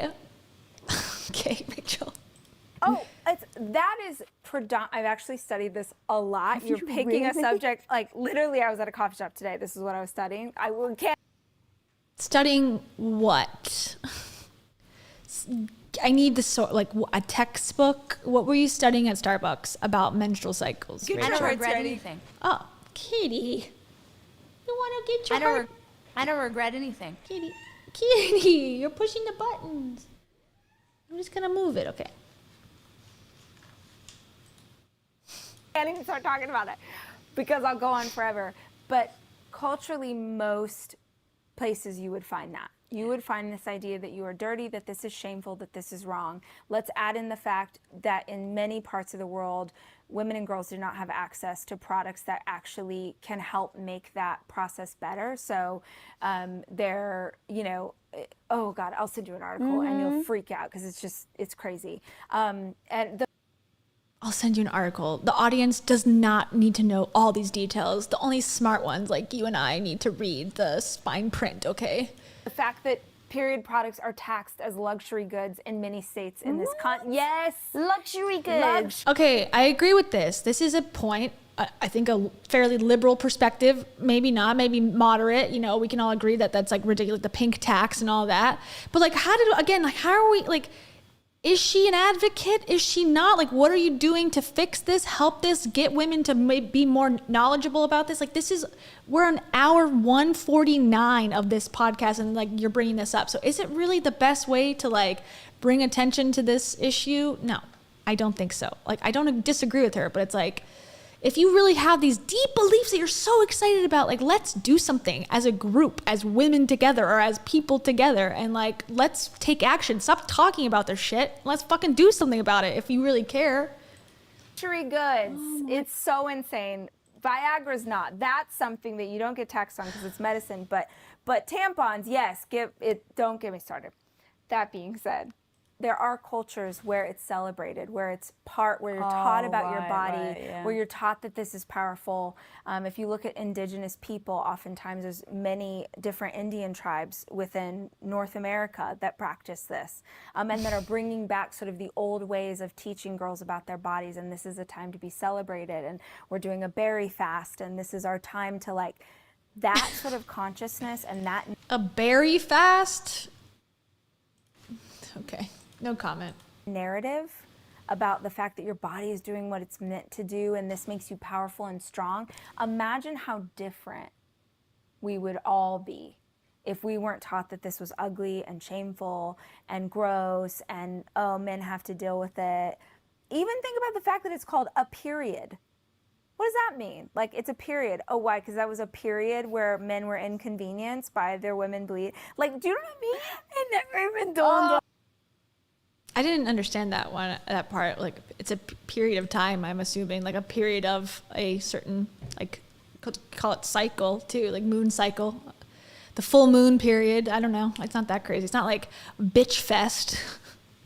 Why do they call it a bitch fest? Well, men think we're bitches. Like, okay, I could be like, yeah, I guess I can understand that. But period seems pretty, I don't know, uncontroversial. And then the explanation was like not satisfying. I can't even. This conversation could be 4 hours long, but it's crazy. We went on too long. It's not even maybe gonna make this episode. I love this. It will. Go read Period Power. Those are my 2 recommendations today. I'm an author telling you to read other people's books. Intuitive Eating and Period Power, I think, would be wildly impactful. So for here's the thing. Thank you. It is so important that we talk about this stuff, girl. Like it is that thing that once upon a time I wouldn't have ever. I was so shy, embarrassed. I'm not going to talk about period. I'm not going to talk about sex. But when we talk very specifically, coming into this conversation, everything we've been laying out here is how the hell do you become resilient? How do you become stronger? How the hell do you step in to that business, that relationship, that friendship with confidence, with the strength, coming back, getting yourself back up? Because it's not about if you fall, we all fall. It's how the hell you get back up. And to ignore our hormones, I think, is a absolute disservice to everyone listening and watching, because it's such a powerful, you even said, it's your fifth vital sign. So thank you for sharing that, girl. We're going to do round 2 then with hormones. Yes. Can I just say one thing? Hells yeah. I think ultimately... She's like, please, I'm trying to wrap this up. Please, go home. Go back to your hotel. All of this conversation really is about knowing yourself. It's about knowing yourself, because if you know yourself, then you know what your intention is, you know your heart, you know your values, you know your why. And if you really, truly know yourself... She's about to, Laura. We waited 2 hours to get here, but we're here. And you mess up, you'll know that you were doing your best and that you'll do your best next time. And you won't let other people speak in and change your truth, because you know who you are. And that means knowing yourself in every capacity. That means knowing your past and your history. That means knowing your body and how it works. That means knowing where your limitations. Lisa's home is the studio, but still, she needs to go lay in the other room. She needs to go home. Where you need to work on things, all of it. And I think knowing yourself looks like loving yourself. Like you said, like, I'm my best friend. And if you're your best friend, then you're rooting for you to stand back up and go again. And that's what resilience is. It's a willingness to go again. And I think that the more you do it, the better you're going to get at it. And so even if you don't know how... Lisa's got to call Cheesecake Factory. After this, she's got an appointment calling Cheesecake Factory to make sure Tom is there and not actually having an affair with someone else. How, if you're like, I don't even, it feels like so far from where I am to where I want to go. Oh, man. Literally one step at a time. Today, maybe you just stand back up. Today, maybe you just take a shower. Today, maybe you just get out of bed. And okay, which is the total opposite of what she said like 4 years ago, where she's like, if that's all you're doing, you're fucking like losing at life, idiot losers. I wonder if she took down that video, because it was like, the quote was like, if you just breathe today, like, that's good enough. And she's like, no, this is ridiculous. This is like so stupid. Now she's like, one step at a time, guys, just breathe. Just breathe in, breathe out. It's going to be fine. It's like, oh, it really changed her tune. Maybe you can only be out of bed for an hour, but you got out of bed today. Just little bits at a time, and those little bits stack and they add up. And then you begin to build a history of being strong. And that's what you look at the next time that you feel weak. Mic drop, homie. Thank you. I need Seriously, to do that too. Honestly, I've loved this conversation. I can't even believe how long we've gone for. I know, I can. We do this every time. But if anyone's in the USA, you're doing a freaking tour. Come on, we gotta plug this. So I was like, shit, we didn't plug. But girl, you're gonna be on tour. How can people find, if they want to see you in real life? I can't believe that we actually have to say that now. Yes, I know. But if they want to see you in real life, where can they go? How can they find where you're touring? Thank you for asking. Yes. So I do these big women's conferences, which you have spoken at graciously, that are 3 days, and they're epic and they're amazing. But the piece of information I kept getting from the audience was they don't always have childcare. They can't get the time off work. They can't travel. You know, we do one conference, people have to travel to it. So my intention in this was, how could we bring it to them? So it's an experiment. I don't know. I told you earlier, I'm like, I don't know what's going to happen. But yeah, coming to several different cities here in the U.S. starting this fall. You can go to rachtalklive.com. And it's like a little mini 2-hour conference. So get your girlfriends, or boys can come too if they're down for some feminine energy. But it'll be the sort of magic of a conference, a chance to connect with like-minded people, which we know how powerful that is. A chance to talk about your dreams and your aspirations in a place where no one will judge you. In fact, they'll hype you up for it. But also to just reconnect. How can you, again, this is the same thing I say about Heidi's community that they pitch. Like, how can you guarantee that? Like, if someone bought a ticket, which it's open to the public, and I go and sit in there and go, someone says like, hi, this is a fake scenario. I would not do this. No one should do this. But if someone were like, hi, I'm looking for friends. And I'm like, you know, you're really unattractive and you're ugly and disgusting. Like, there's no one preventing me from doing that. She's like, this is a place where no one's mean to each other. How are you guaranteeing that? You can't. So why are we selling it? Because that is a bold-faced lie, as Heidi would say. Bold-faced lie. You can't guarantee. So I hate how they sell the community as like, our community is positive only. Like, how do you ensure that? We don't. Okay, cool. Connect to this vision of yourself, because I feel like so many of us have lost our way post-pandemic of like, wait, I had these ideas and these dreams, and can I even aim at those anymore? Because if I aim at them, and what if something else happens and we get knocked sideways? I wanted to create a space where we could really tune into that again and feel empowered in that again. So rachtalklive.com, that is the reason I came here, but I'm terrible at remembering to plug stuff. So thank you. Of course, You're I a good friend. All right, guys, go check it out. Honestly, she's so fun. Your videos, Rach Talks, is just hysterical, by the way. Yeah. Go check her out. Go check out her event. It has nothing to do with the conference, because it was Rach Talk Live, where it was supposed to be her just talking about random things in random cities and just having a good old laugh and having some beverages, some bevies, as I said last time. And if you're bougie like her, you can get a VIP pass, but it's just to have fun and to like have a night out and just chill. Now it's changed because no one bought those tickets. And now it's like, I was thinking about bringing Rise to other people because of childcare. It's like, okay, that's not how you pitched it originally. I'll let it slide because I'm already, overly harsh, but, at least we've ended this conversation. Finally. Yeah, Lisa's like, it's so great. It's so amazing. You should go. But I will say I like her a lot better than Tom. I like Lisa a million times more than Tom. And I think I'm starting to like Lisa, more than Rachel. I mean, Rachel is like just weird and interesting to explore and like research about and like, watch, because you never know what the hell she's going to say. Crazy. But Lisa as a person and as an interviewer, I agree. I like her. I don't know. I hate to say it, but I'm a fan.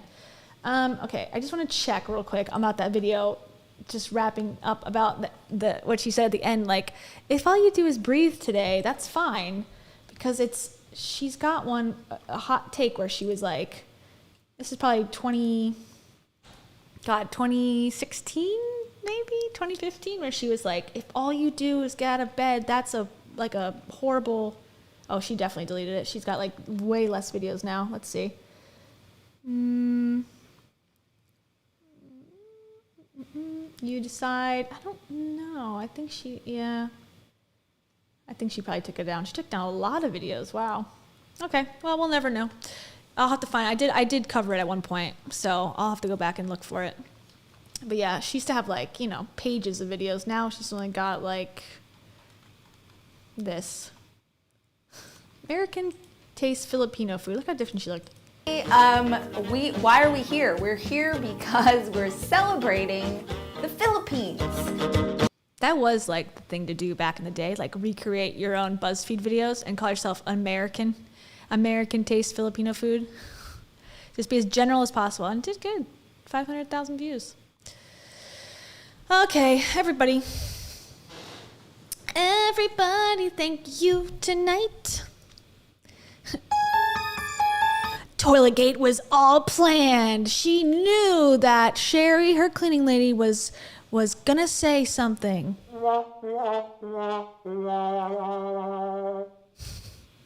Thank you. Did you guys like me reading from the book when things were relevant? I tend to like that. And actually going through the pages again, I'm like, damn, there's a lot of juice in here I need to like talk about. Like, there's so many good things. Like, I think if I just like maybe did a whole stream where I just read the highlighted parts, because just for example, here's just a random page. Like, watch. Okay, here's a random page. Page 93. On some level, they're right. Owning or running a company or a team is inspiring to a younger generation. But if our daughters have the courage and grit to pick up that baton, don't belittle their efforts by saying it's pretty good for a girl. We don't call them girl doctors or girl lawyers or girl nominees for president of the United States. Those positions were hard fought to achieve, and they demand respect. So does this. Okay, cool. But why did you say "Girl, Stop Apologizing" as the title, though? Like, I agree with what you're saying in the book, but like, why wouldn't you call it "Woman"? Ladies, stop apologizing. She really does contradict herself a lot. Okay, one more. This is from page 101. Okay, I'm just gonna read it. There's a lot of, so this is the last one, and then we'll call it a night. Some items on my list are things that I want to achieve. Other items are things I can accomplish every day. I am an exceptional wife. That one is on my list. I write it down every day as a reminder of who I am and who I want to be. When I imagine my future best self, she's still drunk in love with Dave Hollis. Juicy.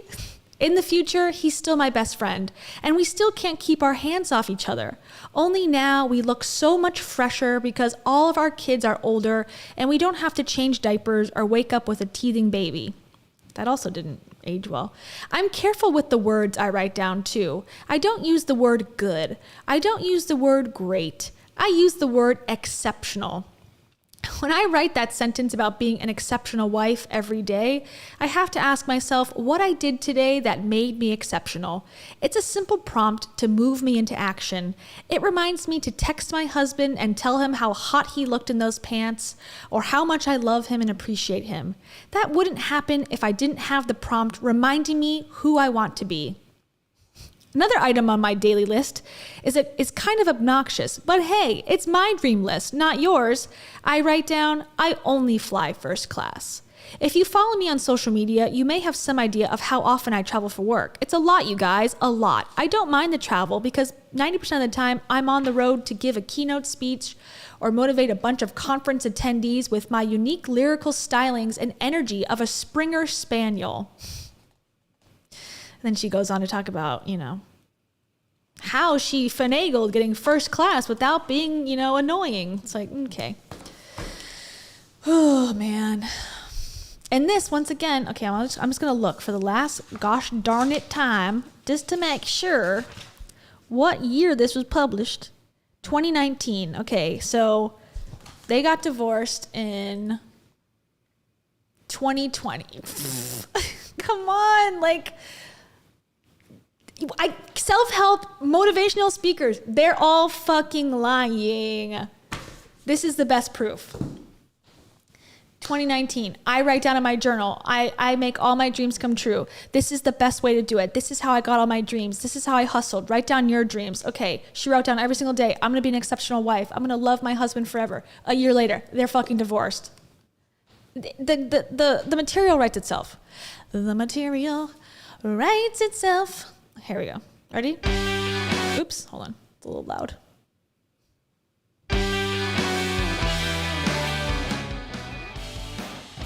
We did it, guys. Tom's at the Cheesecake Factory. He's waiting for his date. I mean his plate. Ha ha! Rachel is divorced. She is an exceptional divorcee.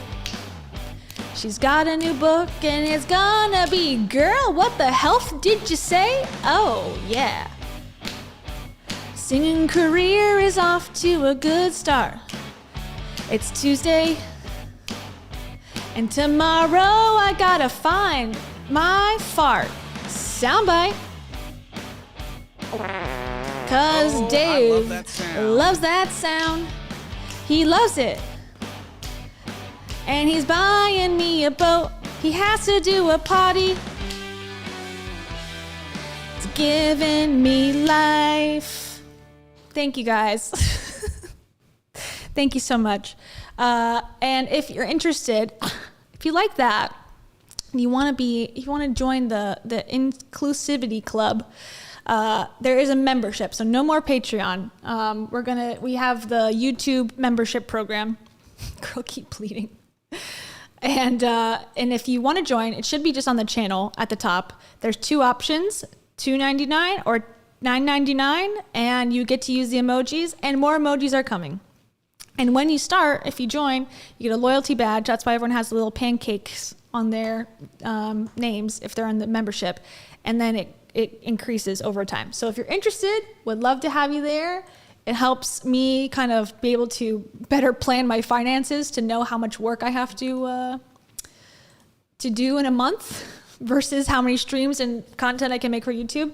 So having a more like non-crazy up and down, like, with AdSense, it does help me kind of like be able to take more time and not stress as much about like, oh shit, like I'm not going to have any money this month.